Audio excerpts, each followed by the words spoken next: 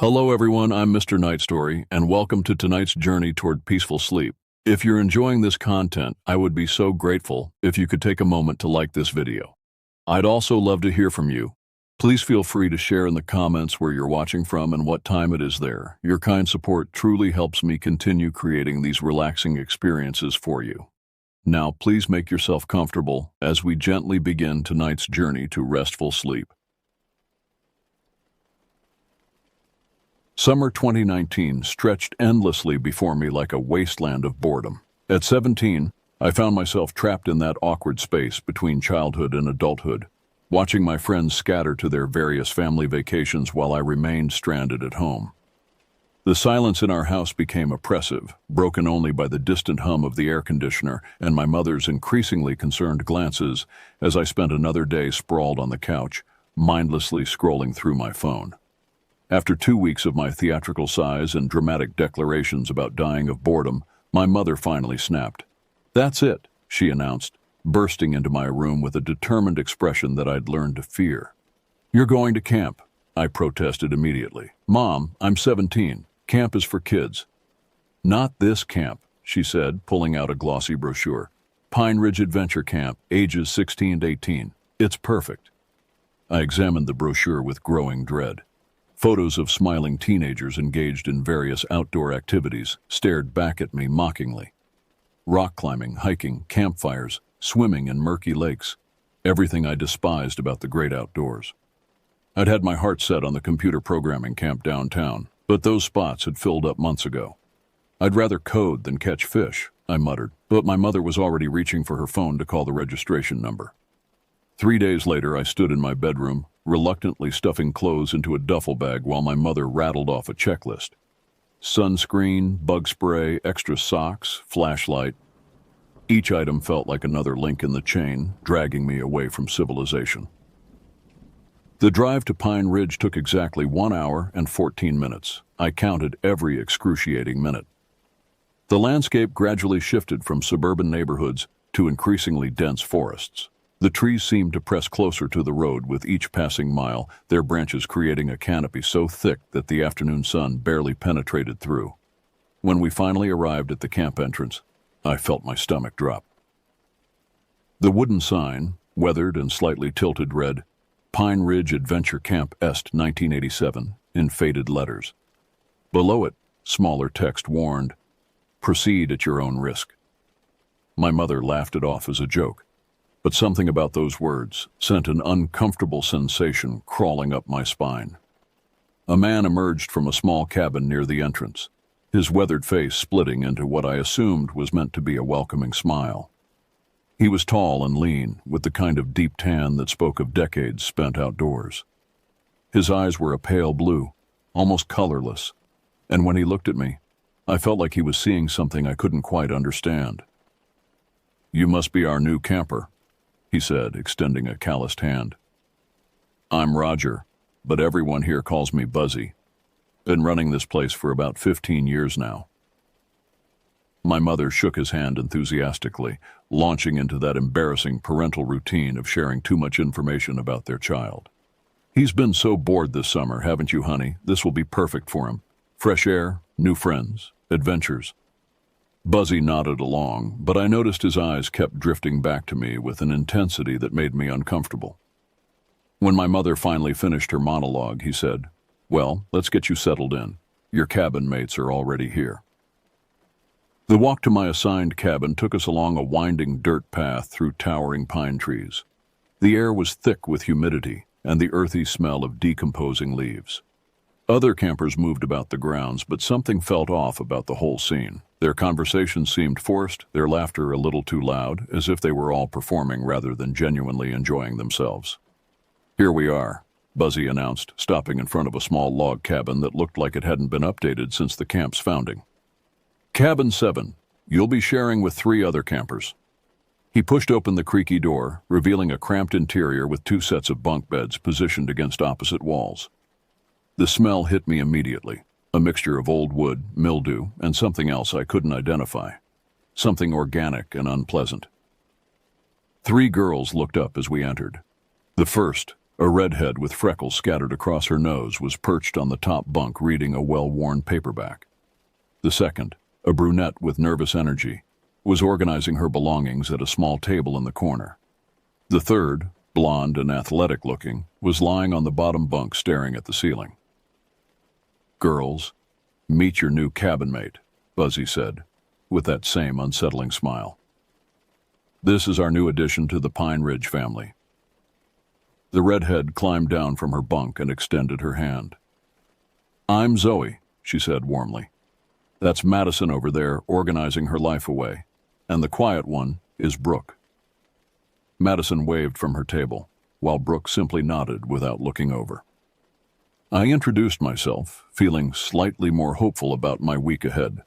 At least my cabin mates seemed normal enough. After my mother left with promises to pick me up in exactly 7 days, Buzzy showed me to my assigned space, the top bunk in the left corner.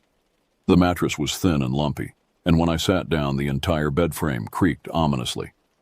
A small window was positioned directly above my pillow, offering a view of the dense forest beyond.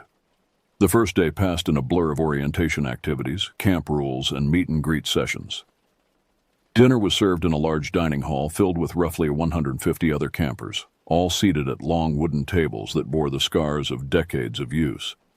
The food was standard camp fare: overcooked hamburgers, soggy fries, and juice that tasted like it had been mixed with lake water.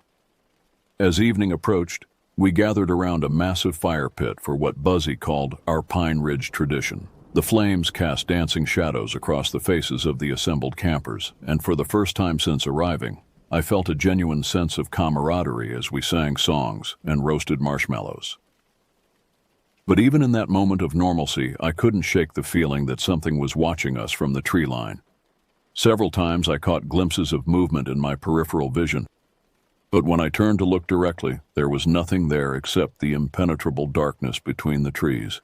Back in Cabin 7, my bunkmates and I settled into our respective sleeping arrangements. I had secretly brought my iPod, despite the camp's policy against electronic devices, and I plugged in my earbuds to listen to music as I tried to fall asleep. The familiar melodies helped drown out the unsettling sounds of the forest. The constant rustling of leaves, the distant calls of night birds, and the occasional crack of a breaking branch. At exactly 1 a.m., my iPod suddenly erupted with a shrill alarm sound that cut through my headphones like a knife. I jolted upright, my heart hammering against my ribs, and frantically fumbled to silence the device. The sound seemed impossibly loud in the quiet cabin, and I held my breath, waiting for one of my roommates to stir. Strangely, none of them moved. Zoe continued breathing steadily on the bunk across from me. Madison remained motionless at her table where she'd apparently fallen asleep over her book, and Brooke showed no signs of having heard anything at all. I stared at my iPod in confusion. I hadn't set any alarms, and the device had been on silent mode when I'd gone to sleep.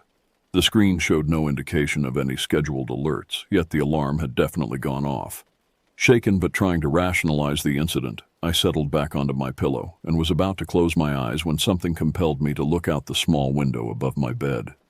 The glass was fogged with condensation from the cool night air, creating a hazy barrier between the cabin's interior and the forest beyond. I wiped away the moisture with my sleeve, and what I saw made my blood freeze in my veins. 2 small, intensely red points of light were staring back at me from the darkness outside. They weren't moving, weren't blinking, just fixed on my location with an unwavering focus that made my skin crawl. The rational part of my mind tried to explain them away. Reflections from some distant light source, perhaps, or the eyes of a nocturnal animal caught in the moonlight. But these weren't natural. They pulsed with a malevolent energy that seemed to penetrate straight through the glass and into my soul. I wanted to scream, to wake my cabin mates, to run from the room, but my body refused to respond. My muscles had locked up completely, leaving me trapped in a state of paralyzed terror. The red lights seemed to grow brighter, more intense, as if they were feeding off my fear. Time became meaningless. I might have been staring at those eyes for seconds or hours. My perception had become completely distorted. The rest of the world had ceased to exist, narrowing down to just me and whatever was watching me from the forest. Then, as suddenly as they had appeared, the lights vanished. No gradual dimming, No movement away from the window. They simply ceased to exist, as if they had never been there at all. I remained frozen for several more minutes, my eyes darting frantically across the window's surface, searching for any sign of the watcher's return.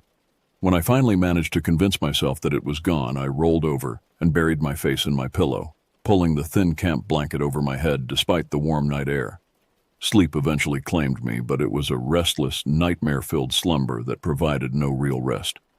I dreamed of red eyes floating through the darkness, of shadows that moved independently of their sources, and of voices whispering words I couldn't quite understand but knew were meant for me.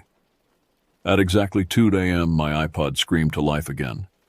This time I was ready for it, and I silenced the device within seconds. But the damage was done. I was wide awake, every nerve in my body crackling with tension. Remembering the horror of the previous night's window encounter, I made a conscious decision to keep my face pressed firmly into my mattress. I wouldn't look outside. I wouldn't give whatever was out there the satisfaction of seeing my fear again. But this time, the window wasn't the source of my terror. The mattress beneath me suddenly dipped, as if someone had climbed onto the bed. The springs creaked softly under the additional weight, and I felt the unmistakable sensation of another body settling in beside me. The presence was wrong in every conceivable way. Too cold, too heavy, emanating an aura of malevolence that made my skin crawl. A hand, or what felt like a hand, pressed against my back through the thin fabric of my t-shirt. The contact was ice cold and seemed to leach warmth from my body wherever it touched. I began to shake uncontrollably, tears streaming down my face as I pressed my mouth against the pillow to muffle any sounds that might escape. The thing, because I could no longer convince myself it was human, leaned closer to my ear. Its breath was like winter air, carrying the scent of decay and something else I couldn't identify but instinctively knew was wrong. Then it spoke, and the words burned themselves into my memory with a clarity that would haunt me for years to come. No one can help you here. The voice was human in structure but utterly inhuman in tone. It carried layers of malice and amusement, as if my terror was the most entertaining thing it had experienced in ages.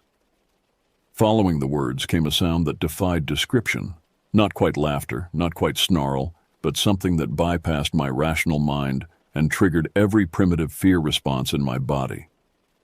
The weight lifted from my bed as suddenly as it had appeared, but I remained motionless, too terrified to move, too afraid to open my eyes. I lay there trembling until exhaustion finally overcame fear, and I drifted into an uneasy sleep. The following morning arrived with deceptive normalcy. Sunlight streamed through the cabin windows, birds chirped in the trees, and my cabin mates went about their morning routines as if nothing had happened. I said nothing about my nocturnal encounters, partly because I doubted anyone would believe me, and partly because voicing the experience would make it more real than I was prepared to handle. Throughout the day's activities, a nature hike, swimming in the lake, arts and crafts, I felt disconnected from everything around me. My responses to questions were mechanical, my participation half-hearted. Zoe asked several times if I was feeling okay, but I deflected her concerns with vague mentions of poor sleep. During our return from the afternoon hike, I noticed something that made my steps falter. In the soft dirt beside our cabin's entrance, there were footprints. But these weren't human footprints. They were longer, narrower, with what appeared to be claw marks at the ends of each toe. The prints were deep, suggesting whatever made them was considerably heavier than a normal person. I called Buzzy over, pointing to the strange marks in the dirt. His reaction was telling. Instead of surprise or confusion, his face showed a flash of something that looked almost like recognition, before he quickly masked it with concern. He said, crouching down to examine the prints more closely. Can't say I recognize these exactly, but we get all sorts of wildlife around here. Probably just a bear or large dog passing through. But I had seen bear prints before during a family camping trip years earlier, and these were nothing like those. These were something else entirely, something that walked upright but wasn't human. Have you seen prints like these before? I asked, studying his face for any hint of deception. Buzzy straightened up, avoiding my eyes. Can't say that I have, he lied smoothly. But like I said, Lots of critters in these woods. Nothing to worry about." His dismissal felt forced, and I noticed how quickly he ushered me away from the area. But the seed of doubt had been planted. Whatever was happening to me, Buzzy knew more about it than he was letting on. That night, I lay in my bunk with every muscle tensed, dreading the arrival of 1 a.m. I had considered asking to sleep in the main lodge or requesting a transfer to a different cabin, but how could I explain my reasoning without sounding completely insane? The hours crawled by with agonizing slowness. I listened to the quiet sounds of my cabin mates sleeping, to the settling of the old wooden structure, to the endless symphony of night sounds from the forest beyond our walls. Every creak, every whisper of wind through the trees, every distant animal call made me flinch. At exactly 1 a.m., my iPod erupted with its mysterious alarm. I silenced it immediately, but the damage was done. The nightly ritual had begun. This time, I was determined to understand what was happening to me. Instead of hiding under my blanket, I forced myself to remain alert and observant. I heard the soft creak of the cabin door opening, followed by a sound that made my skin crawl. A wet, sliding noise, like something being dragged across the wooden floor. The sound moved slowly around the cabin, pausing near each bunk as if examining the sleeping occupants. When it stopped beside my ladder, I had to bite my tongue to keep from making any sound that might draw its attention. After what felt like an eternity, the sliding sound moved away, and I heard the door creak shut. I waited several more minutes before allowing myself to breathe normally again. But my relief was short-lived. At 2 a.m., the alarm sounded again, and this time I felt the familiar depression of the mattress as something climbed into bed with me. The routine was becoming horribly predictable, and I realized with growing horror that whatever was visiting me was establishing a pattern, a ritual that I was powerless to break. The cold hand pressed against my back again, and the voice whispered new words that chilled me to the bone. "You can't leave. You belong here now." The next morning brought a horrifying discovery. Madison was shaking me awake, her face pale with terror. "You need to see this," she whispered urgently. I climbed down from my bunk and followed her gaze to the floor beside my ladder. There, in the wooden boards, were more of the strange footprints, but these weren't in dirt or sand. They were burned into the wood itself, as if whatever made them had been hot enough to leave permanent marks. Brooke was standing in the corner, her face white as a sheet. "I saw it," she said quietly. "Last night. I woke up and saw something climbing up to your bunk." "What did it look like?" I asked, though I wasn't sure I wanted to know. I couldn't see it clearly. It was like a shadow, but wrong. Too tall, too thin, moving in ways that didn't make sense. And its eyes," she shuddered. "They were red, like someone had lit coals in its skull." Zoe joined us, and together we stared at the burned footprints. "We need to tell Buzzy," she said, but something in her voice suggested she already knew it wouldn't help. When Buzzy arrived and saw the evidence, his mask of ignorance finally slipped. I saw resignation in his eyes, and something that might have been guilt. "How long has this been going on?" I demanded. He sighed heavily, suddenly looking much older than his years. "Pine Ridge isn't like other camps," he admitted. We cater to a specific type of camper. Those who have had encounters, who have been marked by things that most people refuse to acknowledge exist." "What are you talking about?" Madison asked, but I was beginning to understand. "The things that visit you here," Buzzy continued, "they're drawn to certain individuals. People who can see beyond the normal world, who have thin barriers between themselves and other things. We try to help campers learn to cope with their gifts, but sometimes what?" I pressed. "Sometimes they decide they want to keep someone permanently." The implications of his words hit me like a physical blow. This wasn't a traditional summer camp. It was some kind of supernatural halfway house, a place where people like me were brought to deal with otherworldly encounters. And now something from beyond had decided it wanted to claim me as its own. As if summoned by our conversation, my iPod suddenly activated, displaying a message I had never seen before. "You cannot leave. You are mine now." I grabbed my belongings and ran from the cabin, my cabin mates close behind. We didn't stop running until we reached the main road, where I used a payphone to call my mother for immediate pickup. She arrived within an hour, confused and concerned by my panicked state. I never told her the full truth about what happened at Pine Ridge Adventure Camp, and I never saw Buzzy or my cabin mates again. But sometimes, in the depths of night, I still hear that terrible alarm sound. And sometimes, when I'm alone in the dark, I catch glimpses of red eyes watching me from the shadows, waiting patiently for the day when I'll be ready to return to the place where I truly belong. The burned footprints in that cabin floor were just the beginning. What marked me at Pine Ridge follows me still, a constant reminder that some summer camps have secrets far more dangerous than anyone could imagine.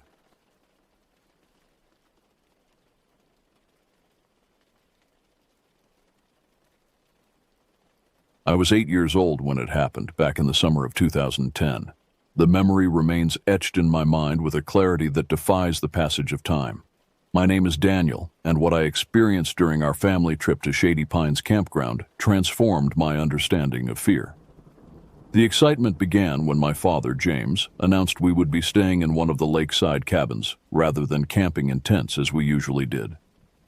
My mother, Diane, had been hesitant about camping since her back surgery the previous winter, so this seemed like the perfect compromise. "It'll be just like camping," Dad said, ruffling my hair, "but with actual beds and a roof over our heads." Mom smiled at that. "And indoor plumbing," she added. "Don't forget that part." I remember watching them pack with barely contained enthusiasm. For years, Dad and I had camped on a small island in the middle of Shady Pines Lake. We'd fish during the day and tell stories around the campfire at night. Those memories were golden, untainted by the shadow that would later fall over our family outings. The drive to Shady Pines took nearly 3 hours.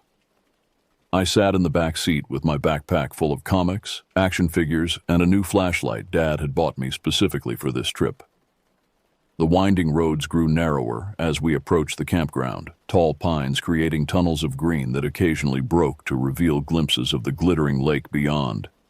"We're almost there," Dad said, glancing at me in the rearview mirror. "Excited, buddy?" I nodded vigorously, pressing my face against the window. The car slowed as we turned onto the gravel road leading to the campground entrance. A wooden sign, weathered by years of rain and sun, welcomed us to Shady Pines. Even now, I can picture that sign perfectly. The paint peeling at the edges, a small carving of a pine tree in the corner. The camp manager, Mr. Henderson, greeted us at the office.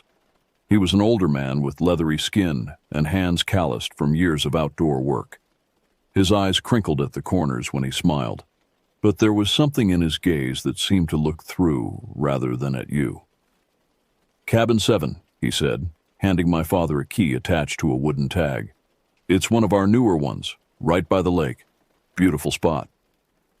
As Mr. Henderson processed our paperwork, I wandered around the small office. Taxidermied fish hung on the walls alongside faded photographs of smiling families and record-breaking catches. A glass case near the counter displayed various campground souvenirs, keychains, postcards, and t-shirts with the Shady Pines logo. "First time staying in one of our cabins?" Mr. Henderson asked, his attention suddenly fixed on me. I nodded, suddenly shy under his scrutiny. "You'll like it," he said, his voice dropping slightly. "Though some kids say they hear strange things at night. The wind through the pines can sound like someone whispering, you know." My mother shot him a disapproving look, and he quickly changed his tone. "But it's beautiful. You're going to have a wonderful time." He handed me a small carved wooden figure of a bear, a welcome gift for our younger guests. As we left the office, I examined the wooden bear. It was surprisingly heavy for its size, the wood dark and smooth. Its eyes were tiny dots of black that seemed to follow my movements. "What do you say, Daniel?" Mom prompted. "Thank you," I called back to Mr. Henderson, who waved from the doorway. "Sleep tight," he replied, his smile not quite reaching his eyes. I didn't know it then, but those words would take on a terrible irony in the nights to come. Cabin 7 stood at the end of a short trail, partially hidden by a cluster of tall pines. It was smaller than I had imagined, a single-room structure with a narrow porch and windows that reflected the afternoon sun like vacant eyes. The exterior was log cabin style, though the logs were actually manufactured siding, designed to give the appearance of rustic charm. "Home sweet home," Dad announced, unlocking the door and pushing it open. The interior was simple. A small kitchenette with a mini fridge and microwave, a wooden table with 4 chairs, a small sofa and 2 beds, a queen-sized one against the far wall, and a wooden bunk bed tucked into the corner. A door beside the kitchenette led to a tiny bathroom with a shower stall. I immediately ran to the bunk bed. "I call the top bunk," I shouted, already climbing the ladder built into the frame. The wooden rungs felt rough under my hands, and the entire structure creaked slightly under my weight. "Are you sure?" Mom asked, setting her bag on the queen bed. "You might roll off in your sleep." "I won't," I promised, already imagining how it would feel to sleep up high, like being in a tree fort. Dad laughed. "Let him have his adventure, Diane. I'll take the bottom bunk." I sprawled across the top bunk, testing the mattress. It was thin but comfortable enough, covered with a faded blue bedspread that smelled faintly of detergent and pine. A small window next to the bed looked out into the woods behind the cabin, the view mostly obscured by pine branches. While my parents unpacked, I explored every inch of our temporary home. The cabin's wood paneling gave it a cozy feel, though there were water stains on the ceiling and a few spots where the flooring had warped. A rack of antlers hung above the door, real ones, not decorative replicas, and a painting of the lake at sunset adorned the wall opposite the bunks. What I remember most clearly was the silence. Coming from our house in the suburbs, I wasn't used to the absence of background noise. No distant traffic, no hum of appliances, no neighbors' voices. Here, when conversation stopped, the silence pressed in like something physical. "Can we go to the lake?" I asked, breaking one such silence. "Let's get settled first," Mom said, organizing items in the small closet. "Then we'll have the whole afternoon for exploring." After unpacking, we walked down to the lake. The water stretched out before us, vast and still, reflecting the blue sky and surrounding pines like a perfect mirror. A small dock extended about 20 feet into the water, and several canoes were tied up alongside it. "Remember when we caught that huge bass last year?" Dad asked, pointing toward the island in the center of the lake. "Right off the northern shore of the island," I nodded enthusiastically. "Can we go fishing tomorrow?" "Absolutely," he promised. "First thing in the morning." We spent the remainder of the afternoon exploring the campground. I rode my bike along the gravel roads, while my parents walked behind, holding hands and talking quietly. The other cabins were similar to ours, though most were occupied by couples without children. I remember seeing only one other kid, a girl slightly older than me who was reading on the porch of cabin 3. She waved as I rode past, but her parents called her inside before we could talk. As the sun began to set, we returned to our cabin for dinner. Mom had packed sandwiches for our first night, and we ate at the small wooden table, planning our activities for the week ahead. "Fishing tomorrow," Dad said, marking it on the campground map with a pen. "Then maybe hiking the North Trail in the afternoon?" "And swimming?" I added. "Don't forget swimming." The evening passed pleasantly enough. Dad taught me how to play gin rummy, and Mom read her novel on the sofa. The cabin grew darker as night fell, the single overhead light casting long shadows across the walls. Outside, crickets began their nightly chorus, and occasionally we heard the distant hoot of an owl. By 9 o'clock, my eyelids were growing heavy. The excitement of the day, combined with the fresh air, had tired me out completely.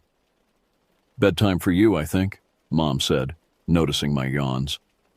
I changed into my pajamas and brushed my teeth in the tiny bathroom.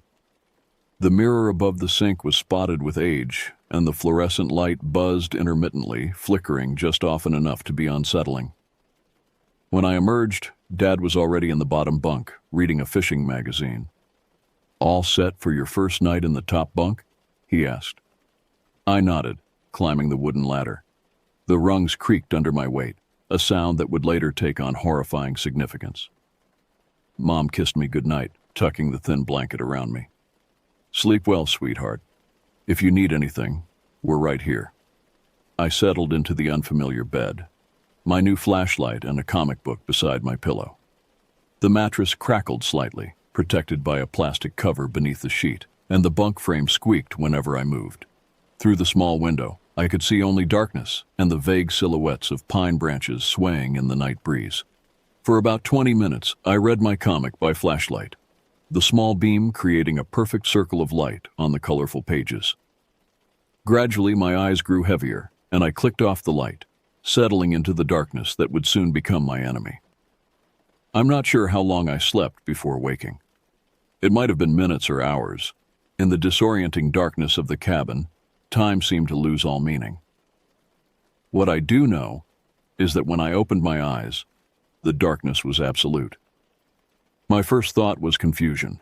At home, my bedroom was never completely dark. The glow of the hallway nightlight always seeped under my door, and the street lamp outside my window cast patterns across my ceiling. Here, the darkness was total, pressing against my eyes like a physical presence. I blinked repeatedly, trying to force my vision to adjust. Slowly, shapes began to emerge from the blackness. The outline of the window, the darker rectangle of the bathroom door, the faintest hint of my father's sleeping form in the bunk below. I could hear his deep, rhythmic breathing, occasionally punctuated by a soft snore. From across the room came my mother's lighter breathing. I'm not sure what woke me initially. Perhaps a noise from outside, or simply the unfamiliarity of the bed. Whatever the cause, sleep now seemed impossibly distant. I shifted positions, trying to find comfort on the thin mattress, but the plastic cover crinkled loudly with every movement. The night sounds of the forest pressed against the cabin walls. Wind rustled through pine needles, creating a constant whispering backdrop. Occasionally, branches would scrape against the roof or walls with a sound like fingernails. Somewhere in the distance, an animal called out, a high, keening sound that raised the hair on my arms. I reached for my flashlight but hesitated before turning it on. Something about the darkness felt watchful, as if turning on the light would announce my wakefulness to whatever lurked in the shadows. Instead, I pulled the blanket tighter around me and tried to control my breathing, counting slowly as I inhaled and exhaled. Minutes stretched endlessly. I tried every trick I knew to fall back asleep, counting sheep, repeating the alphabet backward, imagining myself floating on a cloud. Nothing worked. Each time I approached the edge of sleep, something would jolt me back to full alertness. A creak from the cabin, a sudden silence in the forest's night chorus, the feeling of being watched. The woods outside had fallen unnaturally quiet. The constant whisper of wind through pines had ceased, and even the distant calls of night creatures had gone silent. The silence was worse than the sounds had been, a waiting, expectant quiet that seemed to hold its breath. I lay perfectly still, my own breathing shallow and quick. Every instinct warned me not to move, not to make a sound. Something had changed in the atmosphere of the cabin. The darkness felt heavier, more concentrated, particularly in the corner farthest from my bunk. Time became meaningless as I stared into that corner, trying to convince myself that the deeper darkness there was just a trick of my imagination. But the longer I looked, the more certain I became that something was gathering in that space, something that absorbed rather than reflected the faint ambient light. Just as I was about to wake my father, I heard it. Laughter. Not human laughter. Nothing that could have come from a person's throat. It began as a low, gurgling chuckle, like water flowing over stones, then transformed into something higher pitched and fractured. The sound seemed to come from everywhere at once, from the dark corner, from outside the window, from directly beneath my bunk. I froze, unable even to scream. The sound cut off abruptly, leaving a silence so complete I could hear the blood rushing in my ears. Then came the second sound, the one that haunts my nightmares to this day. A soft, deliberate creak of wood. Then another, and another. Something was climbing the ladder to my bunk. Each creak corresponded perfectly to the rungs of the wooden ladder built into the frame. Creak, one rung. Pause, creak, second rung. Pause. The methodical pace made it worse somehow, suggesting a terrible patience, an absolute certainty. I could see the ladder from where I lay, but there was nothing visible on it. The rungs bent slightly under weight that I couldn't see, the wood protesting with each new step. Whatever was climbing toward me was invisible in the darkness, or perhaps made of darkness itself. When the fifth rung creaked, I finally found my voice, Dad! I screamed, the word tearing from my throat. Mom! Help! The climbing stopped instantly. My parents startled awake, my father sitting up so quickly he banged his head on the bottom of my bunk. What? What is it? He called, his voice thick with sleep. There's something climbing up to me, I sobbed, curling into the farthest corner of my bunk, as far from the ladder as possible. The overhead light came on as my mother found the switch. The sudden brightness made me squint, but I immediately looked toward the ladder. Nothing was there. The rungs were empty, the wooden frame still. Daniel, what's wrong? Mom asked, hurrying to the bunk bed. Did you have a bad dream? No, I insisted, tears streaming down my face. I heard it laughing, and then it was climbing up the ladder to get me. Dad was examining the ladder now, running his hand along the wooden frame. There's nothing here, buddy. You must have been dreaming. I wasn't asleep. I was awake for a long time before it happened. My parents exchanged that look, the one adults give each other when they think a child is being irrational. It only made me more frantic. I heard it, I insisted. First it laughed, and then it started climbing. What laughed? Mom asked gently, sitting on the edge of my father's bunk. What did it sound like? I struggled to find words. Not like a person, like something pretending to be happy but really isn't, and wet somehow. Even to my own ears, the description sounded inadequate, failing to capture the bone-deep wrongness of that sound. There's nothing in the cabin with us, Dad said firmly, checking the locks on the door and windows. Everything's secure. I want to come down, I whispered. Dad helped me climb down from the top bunk. I refused to touch the ladder, and Mom made me a cup of hot chocolate from a packet she'd packed. My hand shook so badly that she had to hold the mug for me. It was just a nightmare, she soothed, stroking my hair. The first night in a strange place can do that. Can I sleep with you? I asked, hating how small my voice sounded. Mom looked at Dad, who nodded almost imperceptibly. Of course, she said. Just for tonight. I ended up wedged between my parents in the queen bed, too frightened even to close my eyes. They fell back asleep eventually, but I remained awake until the first gray light of dawn filtered through the curtains, listening to the cabin's every creak and groan, terrified of hearing that laughter again. Morning arrived with merciful brightness, sunlight streaming through the windows and transforming the cabin into a completely ordinary space. The corner that had seemed to harbor concentrated darkness was just that, a corner containing nothing more threatening than a broom leaning against the wall. I watched my parents move around the cabin, preparing breakfast and discussing plans for the day with casual normalcy. How could they not feel it? The cabin had changed during the night, taking on a malevolent personality that the sunshine couldn't quite erase. Every creak of the floorboards made me flinch. Sleep okay after all the excitement? Dad asked, ruffling my hair as he passed. I nodded, not wanting to admit that I hadn't slept at all. Something told me that acknowledging my fear would only make it more real, give it more power. Great. How about we head out for some fishing after breakfast? The bass are supposed to be biting early this time of year. Part of me wanted to refuse, to insist that we pack our things and leave immediately. But the greater part, the part that still wanted to be the brave son my father expected, nodded again. Yes, please. Breakfast was simple. Cereal with milk from the mini-fridge and sliced bananas. I pushed the food around my bowl, taking mechanical bites when my mother glanced my way.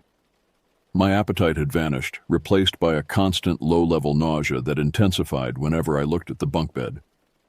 Maybe we should look into that nightmare, Mom said quietly to Dad when she thought I wasn't listening. He seemed really scared. Dad dismissed her concern with a wave. Kids have nightmares. New place, strange sounds. He'll be fine once he gets used to it. But I wasn't fine. Even in the bright morning light, I couldn't shake the feeling of being watched. The cabin seemed to hold its breath when we weren't speaking, waiting for something. I stayed close to my parents as we prepared for our fishing trip, never allowing myself to be alone in any part of the cabin. Outside, the day was perfect. The sky stretched blue and cloudless above the pines, and the lake sparkled in the sunlight. A light breeze carried the scent of pine and fresh water, along with the distant sounds of other campers starting their day.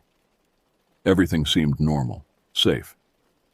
We walked to the dock where the rental boats were kept. Mr. Henderson was there, checking the engines on several small motorboats.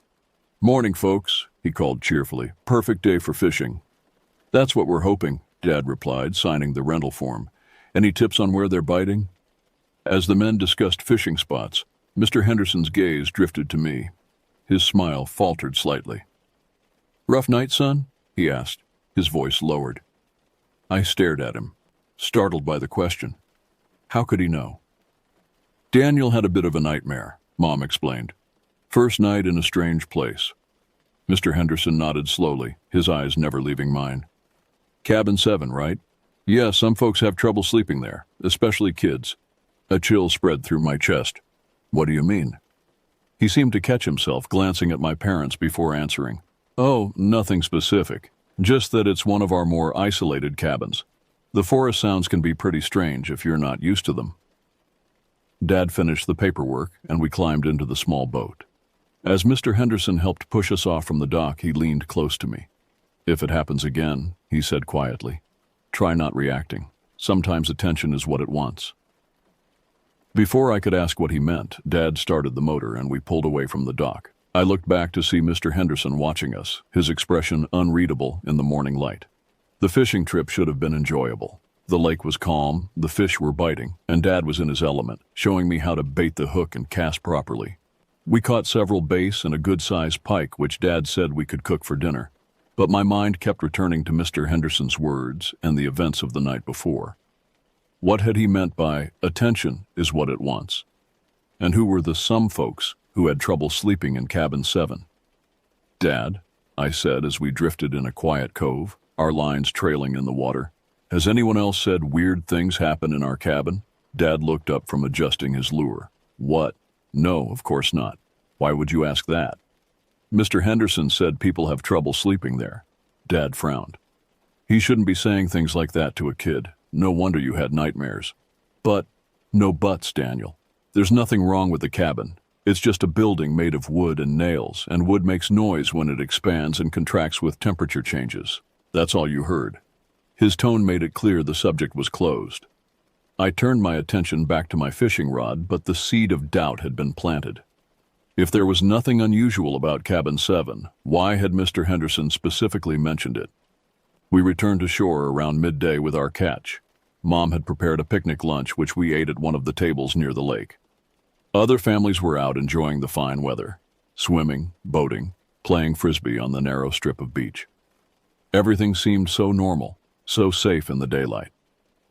After lunch, we hiked one of the trails that wound through the forest surrounding the lake. The path was well maintained but narrow, forcing us to walk single file in many places. Dad led the way, pointing out interesting plants and the occasional wildlife. Mom followed, taking photographs of particularly scenic spots. I stayed close behind her, unwilling to be last in line with the forest at my back. The trail eventually opened onto a small clearing with a magnificent view of the lake and surrounding mountains. A wooden bench had been placed at the edge of the clearing, offering weary hikers a place to rest and enjoy the vista. "Perfect timing," Dad said, checking his watch. "We can rest here for a bit before heading back."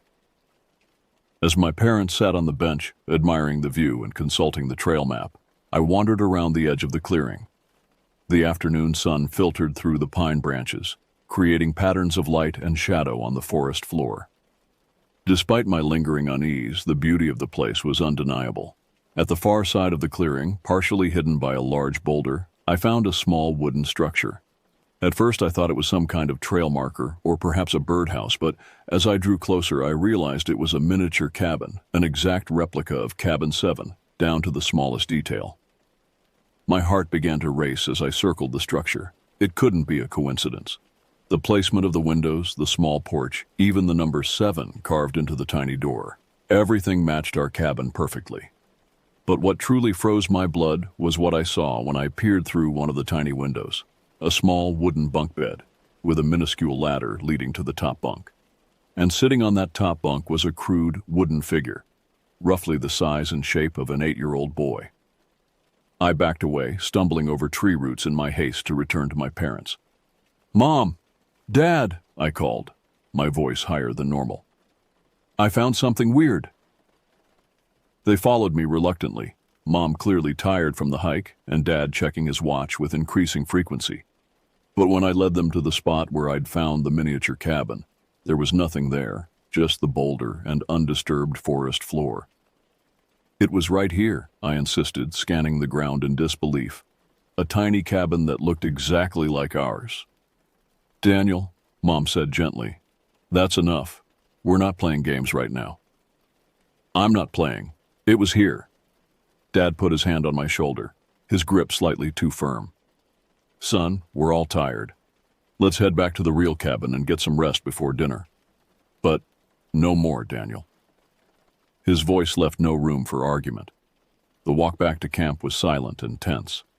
I knew what I had seen, but I also knew that insisting would only make my parents more dismissive. Instead, I retreated into my thoughts, trying to make sense of everything that had happened since our arrival. The miniature cabin, Mr. Henderson's warning, the climbing sounds on the ladder. They were connected somehow, I was certain of it. But how? And more importantly, what would happen when night fell again? As the afternoon waned, a bank of dark clouds moved in from the west, bringing with them a premature twilight. The temperature dropped noticeably, and the breeze that had been pleasant earlier now carried a damp chill that seemed to seep into my bones. "Looks like we might get some rain," Dad observed as we returned to the cabin. "Good thing we got our hiking in early." Inside, Mom began preparing dinner, the small space quickly filling with the smell of frying fish and the potatoes she'd brought from home.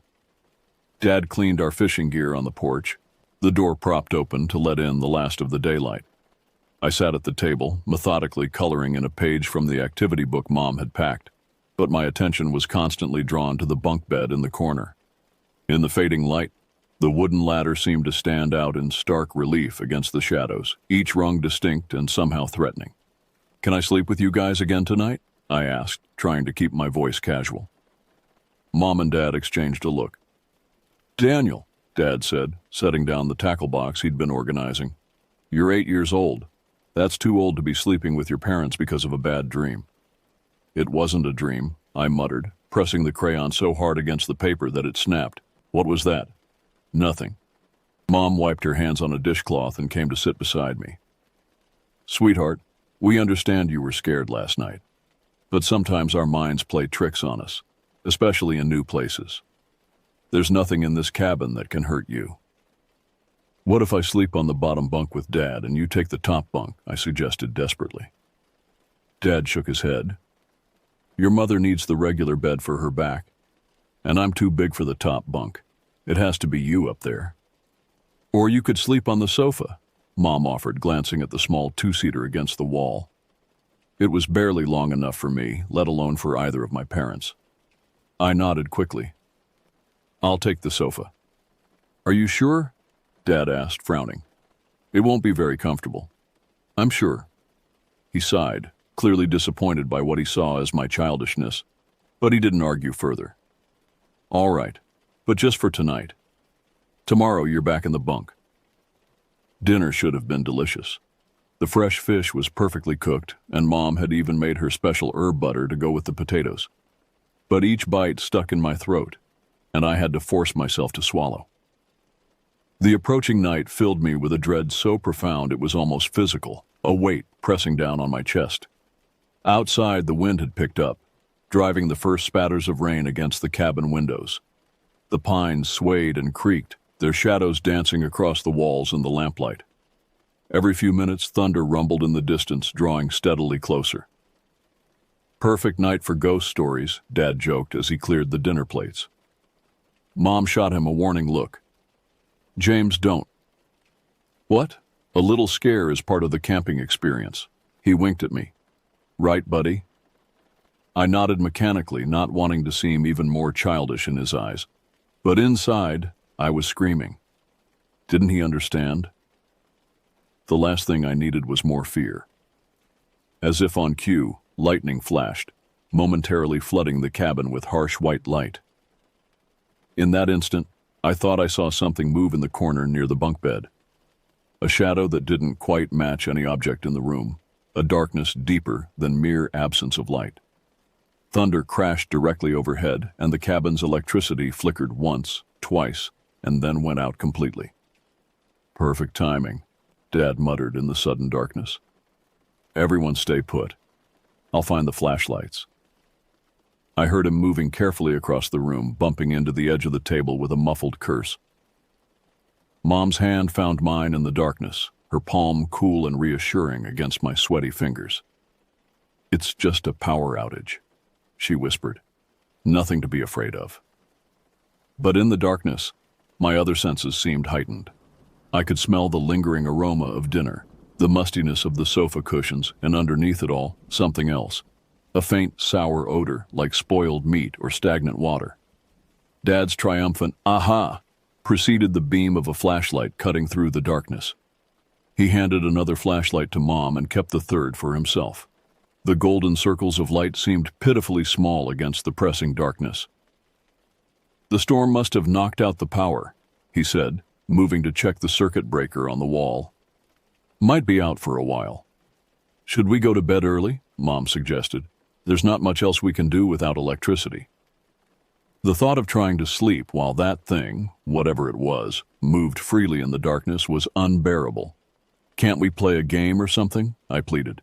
Dad checked his watch, illuminating the face with his flashlight. "It's only 8:30. I guess we could play cards for a bit." We gathered at the table, the 3 flashlights positioned to create a pool of light in the center. Dad dealt a hand of Go Fish, but my attention kept straying to the edges of the light, where shadows seemed to pulse and shift with a life of their own. The storm intensified, rain now hammering against the roof and windows. Occasionally, the wind would gust with such force that the entire cabin would shudder, the timbers groaning in protest. Each time this happened, I would flinch, certain that it was not the wind but something else testing the cabin's strength, looking for a way in. Or perhaps it was already inside.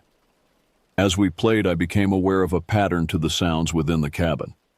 Beneath the storm's fury, there was a subtle rhythm, a soft creak, pause, another creak, pause, moving slowly around the perimeter of the room, always just beyond the reach of our flashlight beams. "Dad," I whispered during Mom's turn, "do you hear that?" "Hear what?" he asked, sorting his cards. "The creaking. It's moving around the room." He cocked his head, listening. "It's just the wind, Daniel. Old buildings make noise during storms." But it wasn't the wind. The wind was chaotic, random. This was deliberate, methodical, and it was drawing closer to our table with each circuit of the room. I tried to focus on the game, but my hands were shaking so badly I could barely hold my cards. When my turn came, I fumbled the draw, sending cards scattering across the table. "Sorry," I mumbled, gathering them up. As I reached for a card that had fallen to the floor, my flashlight beam swept across the lower portion of the room, and I saw them. Footprints, wet footprints on the wooden floor leading from the front door to the area behind me. Not human footprints. These were wrong somehow, too long, the toes splayed at impossible angles, the heel narrow and deeply indented, and they glistened in the flashlight beam, not with water but with something darker, more viscous. I scrambled back into my chair, the card forgotten. "There's footprints," I gasped, pointing the flashlight beam toward the floor. "Look." Mom and Dad both directed their lights where I was pointing, but the floor was empty, just bare wood, dry and unmarked. "Daniel, that's enough," Dad said, his patience clearly wearing thin. "I understand you're scared of the storm, but making things up isn't helping." "I'm not making it up. They were right there." "I think it's bedtime," Mom interjected, gathering the cards. "We're all tired, and everything seems worse in the dark." Despite my protests, they began preparing for bed. The sofa was made up with sheets and a blanket from the closet, and Mom laid out our clothes for the morning. Dad checked that the door and windows were securely locked, though I noticed he double-checked the door latch. "Try to get some sleep," Mom said, kissing my forehead. "The storm will probably be over by morning." They retreated to their beds, Mom to the queen, Dad to the bottom bunk, leaving me alone on the sofa with my flashlight and racing thoughts. I lay rigid under the blanket, the flashlight clutched so tightly in my hand that my fingers ached. "Mom," I called softly. "Dad?" "Go to sleep, Daniel," came Dad's gruff reply from the bunk. I wanted to tell them about the footprints, to make them understand that something was in the cabin with us, but the words stuck in my throat. They wouldn't believe me anyway. As I lay there, the storm gradually began to subside. The thunder became more distant, the rain lightened to a gentle patter, and the wind dropped to a whisper. Under normal circumstances, these changes would have been comforting. But as the storm quieted, the other sounds became more noticeable. The creaking had stopped its circuit of the room and was now concentrated in one area, the space between the sofa and the front door. Each creak was like a footstep, shifting weight from one foot to another. Waiting. I kept my flashlight trained in that direction, though I wasn't sure I wanted to see what was making the noise. The beam illuminated nothing but empty floor and the edge of the welcome mat by the door. Minutes stretched into what felt like hours. My parents' breathing had deepened and slowed, indicating they had fallen asleep. The storm had moved on entirely, leaving behind an eerie stillness, broken only by the occasional drip of water from the roof. And then, just as my exhausted eyes began to close despite my terror, I heard it again. The laugh. It started as before, a low, gurgling chuckle that seemed to bubble up from some deep, dank place. But this time it didn't stop. It grew, becoming more frenzied, more unhinged with each passing second. It wasn't coming from any specific location anymore, but seemed to fill the entire cabin, reverberating through the walls and floor. I opened my mouth to scream, but no sound emerged. My throat had closed in terror, my vocal cords frozen. I could only lie there, paralyzed, as the laughter surrounded me. Then, abruptly, it stopped. The silence that followed was somehow worse, expectant, hungry. I heard movement, but not from my parents' beds. Something was moving toward the sofa. Not footsteps exactly, but a sort of wet, sliding sound, punctuated by that now familiar creak of weight shifting on old wood. My flashlight beam shook violently as I tried to track the sound, but it revealed nothing. Whatever was approaching was staying just beyond the reach of the light, or perhaps was invisible to it. The sliding, creaking movement stopped directly beside the sofa. I could feel its presence, a cold, heavy weight in the air that smelled of rot and stagnant water. Though I couldn't see it, I knew it was leaning over me, inspecting me with whatever passed for its eyes. A drop of something cold and viscous fell onto my cheek. Then another, and another. Not water. It was too thick, too cold. It ran down my face like congealed fat, leaving a trail of numbness wherever it touched. With the last of my strength, I finally managed to scream.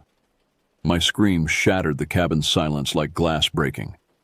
My parents bolted awake, my father nearly falling from the bottom bunk in his haste. "What? What is it?" he shouted, his voice thick with sleep and alarm. "It's here," I sobbed, scrubbing frantically at my face. "It's right next to me. It's dripping on me." Mom reached the light switch, flipping it uselessly several times before remembering the power was out. "James, check on him," she urged, fumbling for her flashlight.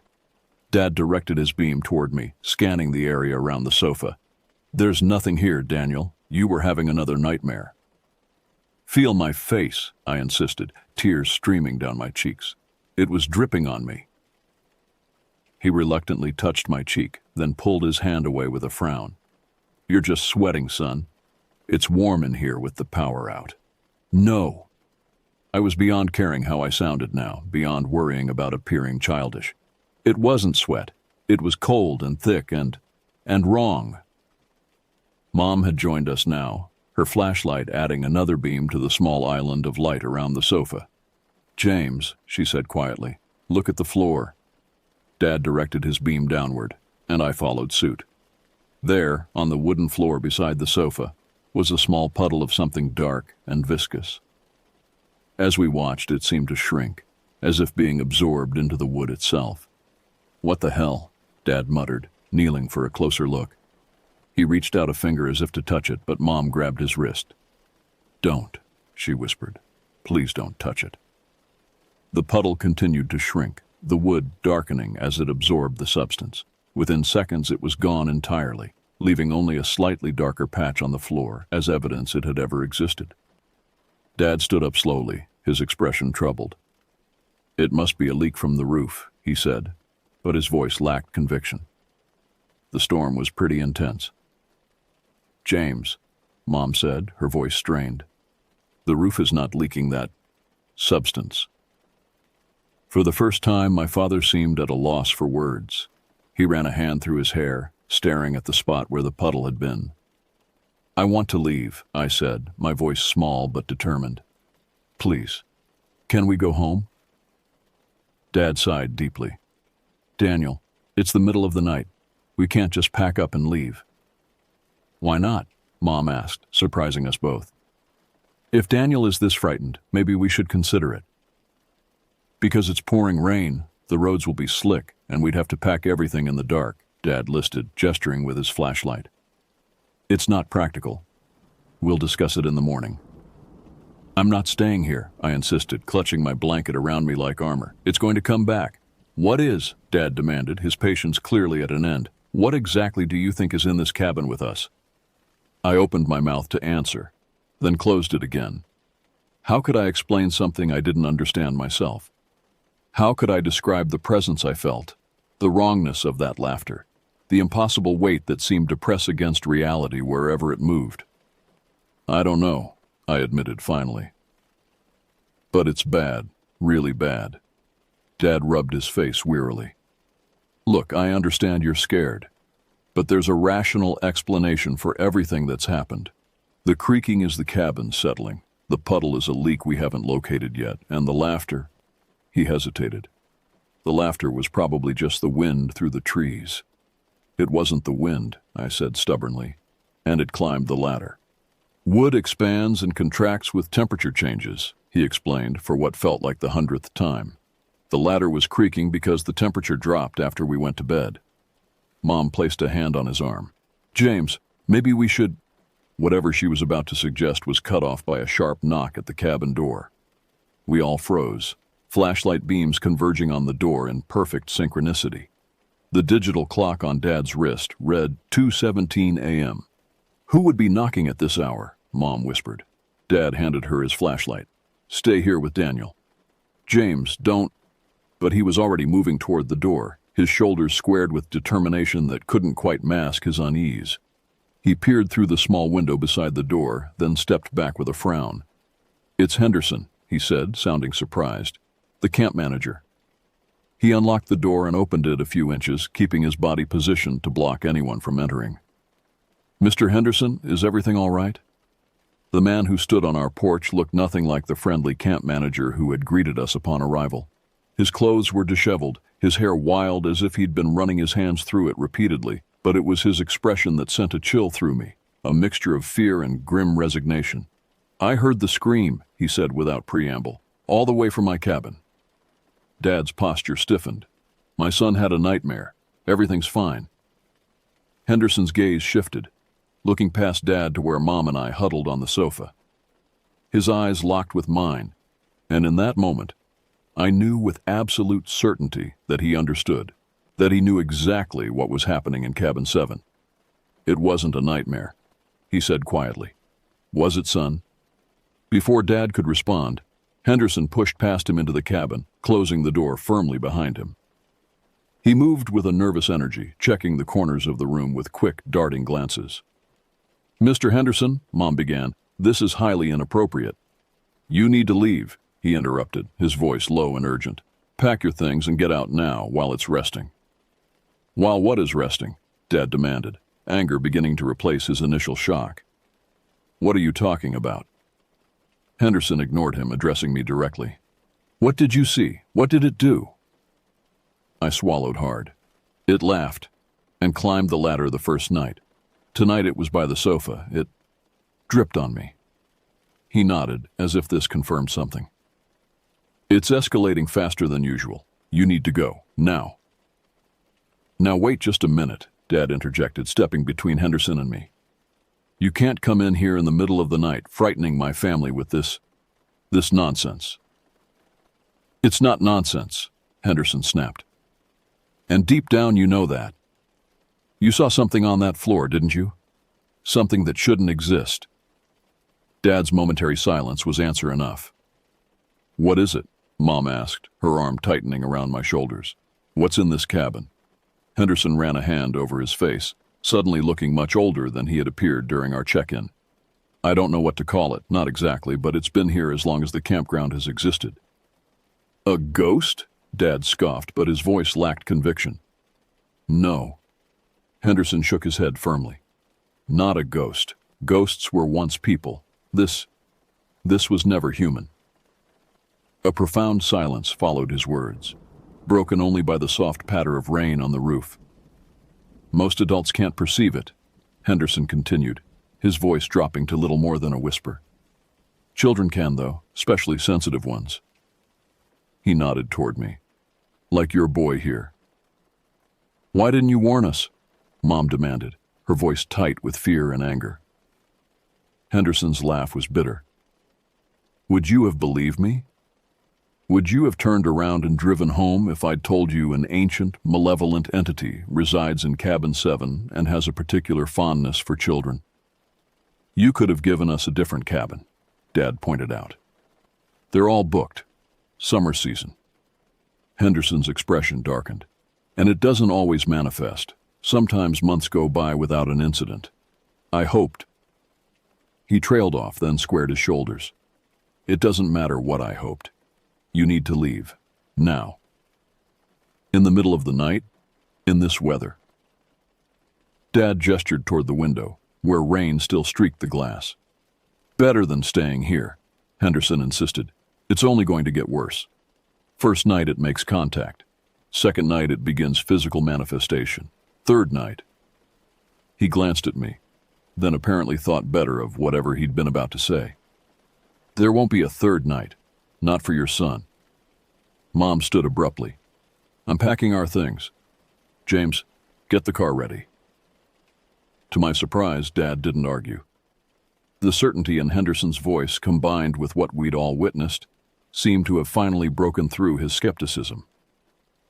What should we do until we're ready to leave? He asked Henderson, his voice gruff but no longer challenging. Stay together, keep the flashlights on, and whatever you do, don't acknowledge it if it returns before you leave. What do you mean, acknowledge it? Mom asked, already gathering our belongings and shoving them haphazardly into bags. Don't look directly at it, don't speak to it, and for God's sake, don't touch anything it leaves behind. Henderson glanced at the darkened spot on the floor. Attention feeds it, validates it, makes it stronger. I remembered his words from earlier that day. Sometimes attention is what it wants. It made a terrible kind of sense. Dad had begun collecting our fishing gear and other belongings from around the cabin. Why do you stay here? He asked Henderson. If you know what this thing is, why not leave? Henderson's expression was grim. Someone has to warn people. Someone has to try to minimize the damage. He sighed heavily. And it's not just here. If I left, it would eventually follow. These things, they form attachments. A sudden chill swept through the cabin, causing the flashlight beams to waver. The temperature seemed to drop several degrees in an instant, and with it came that smell again. Rot and stagnant water, stronger now. It's coming back, Henderson whispered, his face paling. Hurry.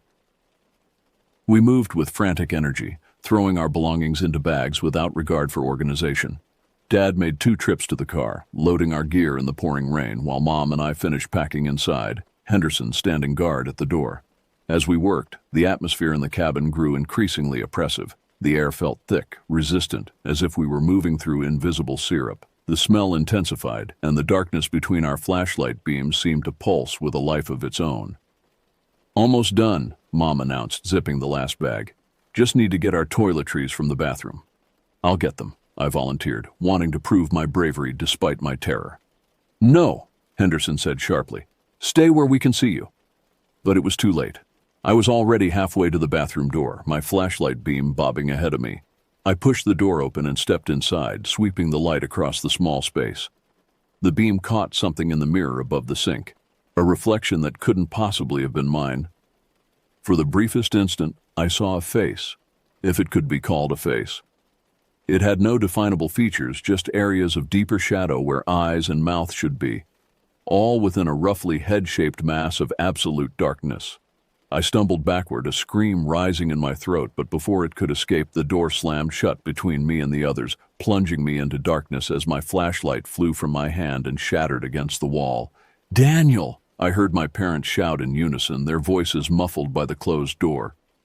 Something moved in the darkness with me.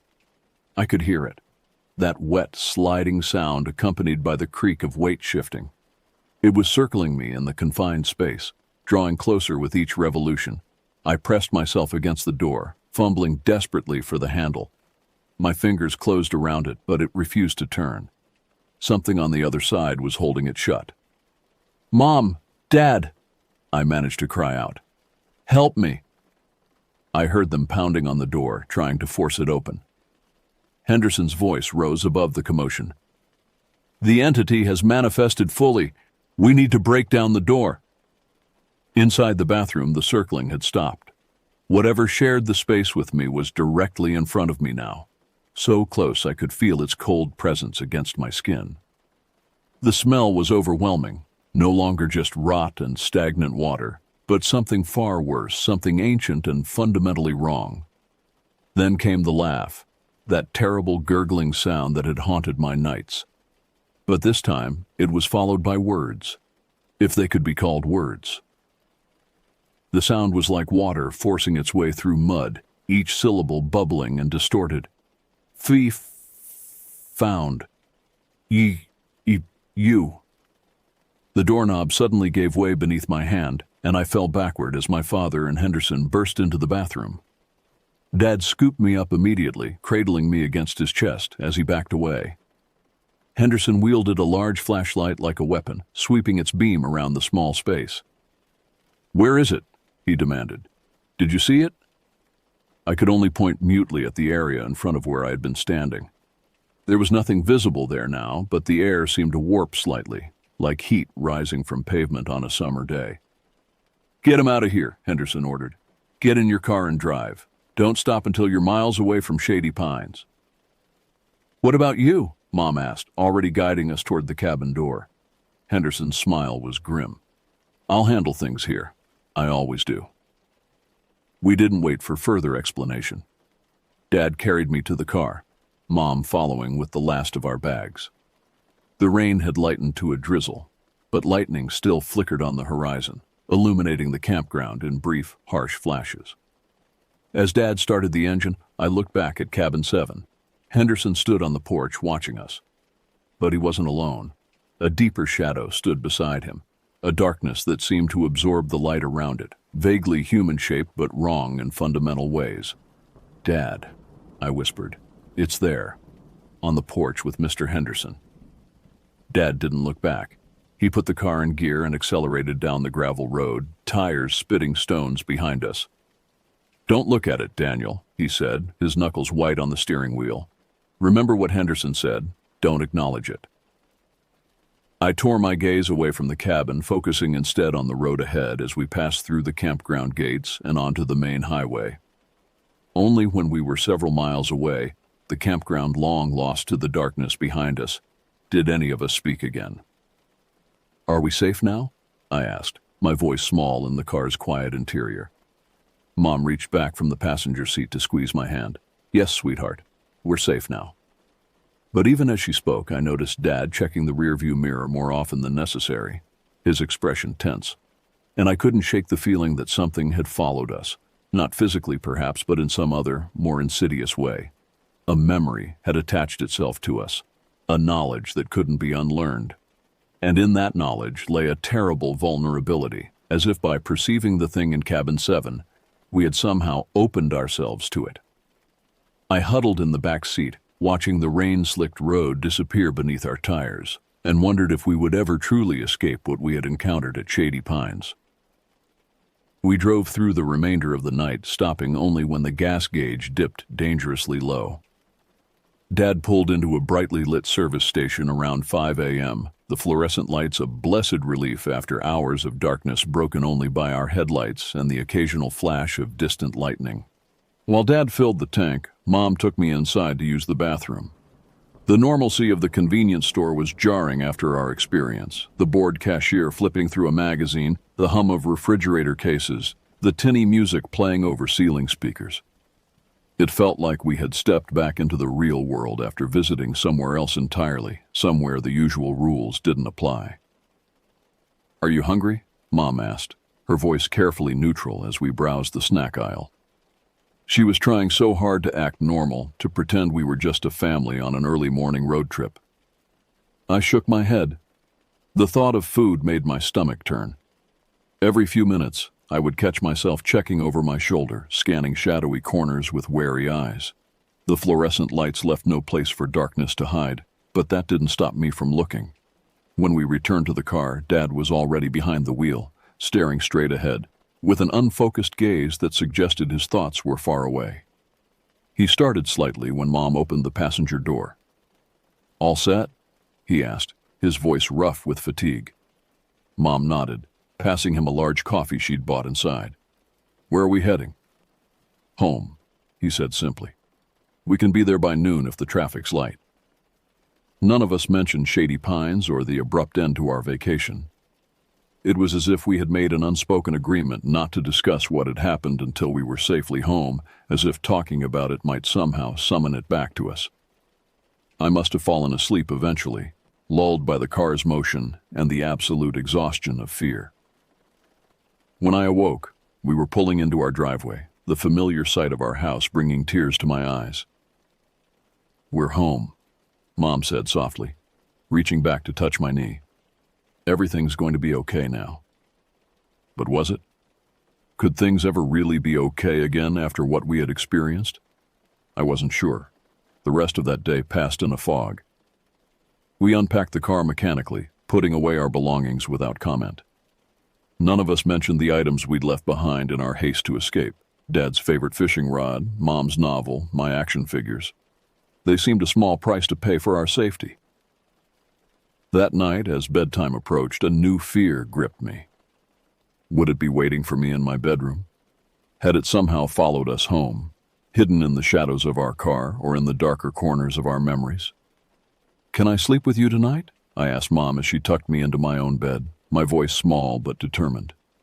She hesitated, glancing toward the hallway where Dad was preparing for bed in their room. "Daniel," she began gently, "you're safe here. This is our home. Nothing from that place can reach you here." "Please," I whispered, hating the tears that sprang to my eyes but unable to stop them. "Just for tonight." She sighed, then nodded. "All right, just for tonight."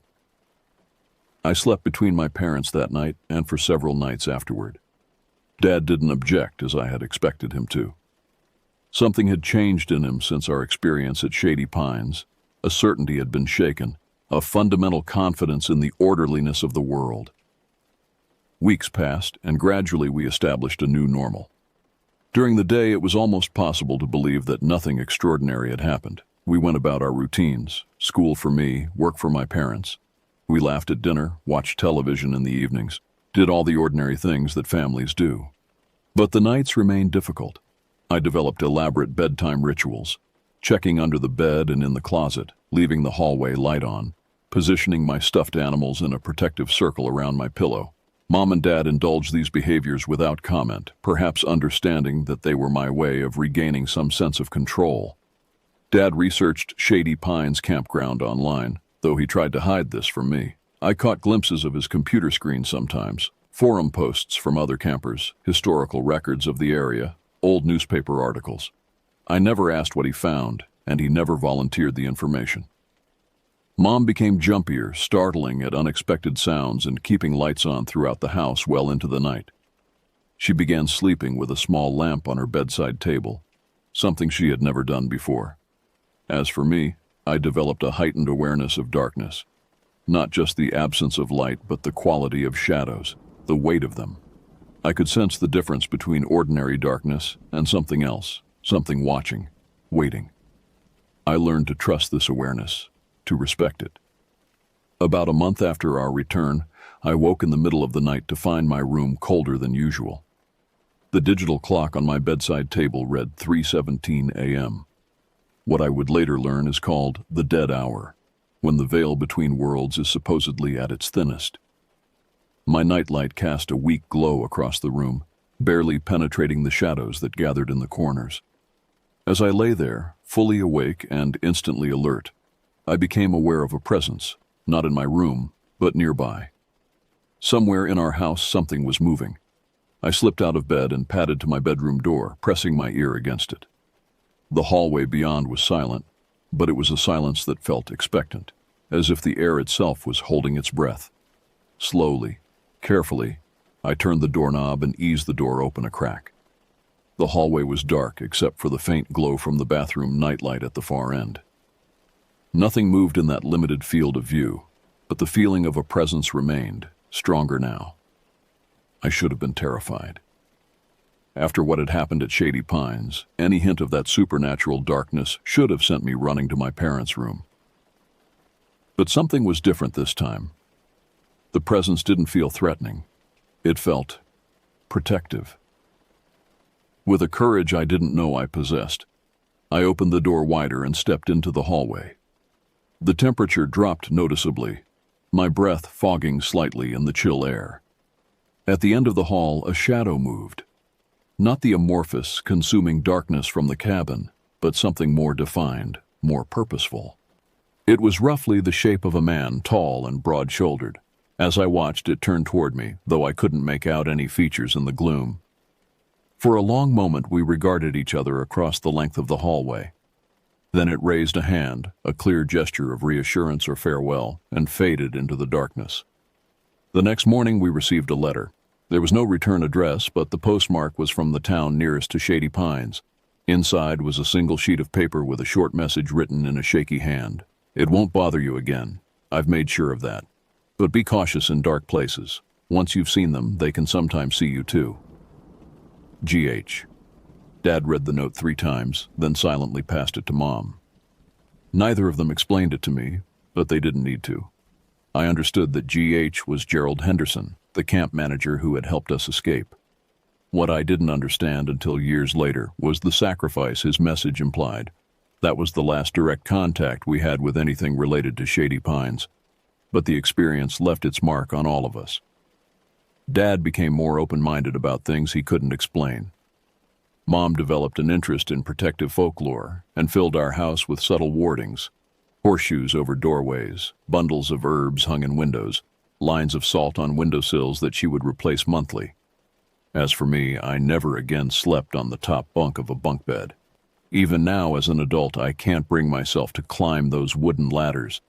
The sound of them creaking under weight is enough to send ice through my veins.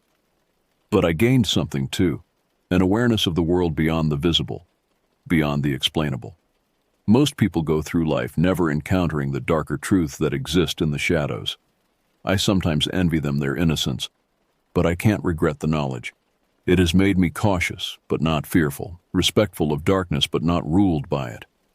And on certain nights, when the wind sounds like laughter and shadows seem deeper than they should be, I sense that protective presence again, a guardian standing between me and whatever waits in the darkness. I don't know if it's Henderson or something else entirely, but I'm grateful for it nonetheless. Some experiences change you forever. What happened at Shady Pines Campground in the summer of 2010 was such an experience for me.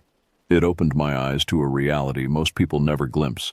And while that vision came with a burden of fear, it also came with a deeper understanding of the world and its mysteries. I've never returned to Shady Pines, and I never will. Some places should be left alone, their secrets undisturbed. But I've made my peace with what happened there, and with the knowledge that the world is stranger and more dangerous than most people realize. The darkness taught me to fear, but it also taught me to survive. And in the end, that's the most important lesson of all. I'm 23 now, sitting in my apartment with the lights on despite the late hour. Outside, rain taps against the windows, and thunder rumbles in the distance.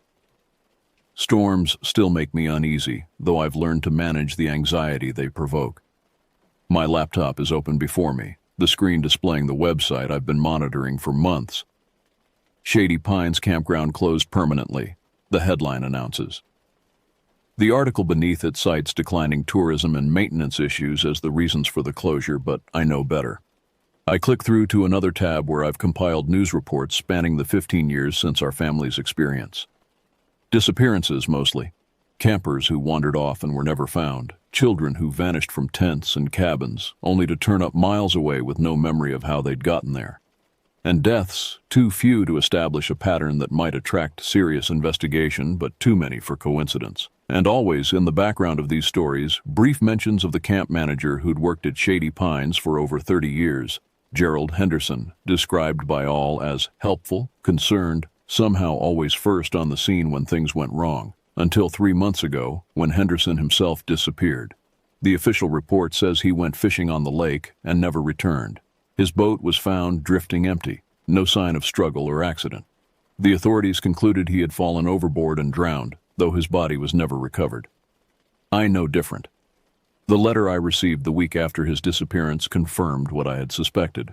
"It's done," the note read in that same shaky handwriting. "Cabin 7 is empty now. I've taken it with me as far from others as I can. Don't come looking. Live well. G.H." My phone rings, startling me from my thoughts.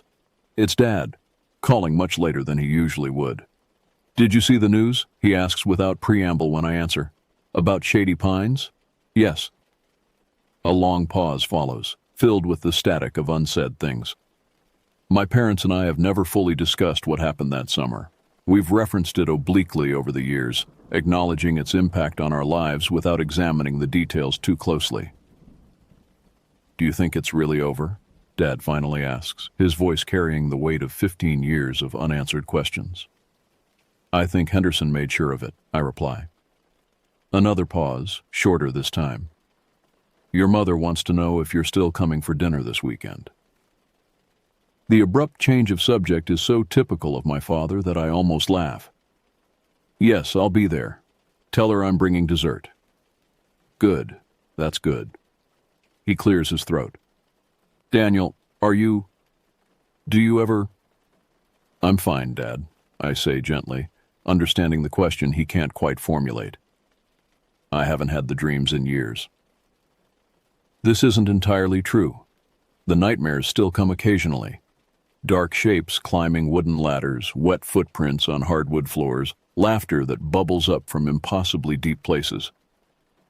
But they're just echoes now, memories rather than visitations. "Good," Dad says again. "That's good.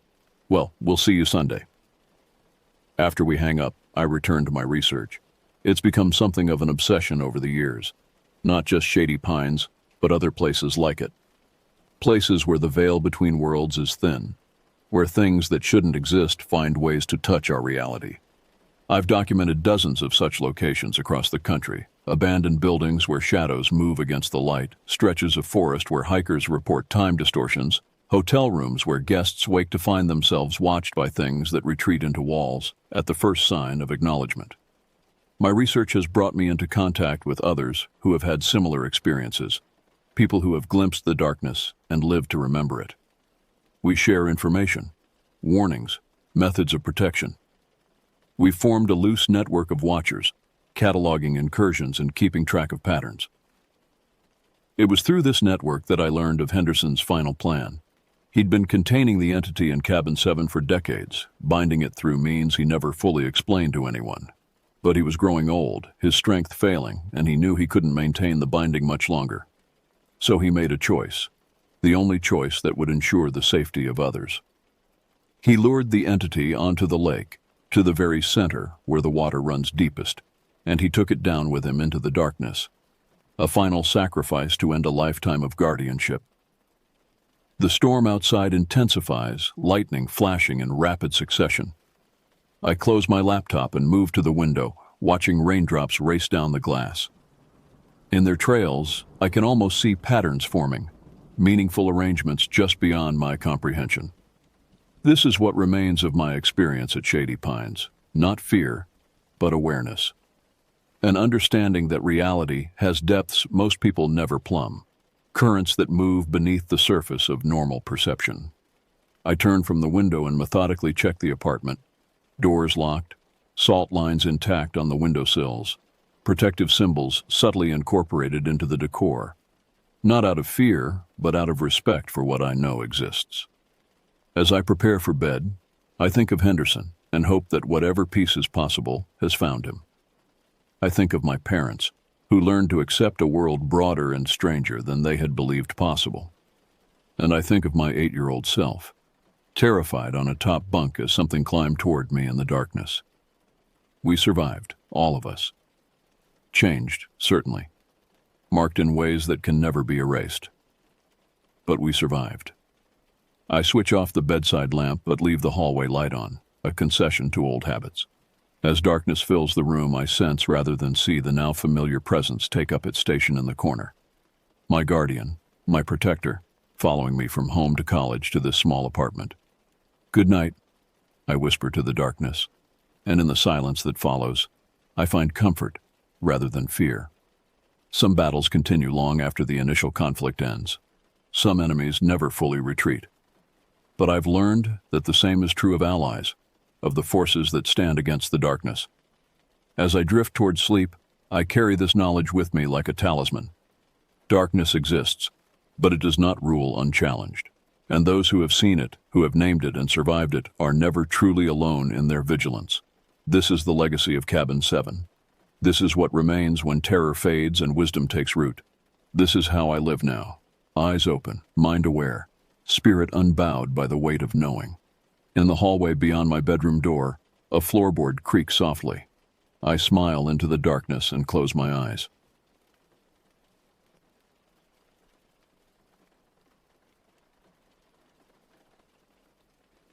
The crisp autumn air nipped at my face as I zipped up my jacket, standing at the edge of the dense forest that bordered the small town of Millbrook. It was early October, and the leaves were just beginning to turn, painting the landscape in a tapestry of reds, oranges, and yellows. I couldn't help but feel a sense of nostalgia wash over me as I gazed into the woods, remembering countless camping trips from my younger days. "Hey, Alex, you gonna stand there all day, or are we heading out?" called a voice from behind me. I turned to see my best friend Ethan grinning as he hoisted his backpack onto his shoulders. Yeah, I'm coming," I replied, shaking off the memories and grabbing my own pack, just taking in the view. Our group of 5 had been planning this camping trip for months. It was meant to be our last hurrah before we all went our separate ways after graduation. Ethan and I had been friends since elementary school, and we'd met the others, Mia, Lucas, and Olivia, in high school. We'd been through thick and thin together, and this trip felt like the perfect way to cap off our friendship before we headed off to different colleges. As we set off into the woods, following a barely visible trail, I couldn't shake the feeling that something was different about this trip. Maybe it was the unusually warm weather for October, or the eerie quiet that seemed to blanket the forest. Whatever it was, I pushed the thought to the back of my mind and focused on the adventure ahead. Our destination was a secluded spot deep in the Millbrook State Forest, a vast expanse of wilderness that stretched for miles in every direction. We'd discovered it on a previous trip and had fallen in love with its pristine beauty and isolation. It was a good 6-hour hike from the nearest road, which meant we'd have the place all to ourselves. As we walked, conversation flowed freely among us. Mia, always the planner, was going over our supplies list for the 100th time. "Okay, so we've got enough food for a week, first aid kit, water purification tablets," she muttered, more to herself than anyone else. "Mia, relax," Lucas chimed in, his easygoing nature a stark contrast to Mia's meticulousness. "We've got everything we need. This isn't our first rodeo, remember?" Olivia, who had been quiet for most of the hike, suddenly spoke up. "Did you guys hear about those hikers that went missing in these woods last month?" A hush fell over the group. I'd heard rumors, but I'd dismissed them as local gossip. "That was way on the other side of the forest," Ethan said, breaking the silence. "Probably just got lost and wandered out somewhere else. It happens." We continued on, but Olivia's words had cast a subtle pall over our spirits. The forest seemed to grow denser, the shadows deeper. I found myself scanning the trees more often, though for what? I couldn't say. As the day wore on, the terrain became more challenging. We climbed steep hills, crossed babbling streams, and navigated through thick underbrush. By late afternoon, we were all feeling the fatigue of the long hike. "How much further?" Mia asked, her earlier enthusiasm waning. I consulted the map and my GPS. We should be there in about an hour, assuming we're where I think we are. That last part gave me pause. The truth was, I wasn't entirely sure of our location. The forest looked different somehow, the landmarks not quite matching up with my memory. But I didn't want to worry the others, so I put on a confident face and pressed on. The sun was setting by the time we finally reached our campsite. It was a small clearing nestled between two hills, with a clear stream running nearby. We set about making camp, falling into our usual roles with practiced ease. Ethan and Lucas gathered firewood, Mia and Olivia set up the tents, and I got to work on starting the fire. As night fell, we sat around the crackling flames, roasting marshmallows and sharing stories. The earlier unease had dissipated, replaced by the comfortable camaraderie we'd always shared. Yet, as I gazed into the darkness beyond our little circle of light, I couldn't shake the feeling that we were being watched. "Did you guys hear that?" Olivia suddenly asked, her voice barely above a whisper. We all fell silent, straining our ears. For a moment, all I could hear was the pop and hiss of the fire. Then, faintly, I caught it, a rustling in the underbrush, too deliberate to be the wind. "Probably just a deer," Lucas said, but he didn't sound convinced. "I'm going to check it out," I said, standing up and grabbing my flashlight. "Alex, wait," Mia said, grabbing my arm. "Maybe we should all go together." I nodded, and we all got up, flashlights in hand. We moved cautiously towards the edge of the clearing, our beams of light cutting through the darkness. The rustling had stopped, but the silence that replaced it was somehow more unnerving. Suddenly, a twig snapped loudly to our right. We all whirled towards the sound, hearts pounding. In the combined glare of our flashlights, I caught a glimpse of something large moving through the trees. It was too big to be a deer, and it moved with an unnatural, loping gait. "What the hell was that?" Ethan whispered, his voice tight with fear. Before anyone could answer, an ear-splitting howl tore through the night. It was unlike anything I'd ever heard before. Not quite animal, not quite human. We stumbled backwards, nearly tripping over each other in our haste to get back to the campfire. "We need to get out of here," Olivia said, her face pale in the firelight. "It's pitch black out there," I countered, trying to keep my voice steady. "We'd never find our way back in the dark. We're safer here by the fire." No one seemed happy with this decision, but they knew I was right. We huddled closer together, our eyes scanning the darkness beyond the firelight. Sleep was out of the question now. As the night wore on, we heard more sounds, rustling, snapping twigs, and once, what sounded like heavy breathing just beyond the edge of our camp. But whatever was out there never showed itself. When dawn finally broke, we were exhausted and on edge. The forest, which had seemed so inviting yesterday, now felt oppressive and threatening. "We need to leave," Mia said, and no one argued. We packed up camp in record time, barely speaking as we worked. As we shouldered our packs and prepared to head out, I noticed something that made my blood run cold. There, at the edge of our campsite, were tracks, huge, misshapen prints that looked almost but not quite human. "Guys," I called out, my voice shaking, "you need to see this." They gathered around, staring at the tracks in stunned silence. What could have made those?" Olivia asked, her voice barely above a whisper. No one had an answer. We exchanged worried glances, the unspoken question hanging in the air. Do we follow the tracks, or run in the opposite direction? After a brief discussion, we decided to head back the way we came. Whatever had made those tracks, we didn't want to run into it. We set off at a brisk pace, all thoughts of enjoying the scenery forgotten in our haste to get back to civilization. But as we hiked, it became increasingly clear that something was wrong. The landmarks weren't matching up with our map, and even the GPS seemed confused, showing us in a completely different part of the forest than where we should have been. "We're lost," Lucas finally said, voicing what we'd all been thinking. The realization hit us like a physical blow. We were lost in a vast forest with limited supplies and something unknown stalking us. Panic began to set in. "Okay, let's not freak out," I said, trying to project a calm I didn't feel. "We need to find high ground, see if we can spot any landmarks." We changed course, heading for a hill we could see in the distance. The climb was steep and arduous, made worse by our fatigue and fear. By the time we reached the top, we were all breathing heavily. The view from the hilltop was breathtaking, but it did little to lift our spirits. Forests stretched as far as the eye could see in every direction with no sign of roads or buildings. We were well and truly lost. As we stood there trying to figure out our next move, a distant sound caught our attention. It was faint, but unmistakable, the rhythmic thump of helicopter blades. "Over here!" Ethan yelled, waving his arms frantically. "We're over here!" We all joined in, shouting and waving, hoping against hope that whoever was in the helicopter would see us.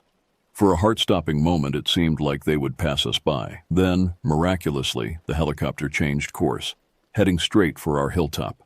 As it drew closer, I could make out the words "Search and Rescue" painted on its side. Relief washed over me. We were saved. The helicopter landed in a small clearing nearby, and two men in bright orange jumpsuits jumped out.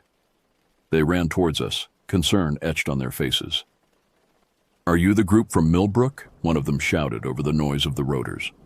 We nodded, too overwhelmed to speak. "Thank God," the man said. "We've been looking for you for 2 days.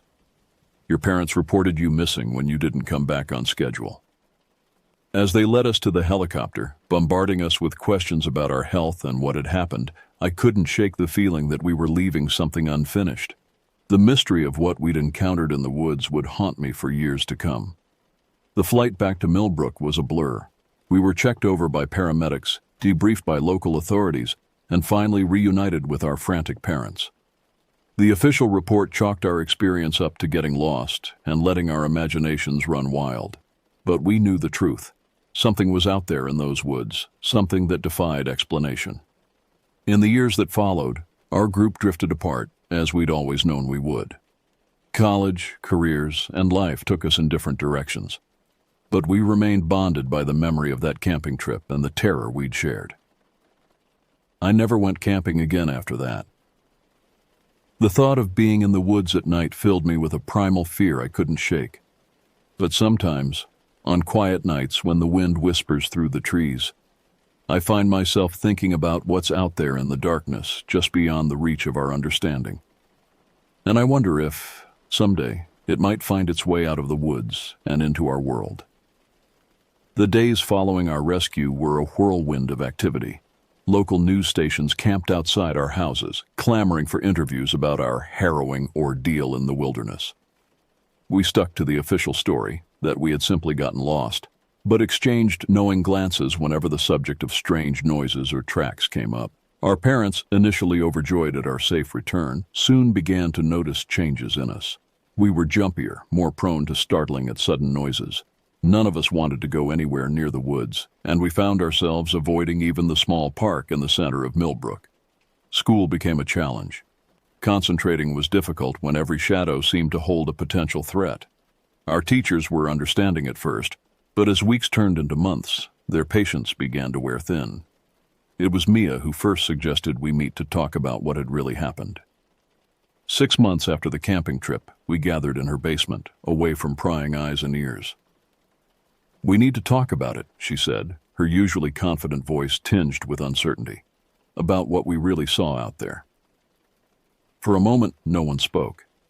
Then, like a dam bursting, we all started talking at once. We compared notes, filled in gaps in each other's memories, and tried to make sense of the inexplicable. "Those tracks," Lucas said, his face pale. "They were like nothing I've ever seen.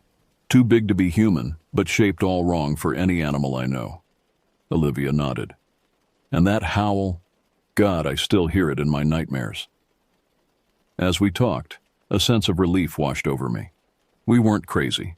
We had all experienced the same things, seen the same impossibilities, but our relief was short-lived. The more we discussed it, the more questions arose. What exactly had we encountered out there? Why hadn't the search and rescue team seen any signs of it? And most troublingly, why did it seem like the authorities were so quick to dismiss our story? In the months that followed, we dove deep into research. Ethan, always the tech-savvy one, set up a secure online forum where we could share our findings. We pored over local legends, cryptozoology websites, and even scientific journals, looking for anything that might explain what we had experienced. Our obsession didn't go unnoticed. Our grades began to slip, and our other friendships suffered. My parents suggested I see a therapist, concerned about my newfound insomnia and jumpiness. I went, but found myself unable to open up about what was really bothering me. How could I explain something I didn't understand myself? As our high school graduation approached, a new development shook our world. A hiker went missing in Millbrook State Forest, in an area not far from where we had camped. The local news reported it matter-of-factly, just another unfortunate soul who had wandered off the trail. But we knew better. We debated whether to go to the authorities with what we knew. In the end, we decided against it. Who would believe 5 teenagers claiming there was some unknown creature in the woods? Instead, we made a pact. After graduation, we would return to the forest. We would find proof of what we had encountered, one way or another. The day after graduation, we met at the edge of the forest, just as we had a year ago. This time, we were prepared. We had better equipment, detailed maps, and a plan. We also carried a shared burden of fear, excitement, and determination. As we stepped into the woods, I couldn't shake the feeling that we were walking into the lion's den. But we had to know the truth. Our journey took us deep into the forest. We retraced our steps as best we could, using GPS coordinates and our collective memory as guides. The forest seemed different in the daylight, less menacing but no less mysterious.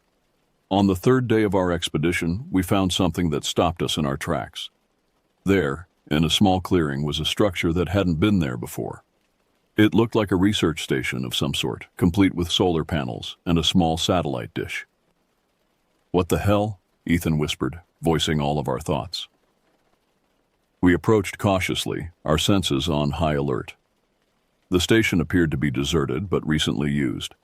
Through the windows, we could see computer equipment and what looked like scientific instruments.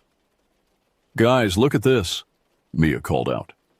She was pointing at a symbol emblazoned on the side of the structure, a stylized eye within a triangle. "I've seen that before," Lucas said, his voice tight. "It was on the uniforms of some of the guys who debriefed us after we were rescued." A chill ran down my spine. What was going on here?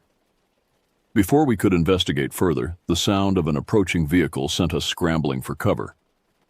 From our hiding spot in the underbrush, we watched as a black SUV pulled up to the station. 2 men in dark suits got out, followed by a woman in a lab coat. "Any new sightings?" one of the men asked. The woman shook her head. "Nothing concrete, but the audio recordings from last night are interesting. I think we're getting close."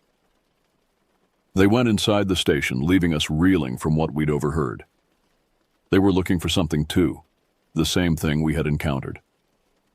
We retreated quietly, our minds racing. This discovery changed everything. It wasn't just about our experience anymore. There was clearly something bigger going on. Over the next few days, we observed the station from a distance, watching the comings and goings of various personnel. We overheard snippets of conversations about the subject, containment protocols, and government oversight. On our last night in the forest, we heard it again. That bone-chilling howl that had haunted our nightmares for the past year. This time, it was followed by a flurry of activity from the research station. Floodlights snapped on, illuminating the surrounding forest. We could hear shouts and the sound of equipment being mobilized. We should have left then, should have run as far and as fast as we could. But our need for answers overwhelmed our common sense. We crept closer, trying to see what was happening. That's when everything went sideways. A spotlight swept over our position, and suddenly there were shouts of "Intruders!" and "Secure the perimeter!" We ran, our hearts pounding in our ears. The forest that had once felt so familiar was now a maze of shadows and hidden dangers. We could hear our pursuers crashing through the underbrush behind us. As we fled, I caught a glimpse of something moving through the trees parallel to us. It was large, bipedal, but moved with an inhuman grace. For a split second, it turned its head towards me, and I saw eyes that reflected the moonlight like a cat's. Then it was gone, melting into the darkness as if it had never been there. We managed to evade our pursuers and make it back to Millbrook, but we knew our lives would never be the same. We had glimpsed something beyond the veil of everyday reality, something that powerful people wanted to keep secret. In the years that followed, we tried to move on with our lives. We went to college, started careers, formed new relationships, but we could never fully leave behind what we had experienced. We kept in touch, sharing any new information we came across. Strange sightings in other forests across the country, whispered rumors of government cover-ups, theories about creatures that defied scientific explanation. Sometimes, late at night, I find myself staring out my window, looking towards the distant line of trees that mark the edge of Millbrook State Forest. I wonder about what's out there, about the truths that lie hidden in the shadows. And I know that someday, somehow, I'll find my way back to those woods. Because some mysteries demand to be solved, no matter the cost. The creature we encountered, the secret research station, the government agents, they're all pieces of a larger puzzle, one that I'm determined to solve. As I sit here writing this account, I can't help but feel that I'm being watched. Maybe it's paranoia, a lasting effect of our ordeal. Or maybe, just maybe, the thing from the forest has found its way here, to the fringes of our civilized world. So I leave this record, a testament to what we experienced and what we discovered. If you're reading this, know that the world is stranger and more dangerous than you can imagine. And if you ever find yourself in the deep woods and hear an otherworldly howl echoing through the trees, run. Run and don't look back. Because in the end, some truths are better left uncovered, some mysteries better left unsolved. But for those of us who have glimpsed behind the curtain, there's no going back. We are forever changed, forever searching for answers in the echoes of the wilderness. Years passed, and our group drifted apart. We all tried to move on with our lives, but the memory of what we'd experienced in Millbrook State Forest never truly left us. I pursued a career in journalism, hoping that my investigative skills might one day help me uncover the truth about what we'd encountered. It was a crisp autumn day, much like the one when our original camping trip began, when I received an encrypted email from Ethan. My heart raced as I read its contents. Alex, I found something. Meet me at the old diner outside Millbrook. Come alone. I didn't hesitate. Within an hour, I was in my car, driving towards the town I'd avoided for so long. As I approached Millbrook, the familiar silhouette of the forest loomed on the horizon, sending a shiver down my spine. The diner was nearly empty when I arrived. Ethan sat in a corner booth, his eyes darting nervously around the room. He'd changed in the years since I'd last seen him, his once carefree face now etched with worry lines, his eyes haunted by some unseen burden. "Thanks for coming," he said as I slid into the booth across from him. "I wasn't sure if you would." "Of course I came," I replied. "What's going on, Ethan? What have you found?" He glanced around once more before pulling out a USB drive. "I've been doing some digging," he whispered. "Hacking, if we're being honest. I managed to get into some classified government servers." My eyes widened. "Ethan, that's incredibly dangerous. What—" He cut me off. I know, but Alex, what I found, it changes everything. The creature we saw, it's not alone. There's a whole species of them, and the government knows all about it." Over the next hour, Ethan laid out everything he'd discovered. The creatures, officially classified as unidentified biological entities, or UBEs, had been known to the government for decades. The research station we'd stumbled upon in the forest was just one of many across the country, all dedicated to studying and containing these beings. "But why keep it secret?" I asked. "Why not tell the public?" Ethan's face darkened. "Because they're not just studying them, Alex. They're weaponizing them." The implications of his words hit me like a physical blow. Before I could respond, the diner's door chimed. 2 men in dark suits walked in, their eyes scanning the room before settling on our booth. "We need to go," Ethan said, his voice tight with fear. "Now." We slipped out the back door just as the men reached our table. Ethan's car was parked nearby and we jumped in, tires squealing as we peeled out of the parking lot. "Where are we going?" I asked as Ethan sped down the highway, constantly checking the rearview mirror. "Back to where it all began," he replied grimly. "The forest." There's someone there who can help us. Someone on the inside who wants to blow this whole thing wide open. As we drove towards Millbrook State Forest, I couldn't help but feel that we were racing towards a confrontation that had been years in the making. Whatever answers awaited us in those woods, I knew our lives would never be the same again. The sun was setting as we reached the forest's edge, casting long shadows across the road. Ethan pulled off onto a barely visible dirt track, the car bumping and jostling as we made our way deeper into the woods. After about 20 minutes, we came to a small clearing. A figure stood waiting for us, face obscured by the fading light. Dr. Eleanor Reeves. The figure introduced herself as we approached.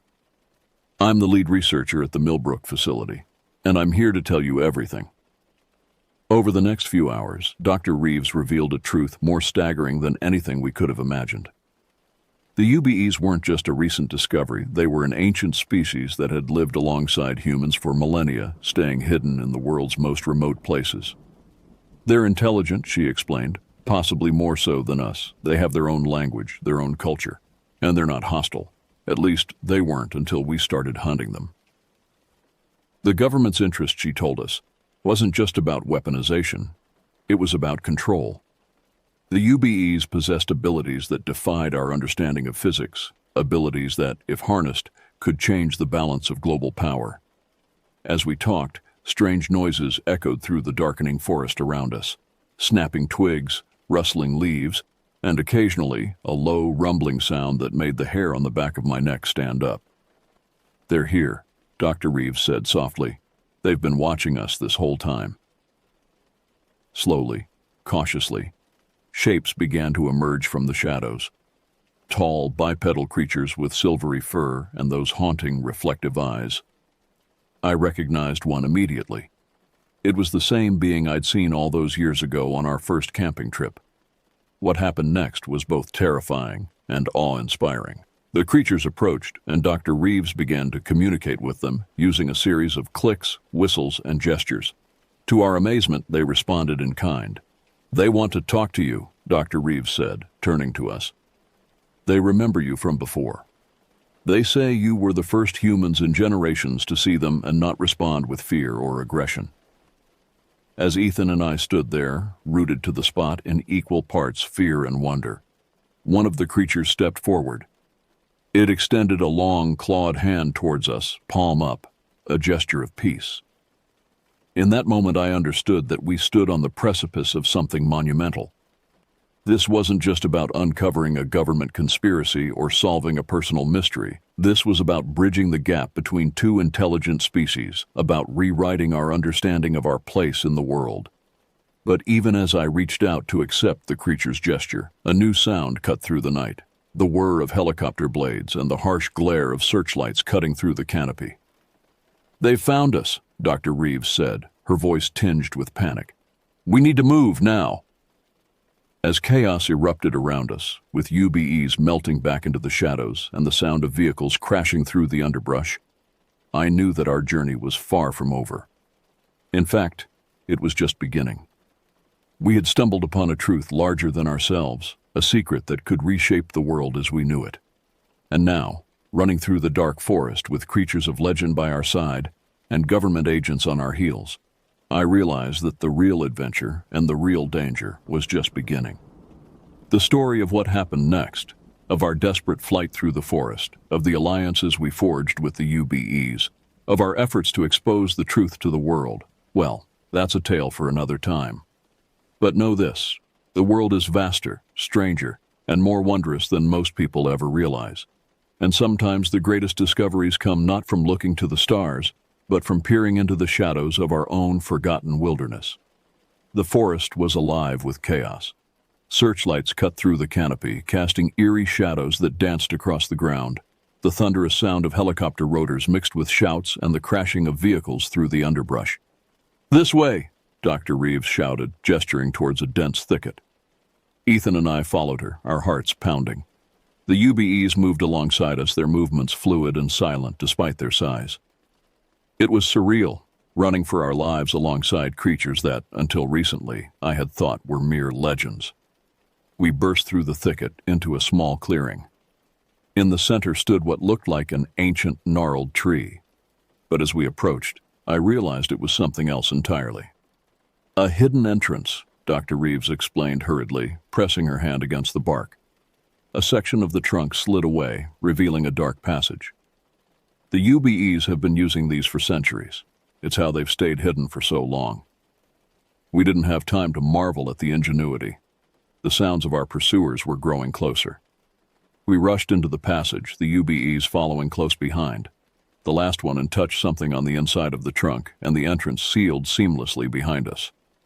The tunnel was pitch black for a moment before bioluminescent fungi on the walls began to glow, bathing everything in an ethereal blue light. We moved quickly through the winding passages, the UBEs guiding us with gentle touches and soft vocalizations. After what felt like hours of walking, but was probably only about 30 minutes, we emerged into a vast underground cavern. My jaw dropped at the sight before us. It was an entire city, hidden beneath the forest. Structures that seemed to be a blend of grown crystal and shaped stone rose from the cavern floor. UBEs of various sizes moved about, some noticing our arrival with curious glances. "Welcome," Dr. Reeves said, her voice filled with awe, "to Lumina, one of the last great cities of the UBEs." As we stood there trying to process the magnitude of what we were seeing, a group of UBEs approached us. They were adorned with intricate patterns painted on their fur, and they carried themselves with an air of authority. Dr. Reeves stepped forward and began to communicate with them in that strange language of clicks and whistles. After a few moments, she turned back to us. "The Council of Elders wants to speak with us," she said. "They say it's time for humans to know the truth. All of it." We were led to a circular chamber, illuminated by softly glowing crystals. The council, consisting of 7 elder UBEs, waited for us. As we sat before them, I couldn't help but feel like we were at a turning point in human history.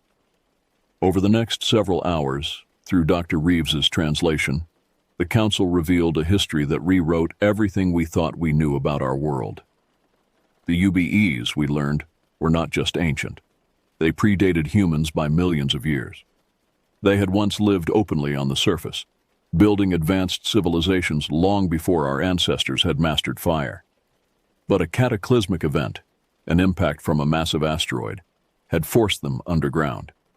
As humans evolved and spread across the globe, the UBEs retreated further into the shadows, watching our progress with a mixture of fascination and concern. They had influenced our development in subtle ways over the millennia, becoming the basis for legends of forest spirits, yetis, and other cryptids in various cultures. But now, one of the elders said through Dr. Reeves, we face a common threat. The very planet we share is in peril, and we can no longer remain hidden. They spoke of climate change, of the destruction of natural habitats, and of the dangerous path humanity was on.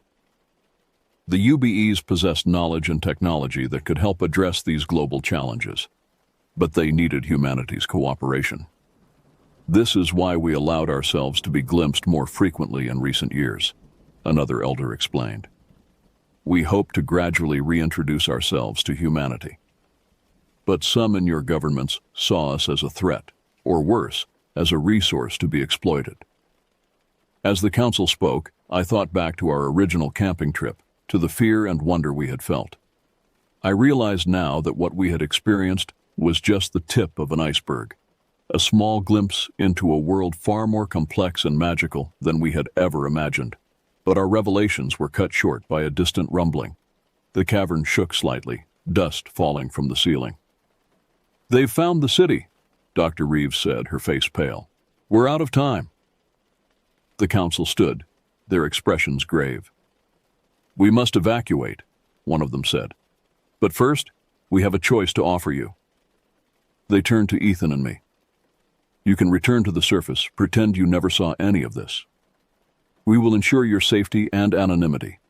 Or you can stay with us, help us bridge the gap between our peoples, and work to save this planet we all call home. But know that if you choose to stay, your old lives will be over. There will be no going back." Ethan and I looked at each other. In that moment, I saw in his eyes the same mix of fear and excitement that I felt. We had started this journey together all those years ago, driven by a need to understand what we had seen in the forest. Now, we stood on the brink of a discovery bigger than anything we could have imagined. Another tremor shook the cavern, more violent this time. Alarms began to sound throughout the underground city. We were out of time. "We'll stay," I said, surprising myself with the steadiness of my voice. Ethan nodded in agreement. "Then let's go," Dr. Reeves said. "We have a lot of work to do." As we rushed through the evacuating city, following the council to a hidden hangar where sleek, organic-looking vehicles waited, I couldn't help but feel a mix of terror and exhilaration. We were leaving behind everything we had ever known, diving headfirst into a world of mysteries and wonders. But we were also embarking on the most important mission of our lives, to bridge the gap between two intelligent species, to protect the secrets of the UBEs, and to find a way to save our planet. As we boarded one of the vehicles, I caught a last glimpse of the underground city of Lumina. I knew that whatever happened next, our lives, and potentially the course of human history, would never be the same. The vehicle hummed to life, its controls responding to the thoughts of the UBE pilot. As we shot through a tunnel and emerged into the night sky, leaving behind the pursuing government forces, I realized that our story, the real story, was just beginning. What lay ahead was uncertain, filled with danger and the unknown. But as I looked at Ethan, Dr. Reeves, and our new UBE allies, I knew that together, we stood a chance of making a difference. The forest fell away beneath us as we soared into the clouds, leaving behind the world we knew and heading towards a future none of us could have imagined. And as the first light of dawn broke on the horizon, I couldn't help but feel that, despite all the challenges ahead, we were on the brink of something truly extraordinary. As our vehicle soared through the night sky, I couldn't help but marvel at its silent efficiency. Dr. Reeves explained that it used a form of anti-gravity technology, something the UBEs had mastered millennia ago. "Where are we going?" Ethan asked, his voice a mix of excitement and apprehension. One of the UBEs, who Dr. Reeves introduced as Zara, responded in a series of clicks and whistles. Dr. Reeves translated, "To one of our sanctuary cities. It's hidden in the Rockies, completely off the grid and undetectable by human technology." The journey took several hours, during which Dr. Reeves and Zara filled us in on more details about UBE society. They were a peaceful species, focused on harmony with nature and the pursuit of knowledge. Their technology was bio-based, working in symbiosis with the natural world rather than exploiting it. As dawn broke, we descended into a mist-shrouded valley. The mist parted to reveal a breathtaking sight, a city that seemed to grow out of the mountain itself, with structures that blended seamlessly with the natural landscape. "Welcome to Haven," Dr. Reeves said as we landed. The next few weeks were a whirlwind of new experiences. Ethan and I underwent a crash course in UBE language and culture. We learned about their history, their technology, and their deep connection to the Earth. It was overwhelming at times, but also incredibly exciting. However, reality soon intruded on our wonder. News from the human world filtered in through Dr. Reeves's contacts. The government was in an uproar over our disappearance and the alien incursion. Conspiracy theories ran wild, and there was talk of mobilizing military forces to scour the forests. "We need to do something," I said during a meeting with the Haven Council. "We can't let this escalate into a conflict." The council agreed, and so began our work as ambassadors between two worlds. Our first task was to make contact with sympathetic humans who could help us. Dr. Reeves had a network of trusted scientists and environmentalists who had long suspected the existence of the UBEs. Over the next year, we worked tirelessly. Ethan's hacking skills proved invaluable as we gathered evidence of government cover-ups and corporate exploitation of UBE technology. I put my journalism background to use, crafting a narrative that we hoped would help humans understand and accept the UBEs. It wasn't easy. There were close calls and setbacks. Once, a team of special forces nearly discovered Haven. Another time, a trusted ally turned out to be a double agent. But slowly, surely, we made progress. 2 years after our arrival in Haven, we were ready to take our biggest risk yet, a public revelation. We chose to do it through a live, global internet broadcast, using UBE technology to bypass any attempts at censorship. I'll never forget that day.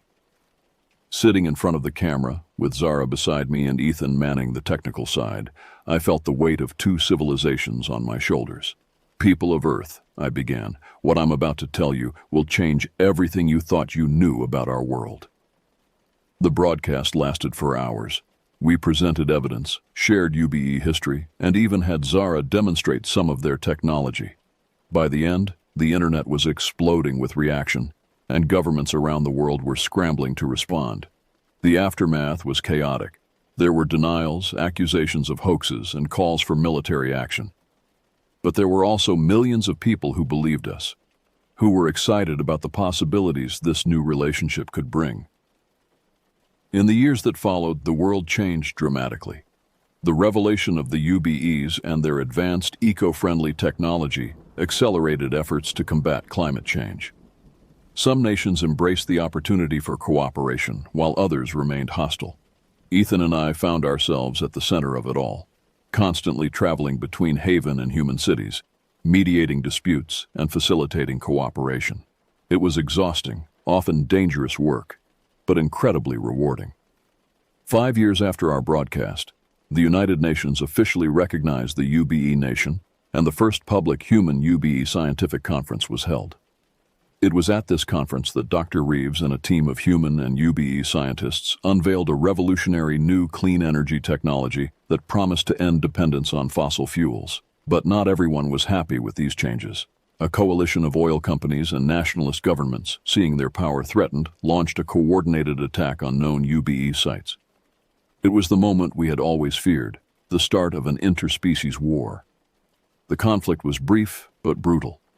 UBE defensive technology was far superior, but they were reluctant to use lethal force against humans. In the end, it was human allies who turned the tide, with millions taking to the streets to demand peace and cooperation. In the aftermath of the conflict, a new global order began to emerge. The UBEs slowly began to reintegrate into surface life, sharing their knowledge and technology to help restore damaged ecosystems. Human society underwent a dramatic shift, moving away from materialism and exploitation towards a more balanced, sustainable way of life. It wasn't a perfect transition. There were still those who feared or hated the UBEs, and integrating two such different species was an ongoing challenge. But year by year, things improved. 10 years after our original camping trip, Ethan and I stood on a hilltop overlooking a new city, one built together by humans and UBEs. It was a beautiful blend of human and UBE architecture, surrounded by thriving forests and clean energy facilities. "Did you ever imagine it would turn out like this?" Ethan asked, a smile on his face. I shook my head. "Never in my wildest dreams, but I'm glad it did." As we stood there, I reflected on our journey. We had uncovered a mystery, faced dangers beyond imagining, and helped change the course of human history. But more than that, we had discovered a new family, not just with each other and the UBEs, but with everyone working towards a better future for our shared planet. The sun was setting, painting the sky in brilliant oranges and purples. In the distance, I could see the glittering lights of the city coming on, a beacon of hope in the gathering dusk. A group of human and UBE children played together in a nearby park, their laughter carrying on the evening breeze. "You know," I said to Ethan, "I think this is just the beginning. Who knows what we'll discover next?" Ethan nodded, his eyes bright with the same sense of wonder that had led us into the forest all those years ago. "Whatever it is, we'll face it together." As we made our way back to the city, I felt a deep sense of peace. The world wasn't perfect, and there would always be new challenges to face. But we had proven that with understanding, cooperation, and a little bit of courage, anything was possible.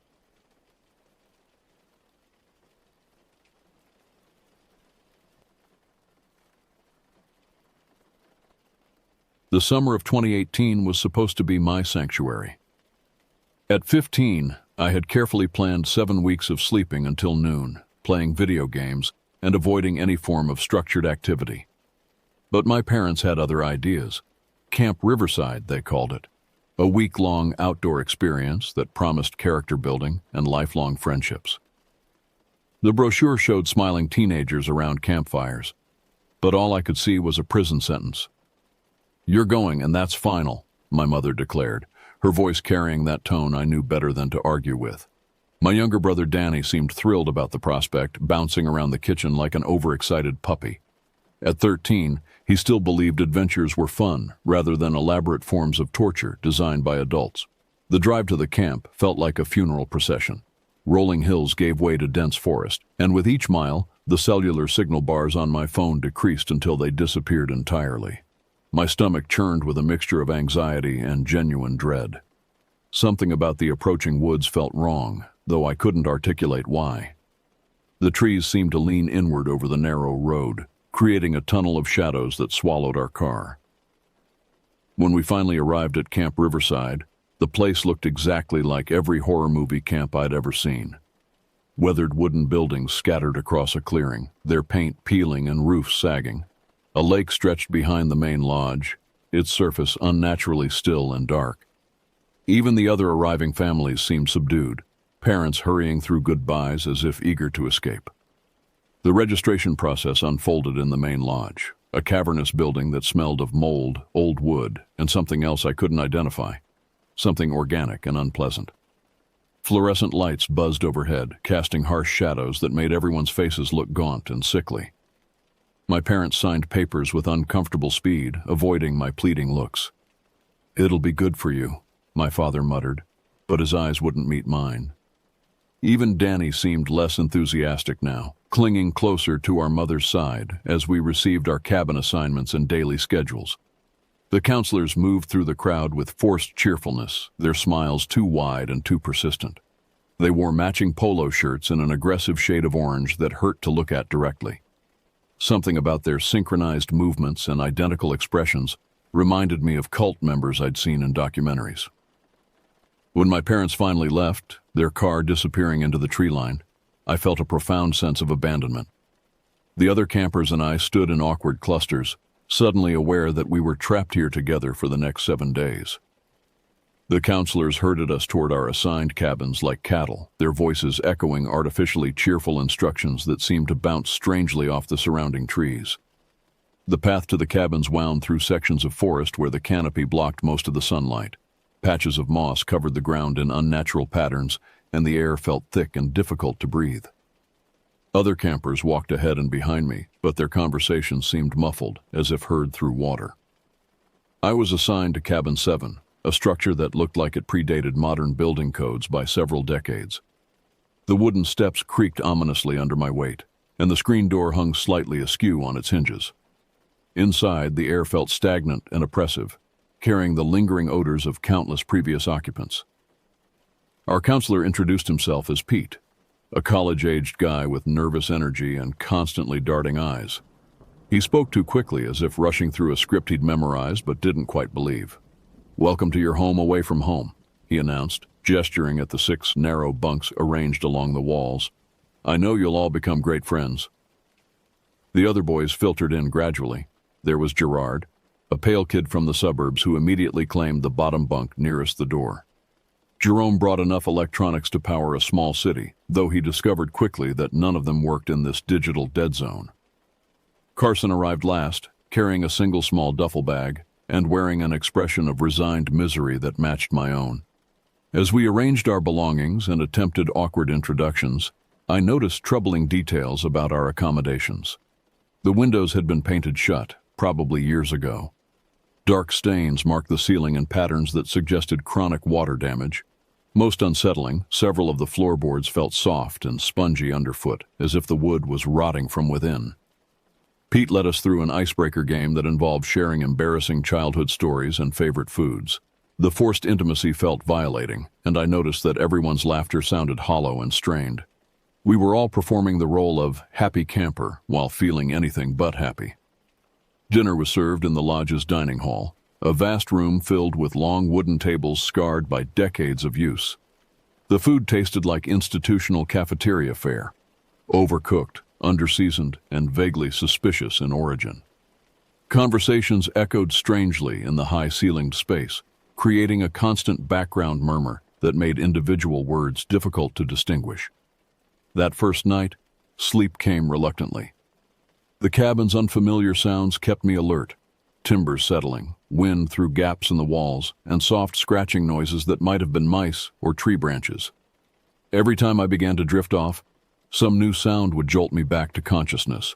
My bunkmates seemed to fall asleep easily enough, their breathing gradually synchronizing into a rhythm that somehow felt unnatural. Pete had retired to his small counselor's room at the cabin's far end, and occasional snores confirmed his presence, yet I felt utterly alone. Around midnight, I became aware of sounds outside the cabin. Footsteps moved through the camp, but they seemed wrong somehow, too measured, too purposeful for a midnight bathroom run. I pressed my face to the painted window, trying to peer through the small gap where the paint had chipped, but saw only darkness. The scratching sounds intensified as the night progressed, seeming to move along the cabin's exterior walls. At one point, I was certain I heard something trying the door handle, turning it slowly and deliberately. But when I finally worked up the courage to investigate, I found the door securely latched from the inside. By morning, I was exhausted and on edge. The other boys seemed refreshed and cheerful, chattering about the day's planned activities as if they'd slept perfectly. Pete appeared with his usual manic energy, announcing a full schedule of hiking, swimming, and team-building exercises. I wanted to tell someone about the night sounds, but the words stuck in my throat. How could I explain that something felt fundamentally wrong about this place? The second day passed in a blur of mandatory fun: capture the flag, rope climbing, and group sing-alongs around the fire pit. I went through the motions while feeling increasingly disconnected from everything around me. The other campers' enthusiasm seemed artificial, their laughter timing perfectly with the counselor's jokes in ways that felt rehearsed. That evening, exhaustion finally overcame my anxiety. I fell asleep quickly, sinking into my sleeping bag like a stone dropping into deep water, but what happened next defied every rational explanation I could construct. I dreamed I was trapped in my sleeping bag in the middle of dense forest. Towering trees surrounded me on all sides, their branches interwoven so thickly overhead that no starlight penetrated. The air felt humid and heavy, filled with the rich scent of decomposing leaves and something else, something sweet and sick that made my stomach turn. When I woke, I knew immediately that I was awake. The dream's hazy quality had vanished, replaced by sharp, clear consciousness. But my surroundings hadn't changed. Trees still surrounded me, their bark rough and real beneath my trembling fingers. Forest floor pressed against my sleeping bag, damp earth, scattered leaves, the occasional protruding root. Terror flooded through me as I reached out desperately, trying to make sense of what was happening. My hands encountered solid cabin walls exactly where they should be, but my eyes saw only wilderness. The contradiction made my brain feel like it was tearing apart at the seams. I groped frantically for my digital watch, my only anchor to reality. When I finally found it and pressed the button, its small screen flared to life, illuminating a tiny circle of the cabin's interior. The artificial light seemed to punch through whatever held me, and suddenly I was back in the cabin completely, walls, ceiling, sleeping bunkmates, everything normal. But the terror remained. I couldn't stop shaking, couldn't quiet my panicked breathing. The experience felt more real than reality itself, and the transition back had been too abrupt, too complete. I began hyperventilating, making strangled noises that finally woke the others. Gerard flicked on the overhead light, squinting against the sudden brightness. "What's wrong with you?" he mumbled, his voice thick with sleep and irritation. The other boys sat up in their bunks, staring at me with expressions ranging from concern to annoyance. I tried to explain what had happened, but the words came out jumbled and incoherent. How could I describe experiencing two completely different realities simultaneously? How could I make them understand that I'd been both in the cabin and lost in the forest at the same time? "It was just a nightmare," Jerome said dismissively, already settling back into his pillow.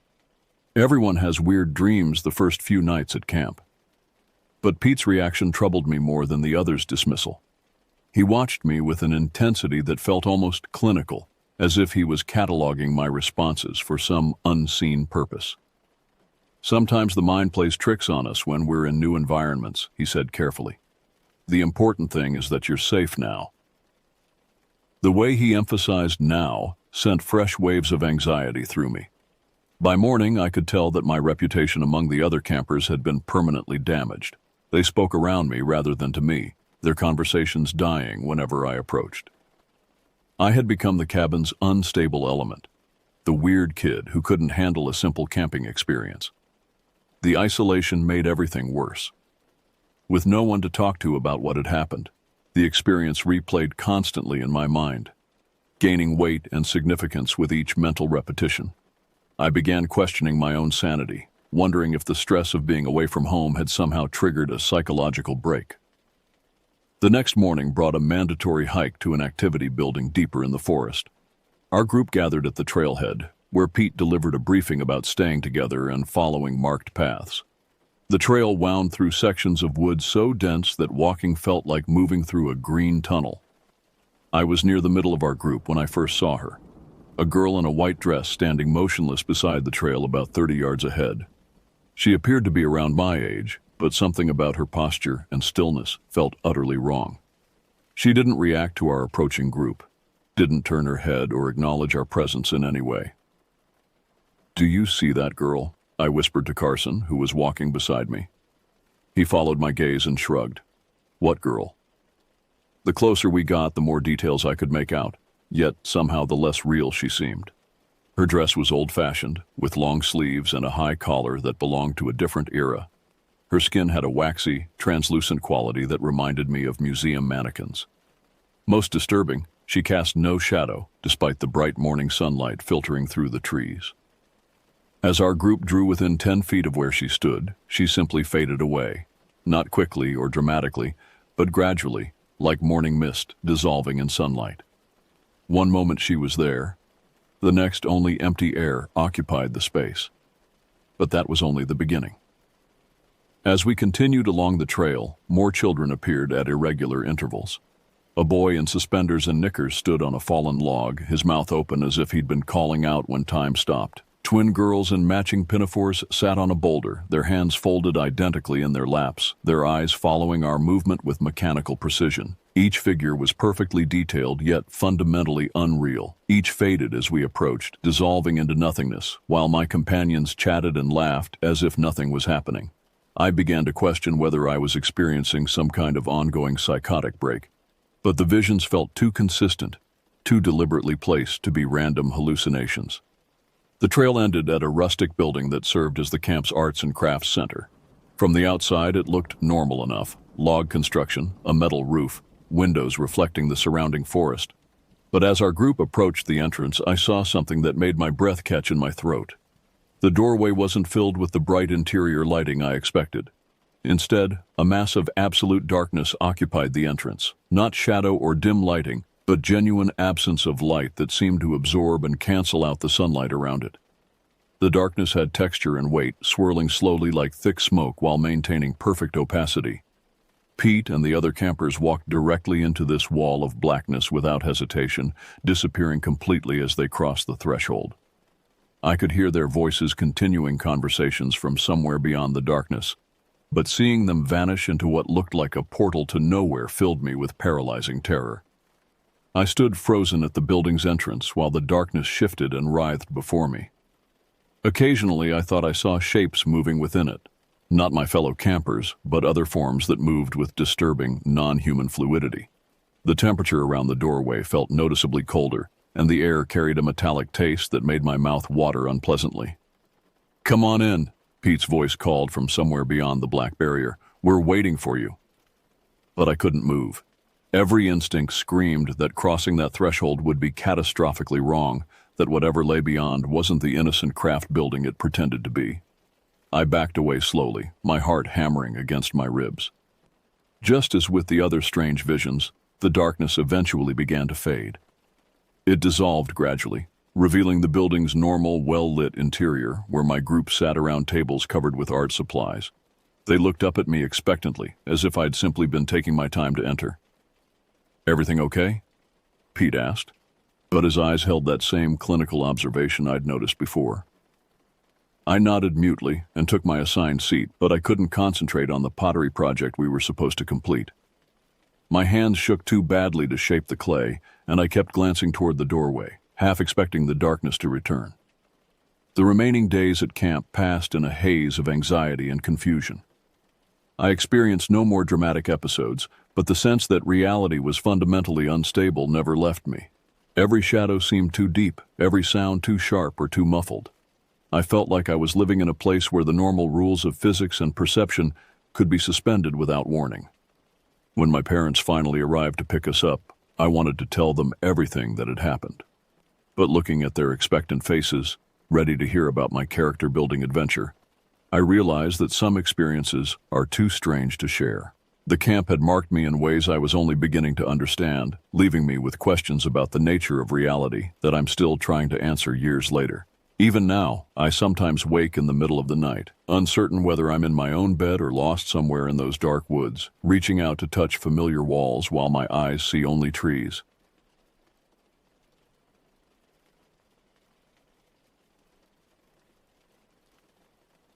I'm going to start by saying that I'm sorry. This isn't one of those tales where I'm passing some nightmare from my mind into yours for cheap thrills. This is something that needs to be documented, something that people should know about. I'm Palestinian, born and raised in Ramallah. We have our own version of the dog man that Americans whisper about around campfires. We call it the Gulf Alpha. Growing up, I dismissed it as folklore, a story passed down through generations to frighten children into staying indoors after dark. According to the stories, one of the high-ranking members in Hamas, who was also part of a secretive organization called the Directorate of Paranormal Defense, supposedly struck a deal with non-human intelligent creatures. These beings were covered in fur and could speak Pasinda, an ancient dialect that few Palestinians still understand. To me, this always sounded like propaganda designed to instill hope, a narrative suggesting we had powerful allies beyond human understanding. It seemed like psychological warfare, a way to make our enemies believe we had supernatural support. I never believed any of it. Not until May of 2023, when I traveled to America and experienced something that shattered my understanding of reality. My cousin Fareed and I arrived in Michigan to film his documentary about diaspora experiences. He'd been living in America for 15 years, working as an independent filmmaker. I came to help with production and to experience America firsthand. We rented a cabin at Higgins Lake, surrounded by nearly 500 kilometers of dense forest with numerous caves scattered throughout the wilderness. The cabin was isolated, positioned on the northeastern shore where few tourists ventured. It was perfect for filming, remote, atmospheric, and untouched by modern development. During our first 3 weeks, everything progressed smoothly. We filmed during daylight and sometimes captured night scenes when the script required it. I should have recognized the signs in Fareed's behavior, the way he insisted on certain filming locations, how he seemed to study the forest with anticipation rather than artistic consideration. But I was too busy learning about camera work and adjusting to the unsettling silence of American wilderness, so different from the constant background noise of Ramallah. It began on the third day of our fourth week. We were packing equipment after filming a particularly challenging scene near a rock formation about half a kilometer from the cabin. The sun had already set, leaving us in that peculiar twilight where shadows grow long and the mind begins to play tricks. As I disconnected the boom microphone, I heard it. Scratching sounds followed by low, guttural growls coming from the dense tree line about 30 meters away. The sounds weren't like anything I'd heard before, not quite wolf, not quite bear, but something that seemed to contain elements of both. I froze, my body tensing as primal fear surged through me. "Fareed," I whispered, "do you hear that?" When I turned to look at him, what I saw confused me more than the sounds. Fareed appeared calm, almost peaceful. The corners of his mouth lifted slightly, as if he'd just heard the voice of an old friend calling his name. His reaction was so incongruous with the menacing sounds that I questioned my own hearing. "It's just the wind moving through the trees," he said dismissively. "Or maybe a raccoon. Come on, let's finish packing." But I knew what I heard wasn't wind or a small forest animal. The growls had intelligence behind them, a deliberate quality that made the hairs on my arms stand up. This continued for 6 consecutive nights, always between 8 p.m. and 6 a.m., always when we were alone, and always with Fareed displaying that unsettling calmness in response. I began to have trouble sleeping. When darkness fell, I would lie awake, my ears straining to catch those sounds again. Sometimes they would come from different directions, as if whatever made them was circling our cabin, studying us.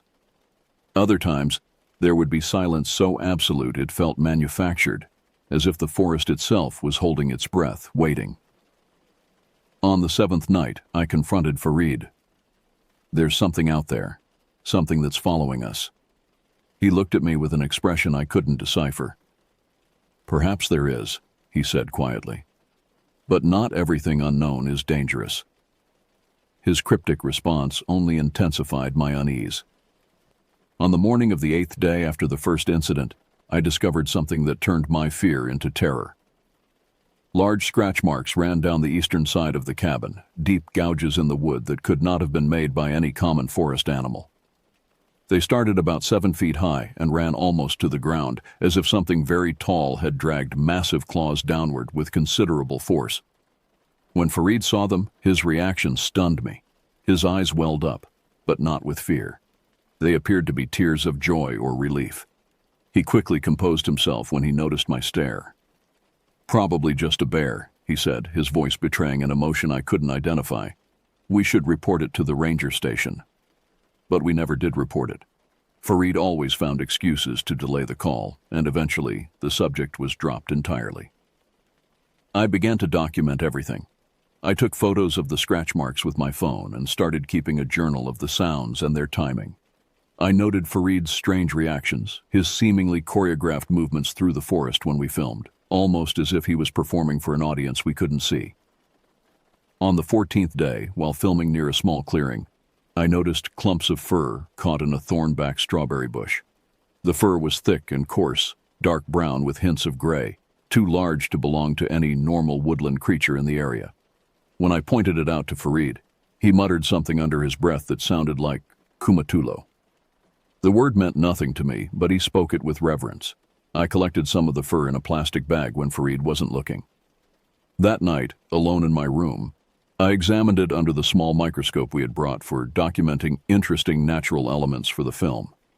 What I saw made no scientific sense. The hair structure didn't match any North American mammal I could identify through online research. My mind began constructing explanations. An escaped exotic animal, perhaps, or some undocumented species. But deep down, I knew these rationalizations were just attempts to avoid confronting a more terrifying possibility. 3 days later, on day 17 of our ordeal, I saw it. I had woken before dawn, restless from another night of intermittent sleep punctuated by distant howls. I made coffee and stepped onto the back porch to watch the sunrise over the lake. The morning mist hung low over the water, creating an otherworldly landscape of gray and silver. Movement at the tree line caught my eye, something large and dark, partially obscured by fog and distance. At first I thought it was a wolf, but as I squinted through the morning haze, my mind struggled to process what I was seeing. The creature stood upright on 2 legs. It was tall, easily 7 feet, with a distinctly canine head atop a muscular, fur-covered body that seemed to blend elements of human and wolf anatomy.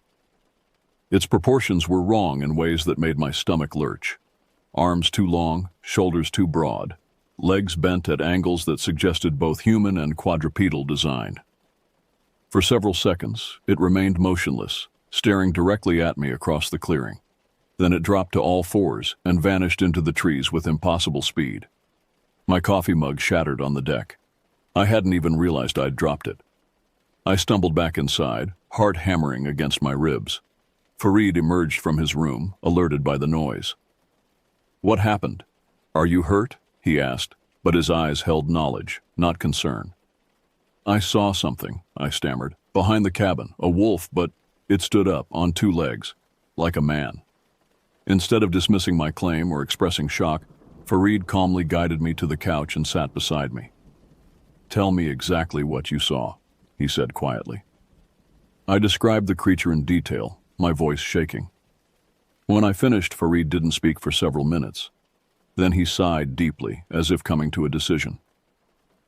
"What I'm about to tell you will sound impossible," he began, "but after what you've seen, perhaps you'll be more willing to listen than you were as a child." Farid told me the same story I'd heard throughout my childhood, about Palestine making a pact with beings called the Gulf Alpha. But this time, sitting in that cabin thousands of miles from home with the memory of what I'd just witnessed burning in my mind, I couldn't dismiss it so easily. The Directorate of Paranormal Defense wasn't propaganda, Farid explained. It was real, a secret division established during the 1960s after several encounters with non-human entities in the caves near Jericho. According to Farid, the Gulf Alpha were an ancient species that had existed alongside humans for millennia, remaining hidden by choice. They possessed intelligence equal to or greater than humans, and had developed their own language and culture. They weren't supernatural beings, but biological entities that had evolved along a different path. In 1967, after the Six-Day War, we were desperate. A high-ranking official named Ibrahim Nassar encountered a group of Gulf Alpha while hiding in a cave system.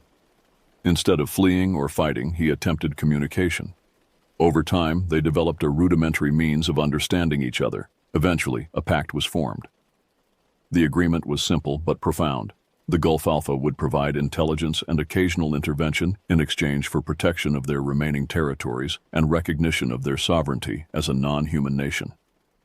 But why would they help us? I asked, still struggling to accept this revelation. Because they were also being displaced, Farid said solemnly.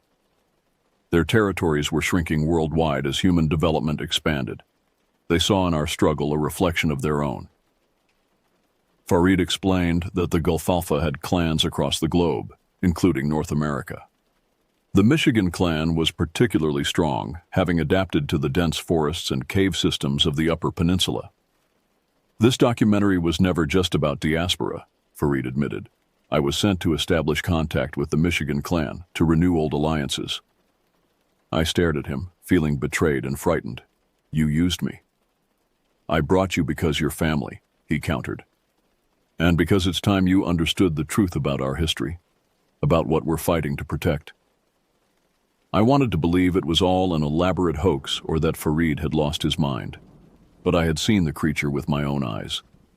The scratch marks, the fur, the sounds in the night, all of it suddenly formed a terrifying pattern of truth. Why are you telling me this now? I asked. Because they're coming tonight, Farid said, and they want to meet you. The day passed in a blur. Farid attempted to teach me basic phrases in Pasinda, explaining that it was a language developed specifically for communication between humans and Gulf Alpha, accommodating both species' vocal capabilities. As darkness fell, my anxiety grew until I could barely breathe. Part of me wanted to flee, to run from the cabin and never look back. But a deeper part needed to know the truth, to confirm with my own eyes what Farid had told me.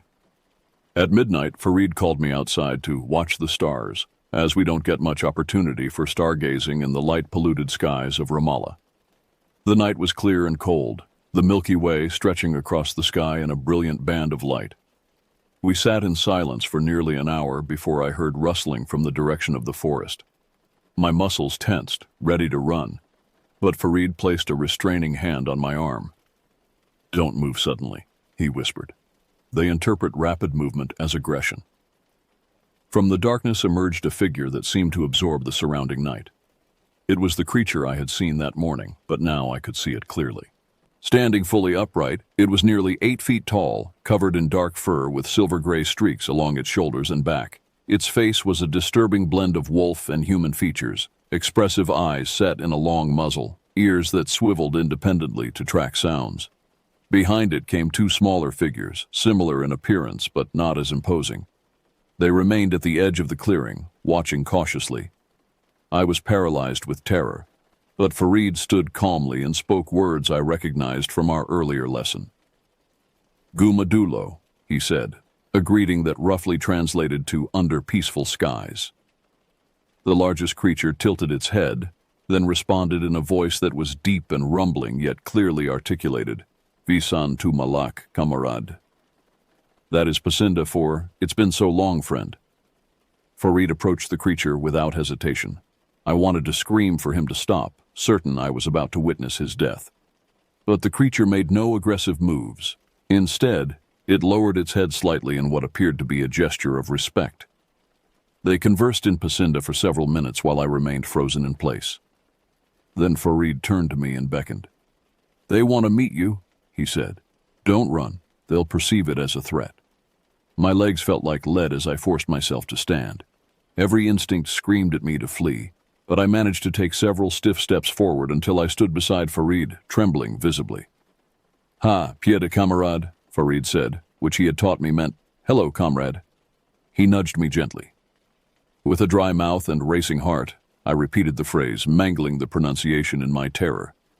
The creature made a sound that might have been laughter, a huffing, chuffing noise that sent shivers through my body.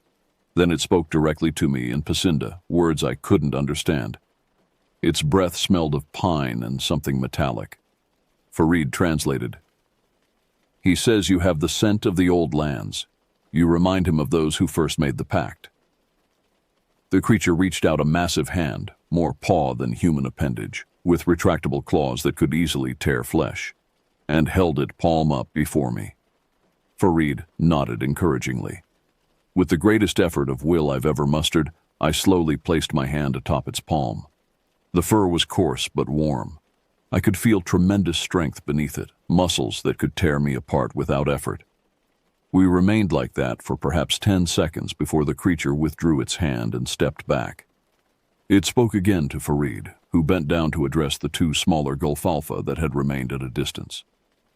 I couldn't hear what was said, but when Farid straightened, he spoke the words, "Paz fakal hirda." May we meet again under favorable circumstances. The creatures melted back into the forest with barely a sound, leaving me shaking in the clearing, struggling to process what had just occurred. "They've been here longer than us," Farid explained as we sat in the cabin afterward, a bottle of whiskey between us. I had downed 3 shots in quick succession, trying to steady my nerves. The Gulfalfa have inhabited this continent for thousands of years, long before European settlers arrived. According to Farid, the Michigan clan had been particularly affected by human expansion. Logging, mining, and development had destroyed much of their territory. They had been forced to adapt, to become more nocturnal, to hide in the most remote areas. "The one you met is called Varkan.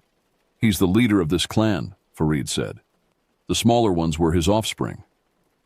"Why did you really bring me here?" I asked, still feeling betrayed despite the wonder of what I'd experienced. Farid's expression grew serious. "Because our connection with the Gulfalfa is dying. The old ones who established the pact are gone. The new generation doesn't believe, doesn't understand the importance of maintaining these alliances." He poured another shot. "I was tasked with documenting the Michigan clan, confirming their continued existence, and renewing our pledge of mutual aid. But I was also supposed to identify potential new ambassadors who could carry on this work." The implication hung in the air between us. "You want me to become involved in this," I stated, not a question. "You've seen them now. You know they're real. Can you go back to your life pretending they don't exist?" Farid challenged. I thought about it for a long time before answering. What exactly is the nature of this mutual aid? What do we provide them, and what do they do for us? Farid hesitated. "It's complicated. We help protect their territories from development through various means, sometimes legal, sometimes not. We provide information about human activities that might threaten them. In return, they share knowledge, act as sentinels in remote areas, and occasionally intervene in situations where human methods have failed." "Intervene how?"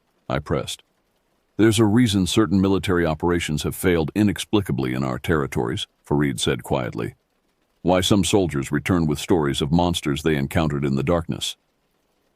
The implications of what he was saying made my stomach turn. These creatures were being used as weapons, or were using us to further their own agenda. "The stories in America," I said slowly. "The Dogman sightings, the attacks. Not all clans honor the original agreements," Farid admitted. "Some have gone rogue, become hostile to all humans. Others protect their territory more aggressively than we would prefer." I thought of the countless reports of encounters with dogman-like creatures across America. The fear, the trauma, sometimes the violence. "We're responsible for this," I whispered. "No," Farid said firmly. "They existed long before our pact. but our alliance may have emboldened some clans, given them ideas about interacting with humans that have had unintended consequences. That night marked the end of my old life, the life where the world made sense, where monsters existed only in stories and films. Everything changed once I accepted the reality of the Gulf Alpha. We stayed at Higgins Lake for another 2 weeks. During that time, I met with Varkan and his clan 3 more times. Farid taught me more Pacinda, enough to communicate basic concepts. I learned about their history, their culture, their struggle to survive in a world increasingly dominated by humans. They were intelligent and complex beings, capable of sophisticated thought and emotion. They had their own art forms, their own belief systems, their own understanding of the world that was both alien and familiar. But I also learned darker truths. The Michigan clan was one of the more peaceful groups, but others had become increasingly hostile toward humans as their territories were destroyed. Some had taken to hunting humans who ventured into what they considered their domain. The day before we left, Varkan brought me a gift, a small carved stone pendant in the shape of a wolf's head. When I accepted it, he spoke words that Farid translated, "You now walk between worlds. This burden brings both power and danger." As we drove away from Higgins Lake, I asked Farid the question that had been haunting me. "What happens now?" "That depends on you," he replied. "You can try to forget what you've seen, return to your old life. Many have tried. Few succeed. And the alternative? You become part of the network. You help maintain the balance, ensure the pact is honored on both sides." I fingered the stone pendant around my neck. "These attacks in America, can they be stopped?" "Perhaps," Farid said, "with better communication, with renewed understanding on both sides. The hostility comes from fear and loss. If we can address those underlying causes." I thought about the implications of what I now knew, about the responsibility that came with this knowledge. "I need time," I said finally. Farid nodded. "Take it. But not too much. The world is changing quickly, and the Gulf Alpha are running out of places to hide. Decisions will be made with or without your input. Now, months later, I sit writing this account, still uncertain of my path forward. I understand why I began with an apology. Knowledge is a burden, especially knowledge that reshapes your understanding of reality. If you've heard stories of dogman encounters, of unexplained creatures that seem neither fully animal nor human, know that there may be more truth to them than you've allowed yourself to believe. And know that somewhere, decisions are being made about these beings that could affect us all. I don't know if exposing this truth is the right thing to do. But I do know that ignorance is no longer an option for me. And perhaps it shouldn't be for you either. The stone pendant sits beside me as I write these words. Sometimes in the quiet hours of the night, I swear I can hear it whisper in a language I'm still learning to understand. A language that might help bridge the gap between two species that have shared this world for millennia, yet remain strangers to one another. A language that might prevent more violence, more fear. Or that might finally bring everything crashing down around us all. God help us if I choose wrong.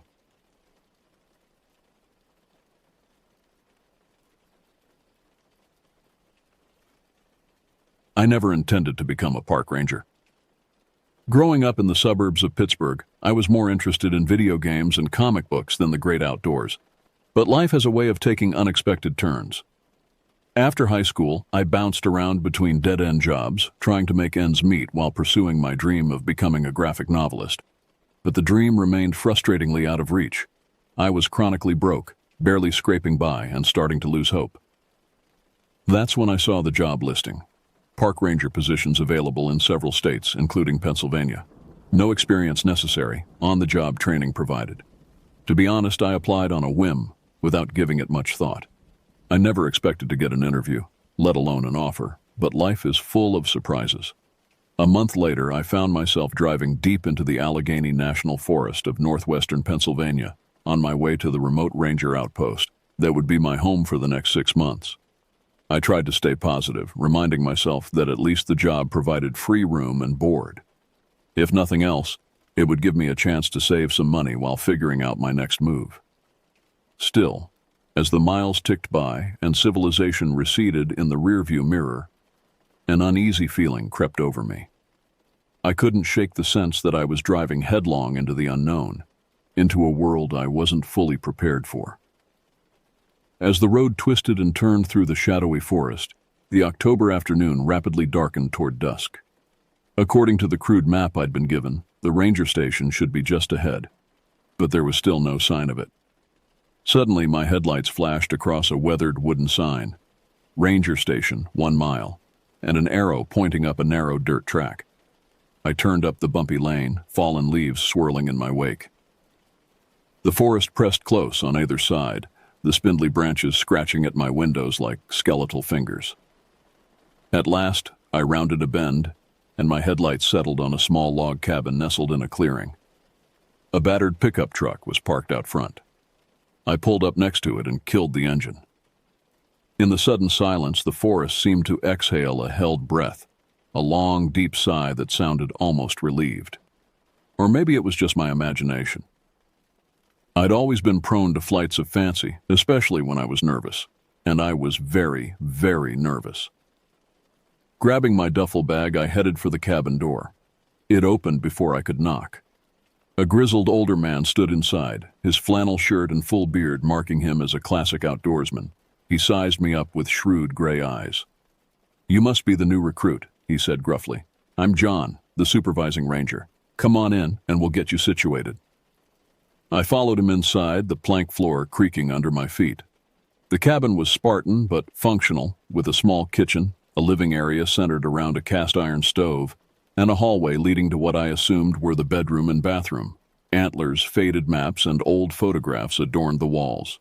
It had a certain rustic charm, but it was a far cry from the creature comforts I was used to. John showed me to my room, which held a simple cot, a wooden chest for my belongings, and a tiny writing desk overlooking the forest. Then he ran me through the daily routine, manning the ranger station, patrolling the trails, assisting visitors, and performing various maintenance tasks around the park. It was a lot to take in, especially for a greenhorn like me. But John assured me he'd teach me everything I needed to know. As we shared a meager dinner of canned stew that night, John told me stories of his decades working these woods.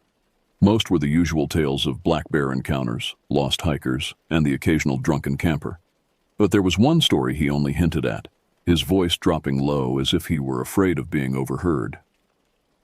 "There's strange things in these woods," he murmured, staring into the flickering coals of the stove. "Things that don't rightly belong. You'll hear the old-timers talk about them sometimes when the night is dark and the wind is high. They say." He trailed off and shook his head, as if thinking better of whatever he'd been about to say. An involuntary shiver worked its way down my spine. I wanted to ask him to continue, but something held me back. An animal instinct, warning me that there were some mysteries better left unexplored. John retired to bed soon after, leaving me alone with the popping of the stove and the mournful sighing of the wind in the eaves. I stayed up a while longer, writing in my journal and trying to give form to the tangled thoughts and emotions of the day. But exhaustion soon overtook me. I banked the fire, turned in, and fell into a dreamless sleep. Little did I know that miles away, deeper in the trackless forest, something ancient was stirring in the darkness. Something that had slumbered for ages uncounted, but would slumber no more. And it was slowly, inexorably, making its way towards the unsuspecting inhabitants of the peaceful little cabin. I awoke the next morning to sunlight slanting through the bedroom window and the rich aroma of campfire coffee brewing. For a fleeting moment, I thought I was a kid again, waking up at summer camp. But reality came rushing back soon enough. After a quick breakfast with John, we headed out to the ranger station, a larger log structure a short hike from the cabin. The air was cool and clear, and mist hung in gauzy veils between the towering pines. In the light of day, my fears from the previous night seemed silly, like childish fears of the boogeyman under the bed. What could possibly threaten me in such a tranquil place? The morning passed uneventfully as John showed me the ins and outs of station duties. There were trail maps to update, weather reports to file, park brochures to stock. He demonstrated how to use the radios to communicate with the other far-flung ranger stations. By lunchtime, my head was swimming with new information. but John seemed pleased with my progress. "You're doing well, kid," he said, as we ate our sandwiches on the porch, watching a red-tailed hawk circle lazily overhead. "Takes most greenies a week to remember half of what I've thrown at you." I felt a flush of pride at the compliment. Maybe this job wouldn't be so tough after all. Maybe I'd even come to enjoy the peace and solitude, a welcome change of pace from the chaotic scramble of my life before. After lunch came my first solo task, hiking one of the trails to clear any fallen branches or other debris. Armed with a pack of supplies and one of the handheld radios, I set off down the Deer Creek Trail, named for the gurgling stream that paralleled its path. At first, I enjoyed the hike, breathing in the sweet scents of black earth and pine pitch, marveling at the play of golden sunbeams through the canopy. I felt like I'd wandered into a Hudson River school painting. With just a few snips of my lopping shears here and there, the trail was clear and I made good time. But as the afternoon wore on and the sun sank lower, I began to feel uneasy. The friendly greens and golds of the forest took on more somber shades of blue and gray. Shadows gathered in the thickets and hollows. And was it my imagination, or were the bird songs fewer and more tentative? I was just thinking of turning back when I glimpsed something through the trees that made me pause, a flash of white against the brown and green. Curious, I stepped off the trail for a closer look. There, caught on a twisted root at the base of a massive oak tree, was what appeared to be a scrap of cloth or paper. I leaned down and gingerly plucked it free. It was a page, yellowed and brittle with age, torn on one edge as if ripped from a book. The paper was covered in a dense, spiky scrawl, written in an alphabet I'd never seen before. The characters seemed to writhe and crawl before my eyes, defying comprehension. But at the bottom of the page was a drawing, faded but still clear, that turned my blood to ice. It depicted a figure, gaunt and elongated, with antlers springing from its head and hooves where its feet should be. Malevolent eyes glared from its sunken face. Dancing imp-like around its cloven feet were twisted little homunculi, all grinning skulls and grasping claws. Unnerved, I stuffed the unsettling page in my pocket, hurried back to the trail, and made for the station at the best pace I could manage without actually running. What did it mean? Some hiker's idea of a prank? Or something darker? Try as I might, I couldn't dislodge the image from my mind's eye. It gibbered at me from the periphery of my thoughts, capering at the threshold between reason and nightmare. Back at the station, I debated telling John about my strange find, but something held me back. I didn't want him to think I was some gullible rube, spooked by what was probably just a bit of trash left by an oddball hiker. Park rangers were supposed to be made of sterner stuff. So I kept quiet, stashing the freakish page in the chest at the foot of my cot and doing my best to put it out of my mind. But that night, as the wind moaned through the chinks in the cabin walls and the branch shadows clawed at my window, it crept into my dreams. I found myself back on the Deer Creek Trail, but the forest had turned twisted and wrong, the trees looming like skeletal sentinels, their bark etched with unreadable glyphs. The gurgling stream now ran black as pitch and smelled of sulfur. Up ahead, a figure stumbled down the path, dragging one leg behind it at a grotesque angle. At first I thought it was another hiker in need of help. But as I hurried closer, I saw that the thing had antlers growing from its head, and its hands ended in jagged claws. It spun to face me, and I recoiled in horror. Its visage was a bare skull with malevolent sparks glowing in its hollow eye sockets. It let out a ululating screech that turned my knees to water. Then, to my mounting terror, it began to lurch towards me, moving far faster than any human could. I woke with a strangled cry, heart pounding, the reek of the thing still thick in my nostrils. Just a dream, I told myself as I waited for my racing pulse to slow. Just my overactive imagination, nothing more.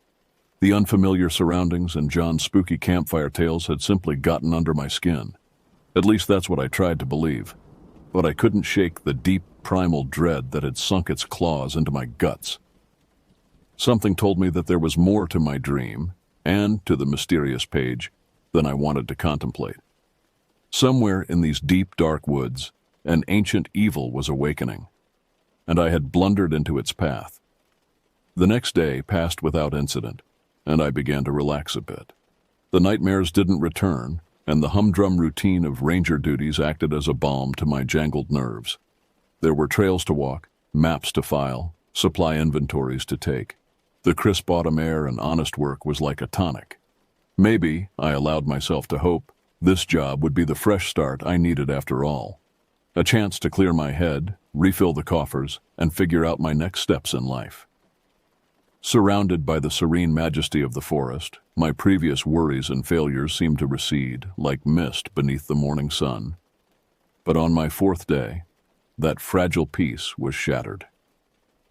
Mid-morning, a call came in over the radio from a ranger station 20 miles north. A group of hikers had stumbled into the station in hysterics, babbling about one of their party being attacked on the trail. The Rangers were mounting a search and rescue mission, and they needed all available hands. John and I threw our gear together and piled into the pickup. As we bounced along the dirt roads, he filled me in on the situation.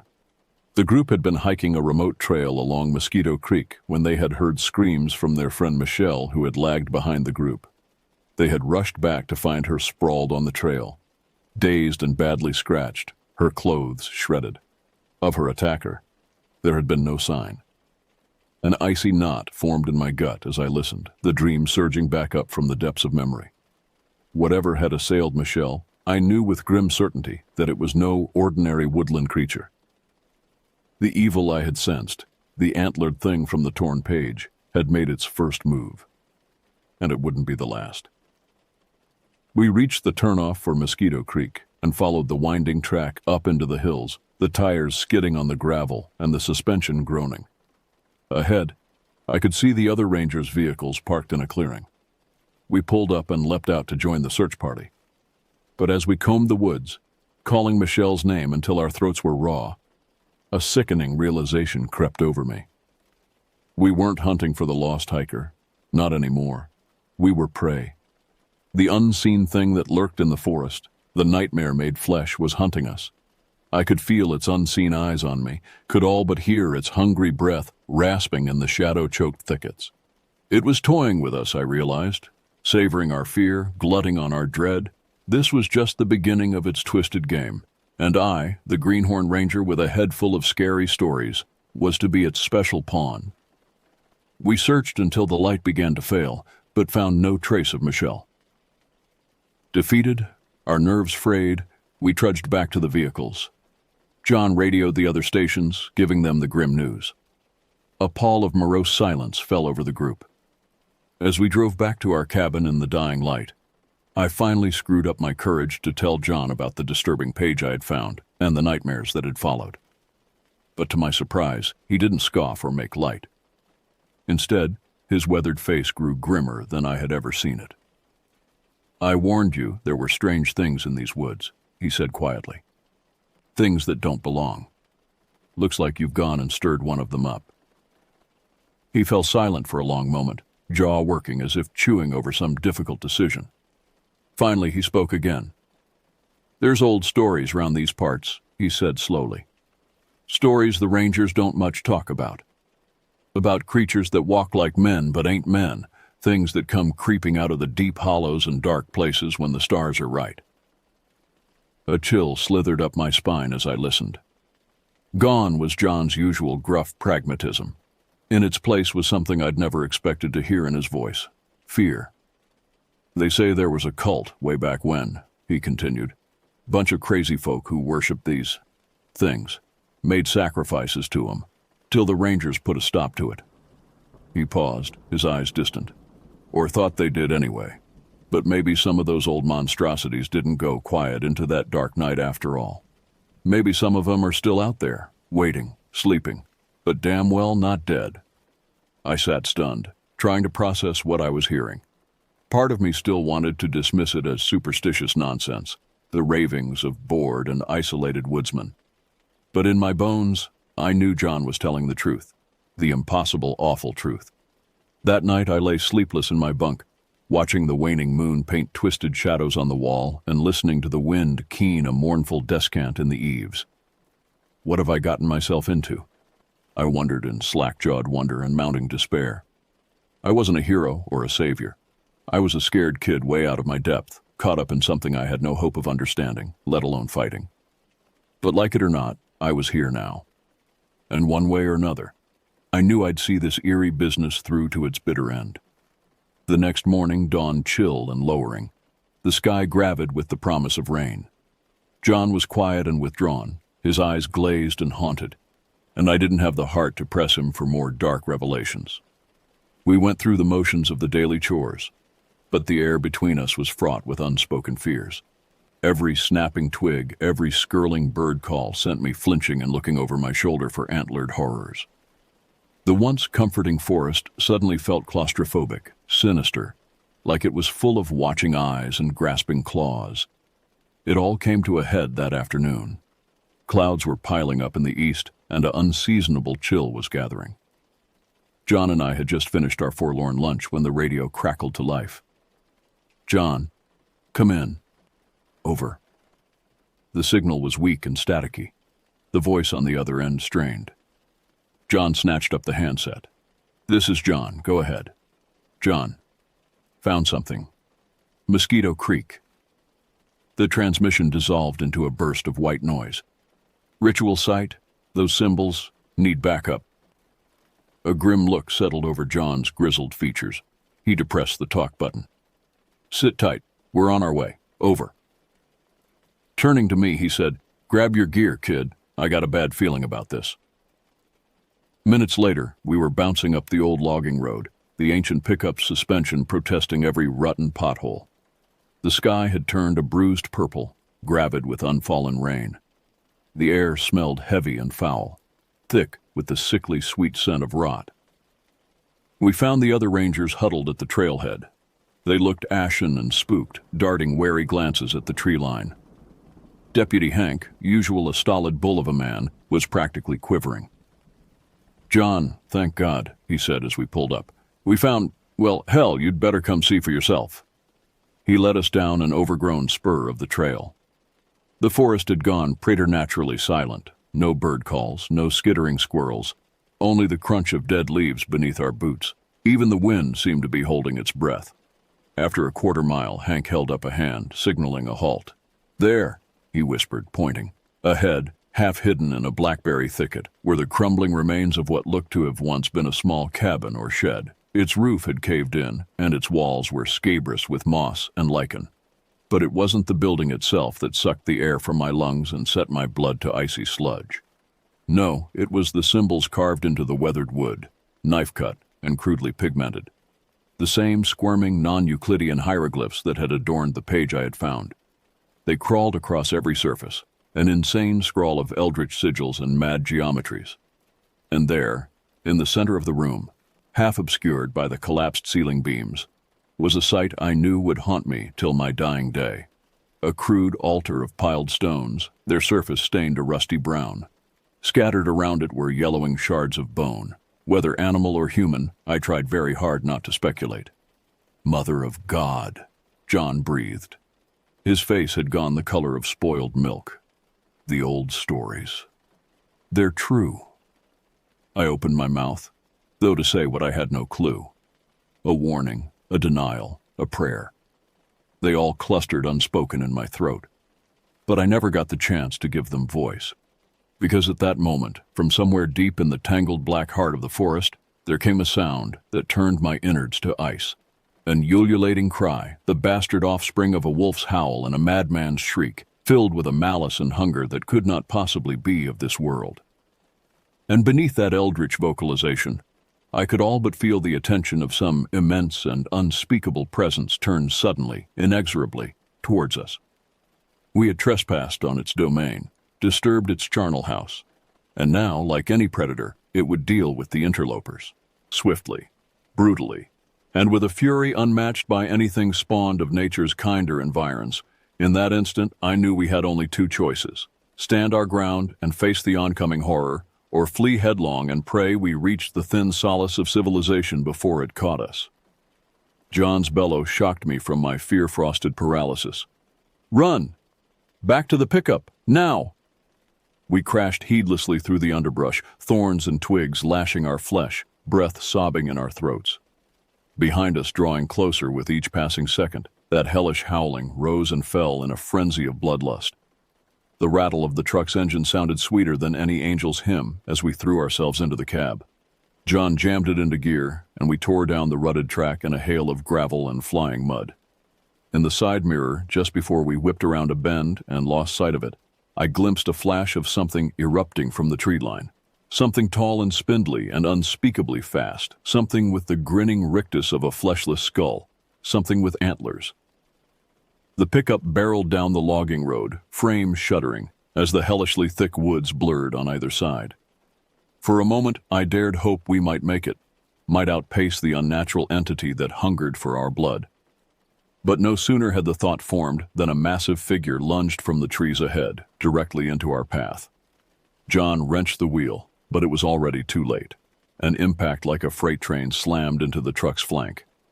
The world pinwheeled crazily as we rolled once, twice, shearing through the brush in a scream of crunching metal and shattering glass. I felt a sickening weightlessness, a hot slash of pain, and then a crushing darkness rose up to whelm me under its silent tide. I swam groggily back to consciousness some interminable time later, my mind a tattered scrapbook of blood and terror.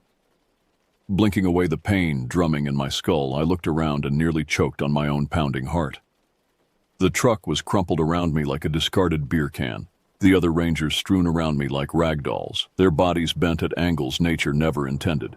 The air was murky and fluid, saturated with the coppery tang of blood and the acrid stink of leaking gasoline. And lurching out of the swirling mist, not 20 yards away but approaching steadily, was the thing that had run us to ruin. The skeletal homunculus from my fever dreams, the entity that had imprinted its vile sigil on scraps of discarded parchment. It towered a good 8 feet tall, its hide scabbed with moss and livid with wheels. Baleful corpse light danced in its empty eye sockets, and the antlers crowning its skull-like head twisted in mind-bending fractals. It couldn't be real, my short-circuiting mind insisted. It was impossible, a fever dream born of overwork and a surfeit of ghost stories. But the deep-seated animal panic filling my gut knew better. This thing, this affront to natural law, this cosmic blasphemy. It was real as the blood in my mouth and the scream building in my throat. Slowly, almost gently, the creature bent and seized Deputy Hank's limp form, hoisting him as effortlessly as a child with a kitten. Hank's eyes snapped open and he shrieked, a high and terrible sound, as those skeletal claws dug into his flesh. That scream pierced the shock that had me in its thrall. Ignoring the howling protest of abused nerves and muscle, I kicked open the crumpled door and tumbled from the wreckage, my duty pistol somehow already in my hand. Not that I had any illusions the weapon would do more than inconvenience the grim fiend. But by God, I was a ranger, and I wouldn't go to my grave without at least the token show of resistance. If I was to be a snack for the unnatural, I'd make sure to give the hell-spawned bastard indigestion. I took aim at the center of that grinning, bony mask, the revolver bucking and kicking in my sweat-slick grip. Once, twice, 3 times, the shots echoing away between the vine-cloaked trees like judgment's own trumpets. To my amazed horror, the .357 slugs punched fist-sized holes right through the thing's torso and healed over almost immediately, the edges of shattered bone and blasted gristle knitting together as I watched in repulsed fascination. It was as if the creature's physical form was a thought rather than a fact, mutable by its unclean will alone. But if my attack hadn't harmed the horror, it had certainly gotten its attention. Dropping Hank's mauled form, it swung its Stygian gaze to me and let out a roar that shook the leaves from the trees, a sound of fury and dark joy. Then it was coming for me, bounding across the loam in great loping strides, its gnarled limbs blurring with unspeakable speed. I steadied my aim and prepared to fire my last defiant shots, determined to die on my feet. But before I could squeeze the trigger, the darkness took me. Not the oblivion of unconsciousness, but a sudden, unnatural absence of light. It was as if the sun and moon had been snuffed out, leaving only a cloying, clammy blackness. The roar of my own pulse in my ears was soon drowned out by a susurration of rustling movement all around me, the dry whisper of something moving through the forest-floor detritus. Something cold and sharp snagged my ankle, yanking my feet from under me. My head hit the dirt with a sickening thud. Dazed, I felt more clammy tendrils winding around my legs, my waist, my neck, hoisting me bodily into the air. Hot, fetid breath washed over my face, and I nearly gagged. I was suspended in front of the creature's fleshless skull, its empty eye sockets boring into mine, a dark intelligence glittering in those lightless pits. Fool, it hissed, its voice the crackle of old parchment and the seep of ancient bogs. You dare much to strike at me. Your kind are even stupider than I recalled. I could only gurgle in response, the coils around my throat submerging me in a red sea of agony. You will not die. Not yet. I could hear the smile in its voice, a dreary, mirthless rasp. First, you will serve. You will scribe my words, bear witness to my return. And then, when the stars are right. The tendrils constricted, and I felt a rib crack. I screamed, or tried to. The exertion painted across my darkening vision.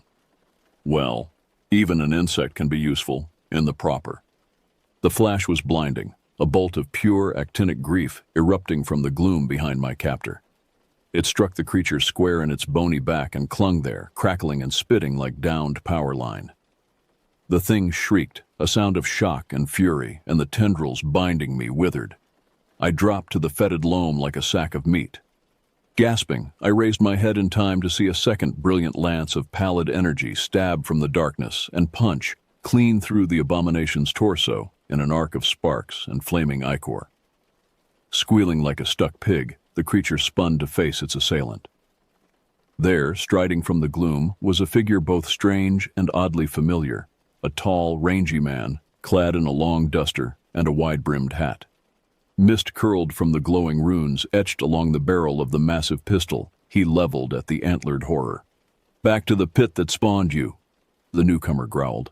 His voice was like gravel and grave dirt, but there was a note of iron resolve in it that kindled a faint ember of hope in my chest. "You'll not have this one, you bark-gnawing bastard." The creature screeched its defiance, but I could see the uncertainty in the hitch of its slumping shoulders, the backward shuffle of its hooves. Whoever this man was, whatever eldritch weaponry he wielded, the monster feared him. It spat a curse in some guttural tongue that turned my gorge, then bounded away into the fog-choked glades, its ululating howls fading into the gloom. In moments, the forest was silent and still once more, as if the abomination had never been. The tall man turned to face me, his pistol already holstered beneath his coat. In the pale light, I saw that his face was deeply lined below his scuffed hat, his beard streaked with ash gray. But his eyes were bright and sharp as flensing knives as he stared down at my battered form. "On your feet, Ranger," he said gruffly, extending a calloused palm. "No time to grab a siesta. You've work to do before the long dark falls." Gingerly, dizzy with pain and confusion, I took his hand and let him haul me upright on watery legs. My mind spun, questions clotting my tongue. Who was he? What in the name of all that was holy had that thing been? What did it want with me? What work did I have to do? But before I could choke out a word, the mysterious gunslinger held up a quelling hand. "Plenty of time for questions later," he said, as if privy to my churning thoughts. "For now, just know this. You have looked upon what should not be, and in so doing, have marked yourself. The antlered one has chosen you, for purposes I cannot guess, but know that it will be back for you. It is inevitable, fixed like the stars in their courses." I shivered, nausea churning in my gut. But beneath the fear, a stubborn ember of anger and defiance kindled. "Like hell," I croaked, my voice a ruined rasp. "I won't be a pawn in that thing's game. I'll fight it with my last breath." To my surprise, the man threw back his head and laughed, a sound like a rusted hinge. "I believe you might at that. Wouldn't have intervened otherwise. I've been watching you, Ranger. You're green as spring grass, but there's a spark in you. The same spark that drew me to this benighted stretch of nowhere all those years ago." He clapped me on the shoulder, nearly buckling my knees. "But you'll need more than pluck and a pistol where we're headed, boy. If you aim to beat the antlered one at its own game, deny it the foothold it craves in our reality, you'll need to learn the hidden ways, the old crafts. And for that, you need a teacher." He turned to stride back into the mist-shrouded trees, his long coat flapping. After a few paces, he glanced back over his shoulder. "Well, you coming? Time's wasting, and the shadows grow long." I stared at his retreating form for a long, befuddled moment, the events of the last few minutes replaying in my mind in all their awful glory. I was bruised, bloodied, and bedeviled. My certainties crumbled to dust. The tattered veil of my reality ripped asunder. The sane thing, the safe thing, would be to turn my back on this hidden world of horrors, to bury my head in the sands of blessed ignorance, to run back to the life I knew, however bleak and banal it might be. But even as the thought crossed my mind, I knew I couldn't do it. I was changed, marked like the man said, by what I had seen and survived. There was no unknowing the truth, no return to a reality not poisoned by the dark. And if the antlered one truly had designs on me, some destined purpose for my unwilling flesh, I knew it would be back. It would hound me unto the very gates of hell. Running would only postpone the inevitable. No, if I was to have any hope of reclaiming my fate, of ripping it from the clutches of the unclean thing that sought to claim me, I would have to stand and fight. To learn the secret ways of this darksome world, and hopefully find some means of breaking my occult shackles. And God help me, but this mysterious gunslinging stranger seemed to be offering me a way to do just that. Sighing, I retrieved my miraculously undamaged service revolver from where it had fallen and limped off after my new mentor, into the crepuscular murk that shrouded the forest. As I followed him into the unknown, one final burst of lunatic humor escaped my cracked lips, a wheezing parody of a laugh. I thought I had come to these woods to escape my past, to find myself. But it seemed I'd found something else instead, something far older and hungrier. My name is Ethan Walters. I'm a park ranger. Those words, once a statement of purpose, now felt like the setup to a bitter cosmic joke. But as I forged on into the gloom, I amended the thought. I'm a park ranger, but I'm also so much more. I'm a hunter now, too, a slayer, and my prey awaits. Again, my new mentor, John Ryder he'd called himself, barked. I groaned, every muscle protesting as I hauled myself off the damp forest loam for what felt like the 100th time. We'd been at it for hours, Ryder putting me through a grueling regimen of calisthenics, weapons drills, and hand-to-hand training, interspersed with terse lectures on the unnatural entities that prowled the shadowed corners of the world. "Remind me again why this is necessary," I grumbled, brushing leaf litter from my jeans. "I thought you were going to teach me magic, not run me into the ground." Ryder snorted. "Magic? That's a child's word for it. What I'm teaching you, what you need to learn, is the art, the craft of will and sacrifice, of blood and breath and bone. And believe you me, boy, you'll need a strong body and a disciplined mind to wield it." He tossed me a canteen. I drank deep, the lukewarm water soothing my parched throat. "The antlered one and its ilk, they ain't some two-bit back-alley thugs you can spook off with a stern word and a flash of tin," Ryder continued. "They're old, powerful. To face them, you need to be a weapon, honed in body, mind, and spirit." I sighed, recapping the canteen. He was right, of course. After the horror in the woods, the glimpse I'd gotten of the squirming, suppurating truth behind the thin veneer of reality, I knew I'd need every scrap of strength and skill I could muster just to survive, let alone to fight back. "All right," I said, squaring my shoulders. "What's next?" Ryder smiled thinly. "Next, we see if there's any talent in you for the hidden ways. Time for your first lesson in the art proper." He led me to a small clearing carpeted in moss and lichen-crusted stones, the trees crowding close, as if to shield us from prying eyes. From a pocket of his long duster, he produced a scrap of yellowed parchment covered in dense, spidery script and strange, unsettling diagrams. "This," he said, "is a ward, a basic weaving meant to turn aside the hungry eyes of the things that lurk in shadow. Study it, commit it to memory. But more than that, try to feel it, the shape and texture of it, the way it warps the skein of creation around it." I took the parchment, frowning at the cryptic markings. At first glance, they were nothing more than ink scratches, devoid of meaning. But as I stared at them, letting my eyes unfocus, I began to sense something. A pattern beneath the chaos, a logic as cold and inhuman as the vacuum between the stars. I think I feel it, I murmured. It's like the world suddenly has a third dimension I never noticed before, like the air has weight and color and meaning. Ryder nodded. Good. You're glimpsing the true shape of things, the hidden currents of creation. The art is the act of seeing those currents and learning to direct them, to swim rather than be swept away. He gestured at the parchment. That ward is a simple pattern, a mode of stability imposed on the malleable essence of the world. With practice, you'll learn to craft your own patterns, to weave your will into reality as easy as breathing. I swallowed hard, a sudden weight settling on my shoulders. This was real.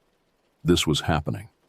I was being initiated into some ancient eldritch mystery cult, learning the secret ways of magic and monsters. It was exhilarating and absolutely terrifying. But, Ryder's voice cut through my racing thoughts, the art exacts a price. Every working, every weaving, it costs. Some more than others. And not just in blood or sweat or precious reagents. It costs a piece of you, of your humanity. Wield the art too recklessly, rely on it too heavily, and soon you'll be as much a monster as the horrors you hunt. I met his gaze, saw the somber warning in those flinty eyes. Is that what happened to you? I asked quietly. Is that why you live out here, on the fringes? For a moment, I thought I'd overstepped, that Ryder would shut down or lash out, but to my surprise he just sighed, a sound of bone-deep weariness. I've made mistakes, he said slowly. Sacrificed things I shouldn't have, people I shouldn't have, all in the name of the hunt, of holding back the dark a little longer. I aim to spare you those mistakes, if I can. He clapped me on the shoulder, but that's a lesson for another day. For now, focus on the ward. Practice tracing it, not just with your fingers, but with your mind. Get a feel for the currents, the flow of energy. We'll make a warden of you yet, boy.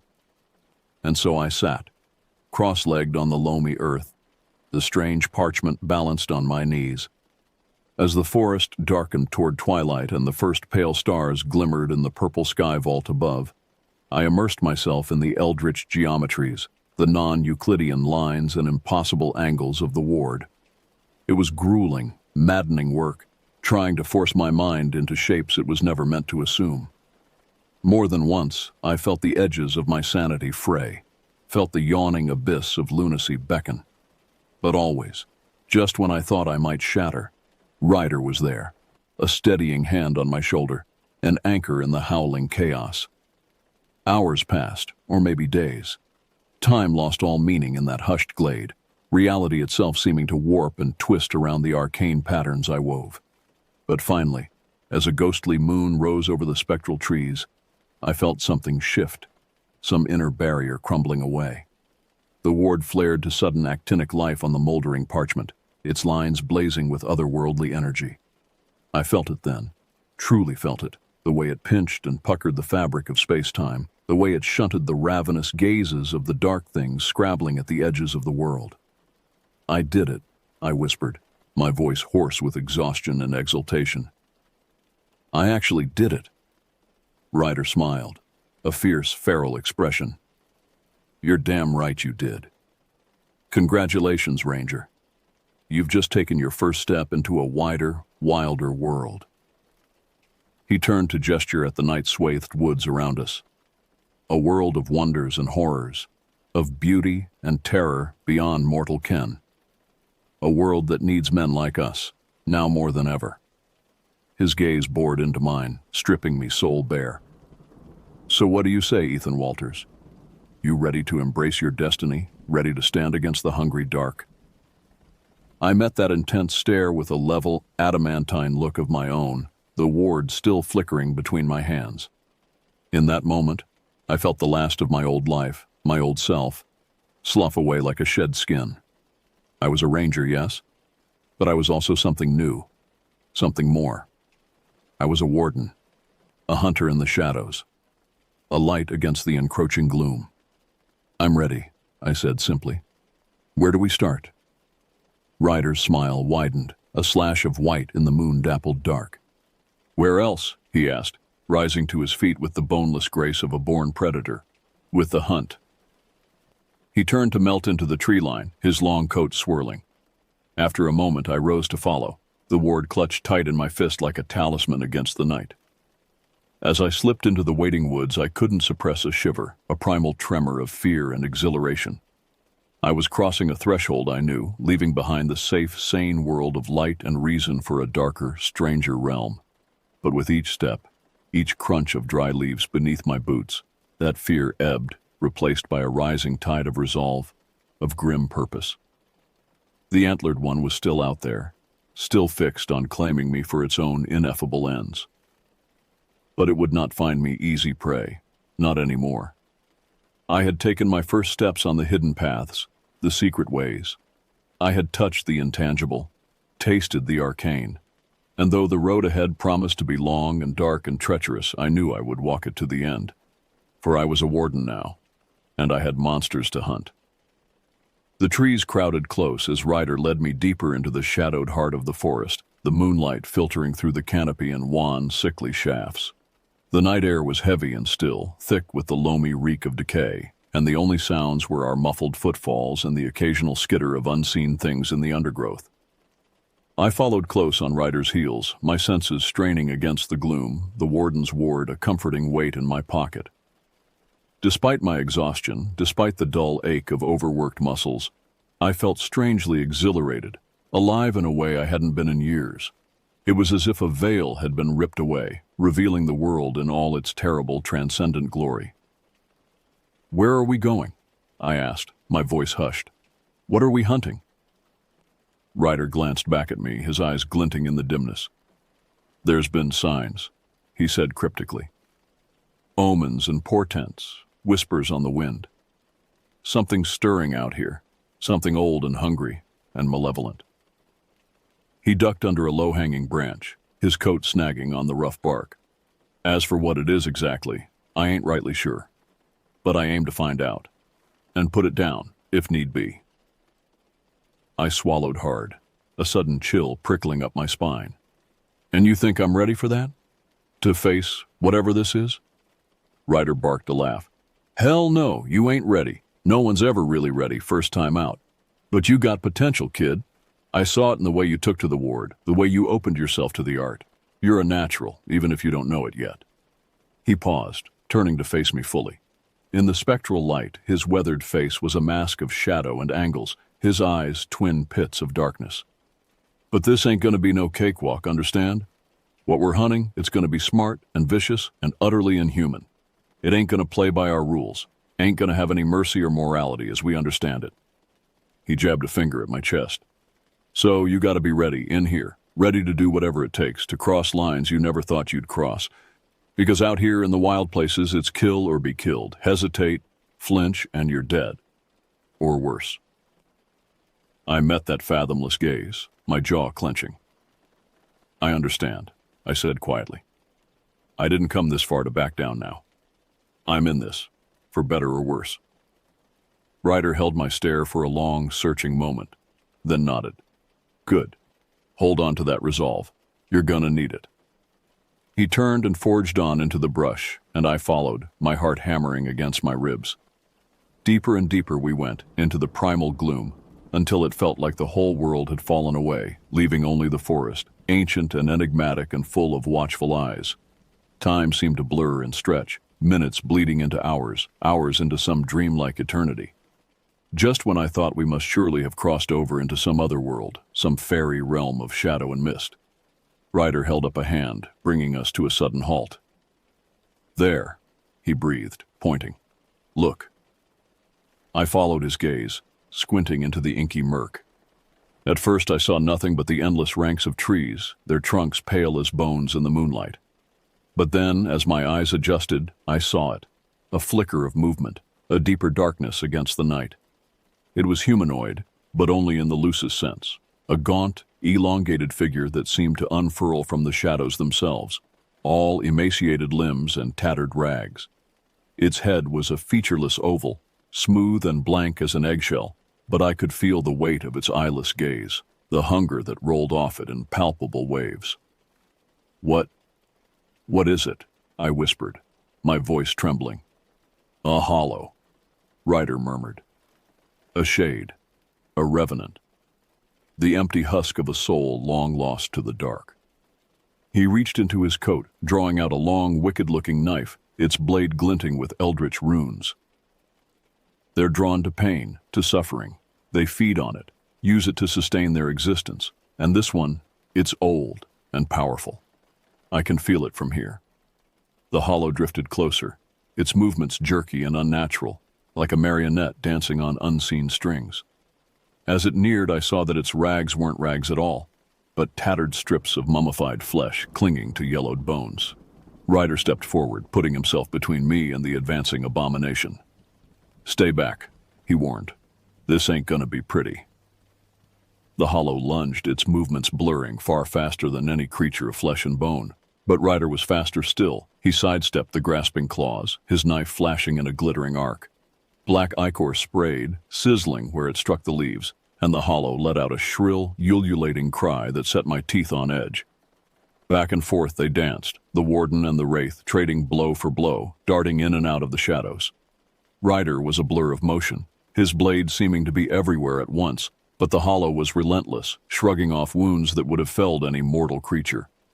I watched, transfixed and horrified, my hand clutching the ward in my pocket like a talisman. Part of me longed to help, to join the fray, but I knew I'd only get in the way. This was Ryder's fight, his element. And then, in a move almost too swift to follow, the warden slipped inside the hollow's guard, his knife ramming up under its ribcage. The thing convulsed, ichor gushing from the wound, and Ryder bore it to the ground, pinning it there like a bug on a card. Back to the abyss with you, he snarled. Back to the nothing that spawned you. He twisted the knife, and the hollow spasmed, its limbs thrashing. Then, with a final rattling sigh, it went limp, its form crumbling away into wisps of shadow and oily smoke. Ryder stood, breathing hard, ichor dripping from his blade.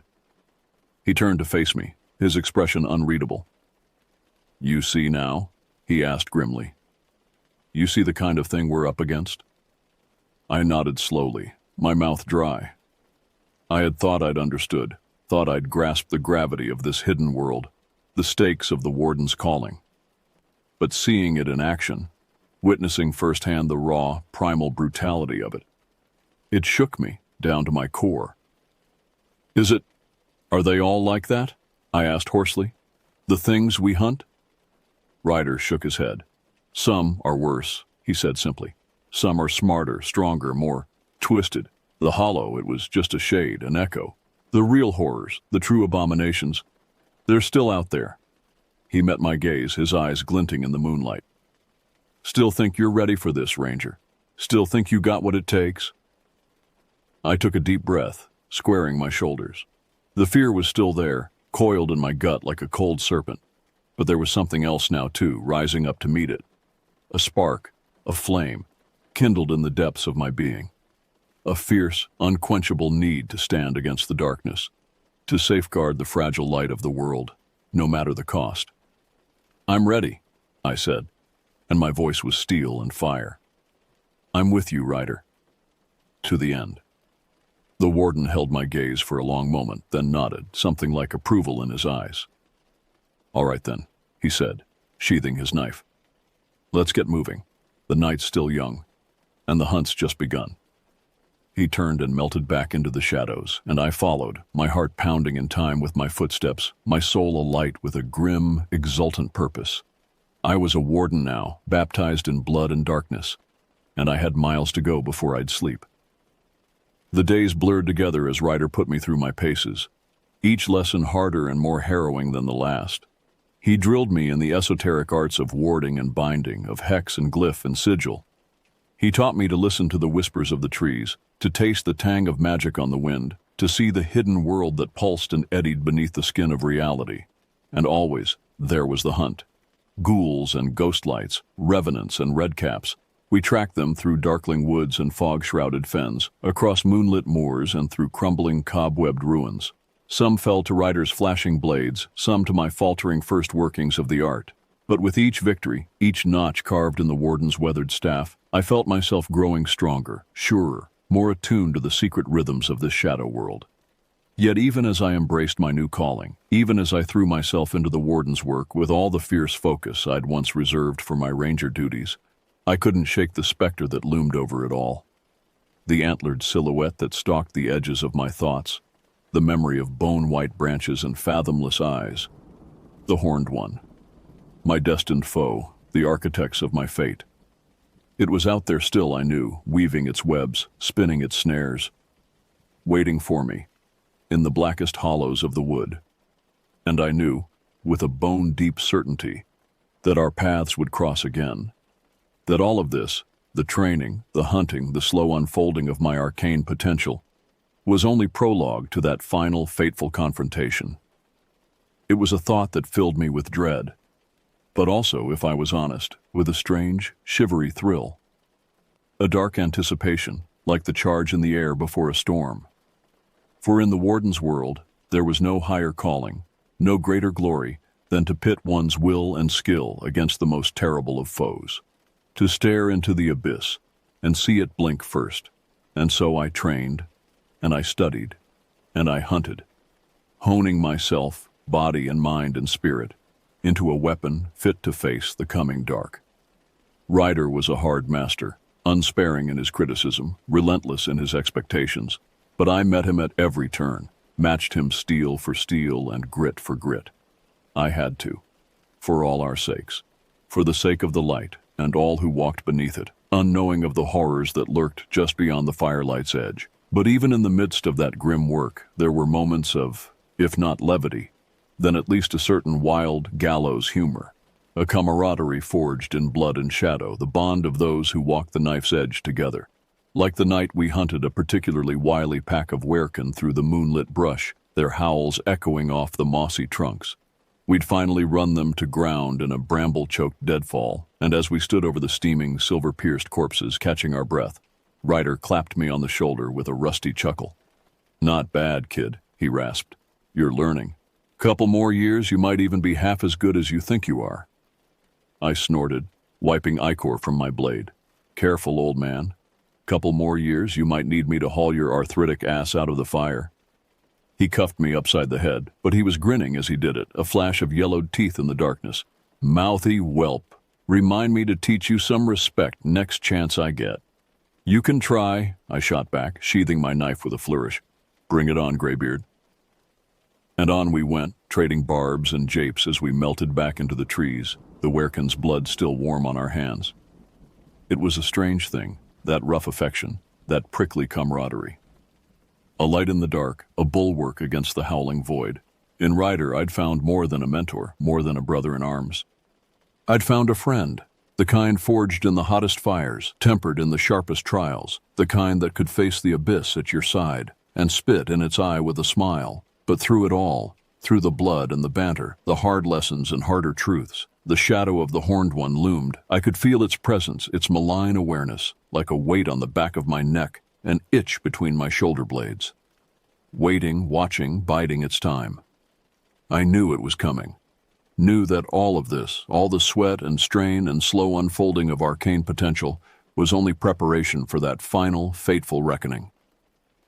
And as the days turned to weeks, the weeks to months, I found myself growing impatient, almost eager for that ultimate confrontation. To test myself against the abomination that had marked me, set its sights on my soul. Ryder sensed it, sensed the restless hunger growing in me. And one gray, guttering dawn, as we huddled over a meager fire in the depths of the forest, he finally voiced what we both knew was coming. "It's time," he said simply, his eyes glinting in the flickering light. "The signs are clear, the portents aligning. The Horned One, it's making its move." I sat up straighter, my heart kicking into a higher gear. "Where?" I asked hoarsely.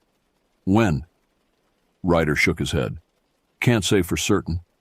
But there's a power gathering, a darkness rising. I can feel it, like a storm on the horizon." He met my gaze, his face grim. "And at its center, the Horned One waits. For you." I swallowed hard, my hand straying to the hilt of my knife.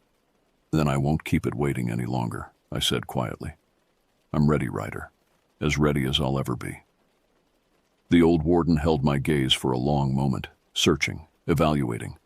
Then slowly, he nodded. "Aye," he rasped. "I reckon you are at that." He reached out, clasped my shoulder in a grip like iron. "But you listen to me, boy, and you listen well. What you're facing, it's like nothing you've ever known, nothing either of us has ever known." His fingers dug into my flesh, his eyes boring into mine.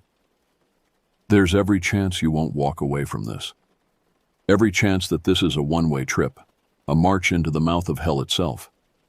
You understand that? You ready to shoulder that burden? Pay that price?" I didn't hesitate, didn't flinch.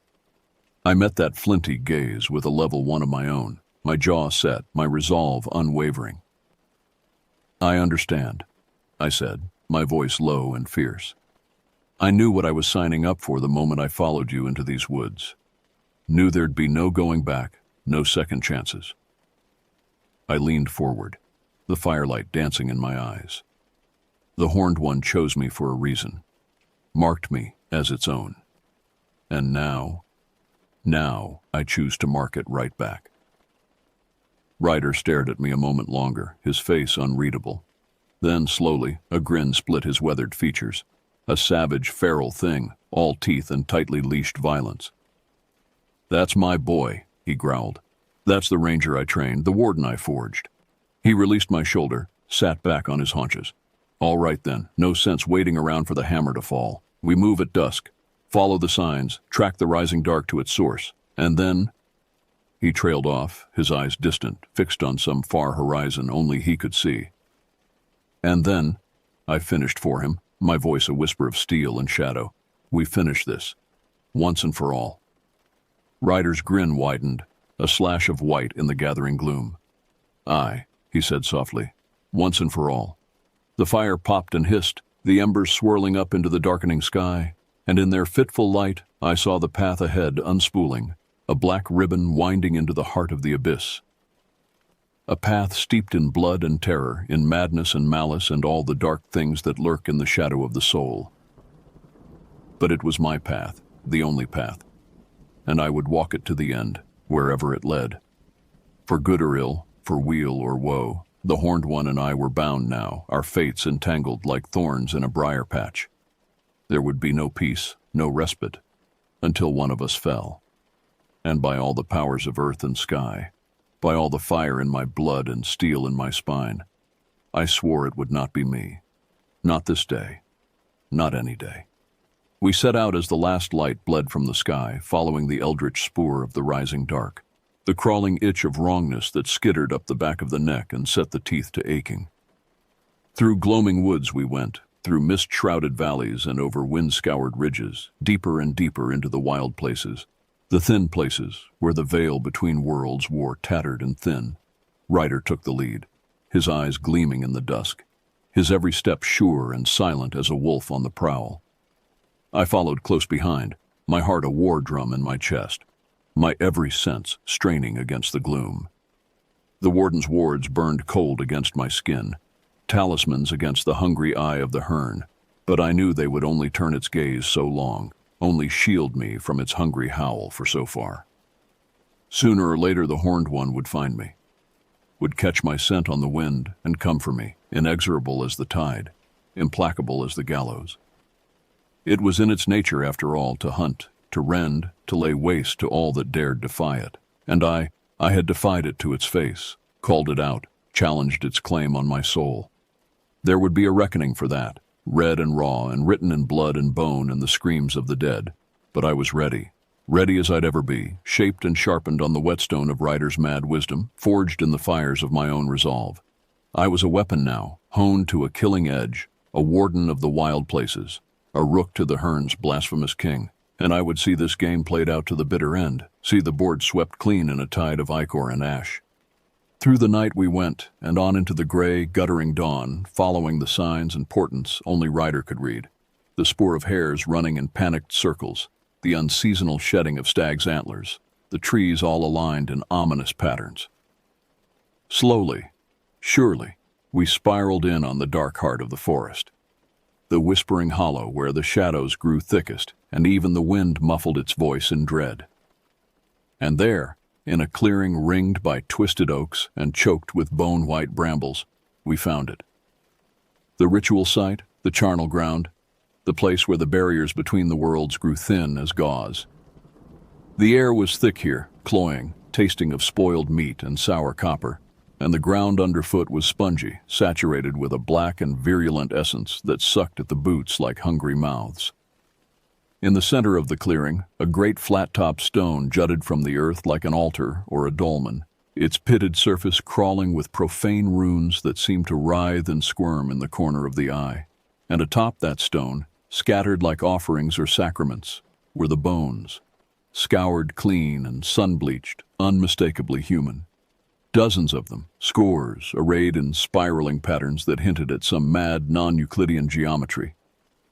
Mother of God, I breathed, my throat tightening at the sheer, palpable wrongness of it all. Ryder, what is this place? A gateway, the old warden murmured, his voice bleak as salt wind. A thinning of the walls between the worlds. Here the Hearn's power waxes strong, its grip on our reality growing tighter. He gestured at the spiraling bones with the point of his blade, his mouth a grim line. It's been preparing for this, gathering its strength, whetting its hunger on mortal flesh and innocent bone, biding its time, until its chosen quarry came within reach. He turned to face me then, his eyes glittering in the half-light. Until you came within reach, boy. You're the final piece, see? The last link in the chain, the blood tie that will throw wide the gates and usher the Hearn into this world in all its savage glory. A mirthless grin split his face, more a rictus than a smile. That is, if you let it. If you bend the knee and bare your throat like a lamb to the slaughter. A growl rose in my throat, my fingers tightening on the hilt of my knife. Never, I grated out. It'll choke on my bones before I give it that satisfaction. I thought as much. Ryder's grin sharpened, a wolf's grin, all fangs and tightly leashed menace. So what say we spoil its feast, eh? Upset the altar and scatter the offerings. Spit in its eye and dare it to do its worst. The blood was high in me now, thundering in my ears, and the wards burned against my skin like cold fire. I could feel it out there in the lightless hollows of the trees, the weight of the Hearn's gaze, the building pressure of its hunger, its hate. It knew I was here now, knew its chosen prey had come at last to the killing ground. I could all but taste its foul expectancy, its glee, and its black rage. Let's end this, I snarled, my voice scarcely my own. Let's cut the strings and break the webs. Let's send this antlered bastard howling back to the void that spawned it. Aye, Ryder growled, falling into a fighter's crouch. And may the old gods help us, because naught else will. As if his words were a summoning, a fetid wind gusted through the clearing, setting the branches to groaning and the bone chimes to clattering. The shadows deepened, darkened, drawing in on themselves like a beast crouching to spring. And there, at the edge of the clearing, the underbrush parted like a rotted curtain, and it stepped through. The horned one. The Hearn. My nightmare made manifest, my doom given flesh and form and terrible tearing fangs. It towered over us, twice the height of a man, its emaciated frame swathed in scraps of rotting fur and tattered hide. Its limbs were long and bony, tipped with jagged claws the length of short swords, and its barrel chest heaved with the effort of its breath, the reek of charnel pits and open graves. But it was the head that drew the eye and chilled the blood, a monstrous, eyeless skull crowned with an ever-twisting tangle of antlers, their points sharp as spears and glistening with a viscous, venomous ichor. It swung that massive head from side to side, scenting the air, seeking me out. And when at last its eyeless sockets fixed on me, I felt a cold hand close around my heart, a black despair sink its fangs into my guts. This was a thing out of darkest dreams and most abysmal legend, a primal horror spawned in the black gulfs between the stars, and the reek of its malice, its cruel and avid hunger, struck me like a hammer blow. But I stood my ground, even as my knees ached to buckle, my bladder to void itself. I'd sworn an oath, sworn it in blood and shadow, and I would not break now, not with the end so near. Blade in hand and wards burning bright, I faced my nightmare, snarling back at its eyeless gaze. Beside me, Ryder braced to spring, teeth bared in a devil's grin. "Come on then, you whoreson bastard," he roared, his voice ringing in the blackness. Come get your guts in a pile." The hern threw back its head and bellowed, the sound shattering trees, a shockwave of pure malice. Then, moving with terrible, blurring speed, it charged, its claws scything, antlers lowered to impale. I dove aside, hitting the ground in a shoulder roll as those claws ripped furrows in the ground where I'd stood. Lurching to my feet, I lunged in low, my knife blade flashing for the hern's legs, seeking tendon and artery. But quick as I was, the beast was quicker, an eye blink ahead of me. It danced back, unnaturally nimble for its hulking size, black ichor sizzling where my blade scored its hide. Grinning its death's head grin, it beckoned me on, daring me to come at it again. And I did, roaring my defiance, all fear forgotten in the rush of battle joy. We met like stags in rut, clashing and rebounding and clashing again, the hern's furnace breath hot on my face, its skull visage filling my world. Behind it, all around it, Ryder darted and wove, his blade a silver flicker scoring its hide, spilling its sour ichor. Whenever its clawed hands lashed out at him, he slipped their grasp like an eel, taunting it, mocking its sloth, even as he opened it, throat to belly. And yet, for all the savagery of our onslaught, for all the wounds we rained on its ravaged corpus, the hern fought on, undaunted. Black blood painted it head to hoof. Its matted fur hung on it in ragged strips, but its strength only seemed to grow, its hideous vigor to swell. Even as we drove it back across the forest floor, staggering it, hammering it to its knees, I knew the bitter truth. We were outmatched here, outclassed. The hern was a force of nature, an elemental thing, as much a part of these benighted woods as the trees themselves, and we were just two fragile men of blood and bone and breakable flesh. But gods, we made it bleed for every inch, made it pay in pain for every crunch of shattered rib, every glob of tar-thick ichor that spattered the ground. Howling our war cries until our throats were raw, we fell on it like wolves on a wounded bear, desperate to pull it down before it could regain its balance, desperate to deal the killing blow before our own strength gave out. And we almost did, almost had it, sprawled in the mast and muck, Ryder on its back with his arms locked around its neck, me on its chest with my blade angled under its ribs for the heart thrust. I stared up into that fleshless face, into the black and burning pits of its eyes, and grinned a feral grin as I tensed to drive the knife home. "For all the lost," I snarled through gritted teeth. "For all the damned. This is for them, you son of a bitch." But even as I drew back to strike, the hern rallied. Rearing up with a roar that shook the earth, it caught Ryder a backhand blow that sent him sprawling into the brambles, his blade skittering away into the dark. An instant later, its claws found me, closed on me, those dagger digits sinking through jerkin and shirt to pierce my flesh beneath. I howled as it hauled me off my feet, shaking me like a rat, a red mist of agony descending over my eyes. God's the pain, like cold fire, like molten lead, searing my nerves to ash, my mind to gibbering ruin. Dimly, through the haze of torment, I felt it throw me, felt the sickening weightlessness, the gut-wrenching impact as I slammed into the dolmen stone. Something cracked inside me as I struck, a bright starburst of fresh anguish, and the world swam out of focus, narrowing to a blur of black and red. I scrabbled weakly at the stone, trying to pull myself upright, but my limbs wouldn't obey, my body a distant, shattered thing. From what seemed an infinitesimal distance, I heard Ryder screaming my name, heard the clash of steel on talon as he hurled himself back into the fray. But it was a losing battle, and we both knew it. The hern had us now, at its non-existent mercy. It was only a matter of time. I slipped in my own blood as I struggled to rise, to force my battered carcass back into the fight, and my hand fell on something hard and cold. Dragging my head around, I beheld one of the altar's grim offerings, a human thigh bone, long and heavy, still stained with the blood of its previous owner. A desperate thought kindled in my stunned brain, a last-ditch hope. Even as the hern bore down on me, its skull face alight with terrible glee, I closed my fingers around the grisly cudgel and heaved myself upright to meet it. And as that antlered nightmare towered over me, as its talons flashed down to rend and eviscerate, I swung the thigh bone with all my remaining strength, feeling the impact judder up my arm as it cracked against the hern's bony brow. The beast reeled back, more surprised than hurt, a chunk of yellowed skull flying into the darkness. And in that instant, I pressed my advantage. Lurching inside its guard, I brought the bone down again and again, aiming for the orbits, the nasal cavity, the gaping cage of its teeth. Bone met bone with a crunching, splintering retort, and the hern howled, clawing at its shattered visage, black ichor spraying. Beside me, Ryder saw his chance. Snatching up a fallen pine branch as thick as a man's arm, the old warden put his shoulder behind it and rammed the jagged end into the hern's belly like a spear. It punched through the rotting hide in an explosion of fetid gore, skewering the beast, staggering it back.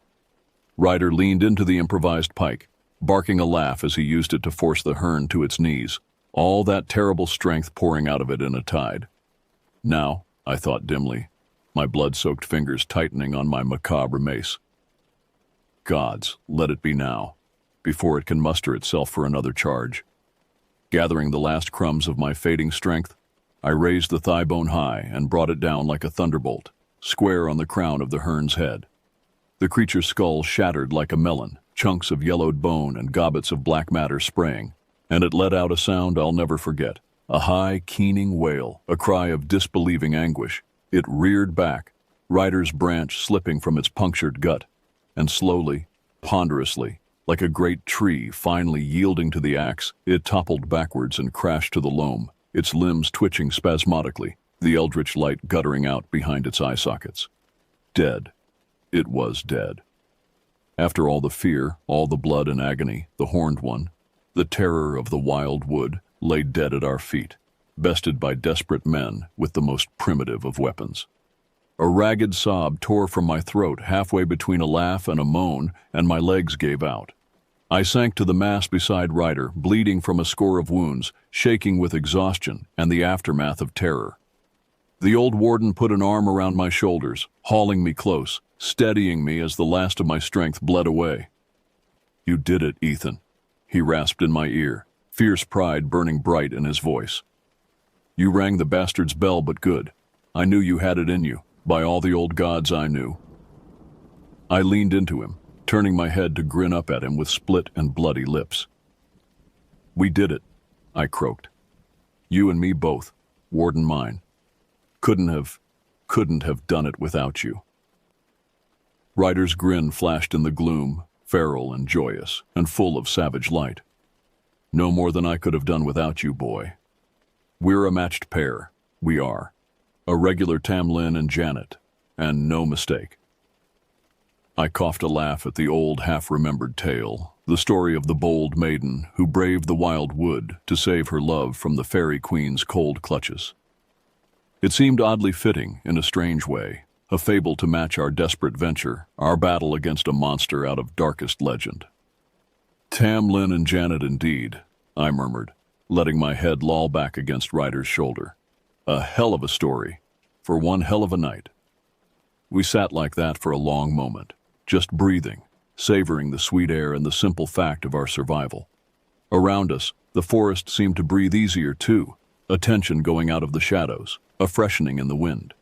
It was as if the hern's fell influence was already fading, its power broken with its physical form. Finally, wincing, I struggled to my feet, Ryder rising with me. Together, leaning on each other, we limped to the edge of the clearing and looked back at the scene of our victory. The shattered dolmen, the scatter of bones, the great dark bulk of the hern lying twisted in the mast. Even dead, it was a thing to inspire dread. But that dread was tempered now with a savage satisfaction, a primal joy in a great evil laid low. "We should burn it," Ryder said quietly. "Render the bones, scatter the ashes. Make sure the bastard never comes back." I nodded wearily. "Agreed. But let's see to our own wounds first, eh? I don't know about you, but I could use a stiff drink and a soft bed, not necessarily in that order." Ryder snorted. "A man after my own heart. All right, let's away. I know a place nearby, a safe haven warded and watched. We'll get patched up, and then, God's willing, we'll get righteously drunk. We've earned it, and then some." "Lead on then, Macduff," I quipped, sheathing my knife. "And damned be he who first cries hold enough."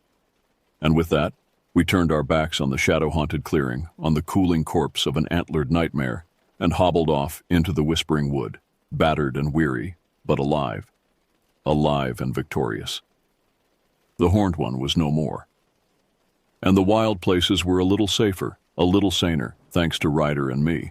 An old warden and a young ranger, two unlikely heroes waging a war most would never know was fought. It was a strange destiny, a hard and bloody calling. But I knew, as the first pale light of dawn glimmered through the trees, that I wouldn't have traded it for the world. This was where I belonged, on the border between the tame lands and the untamed wilds, holding the line against the dark. After all, I was a warden now, and I had work to do.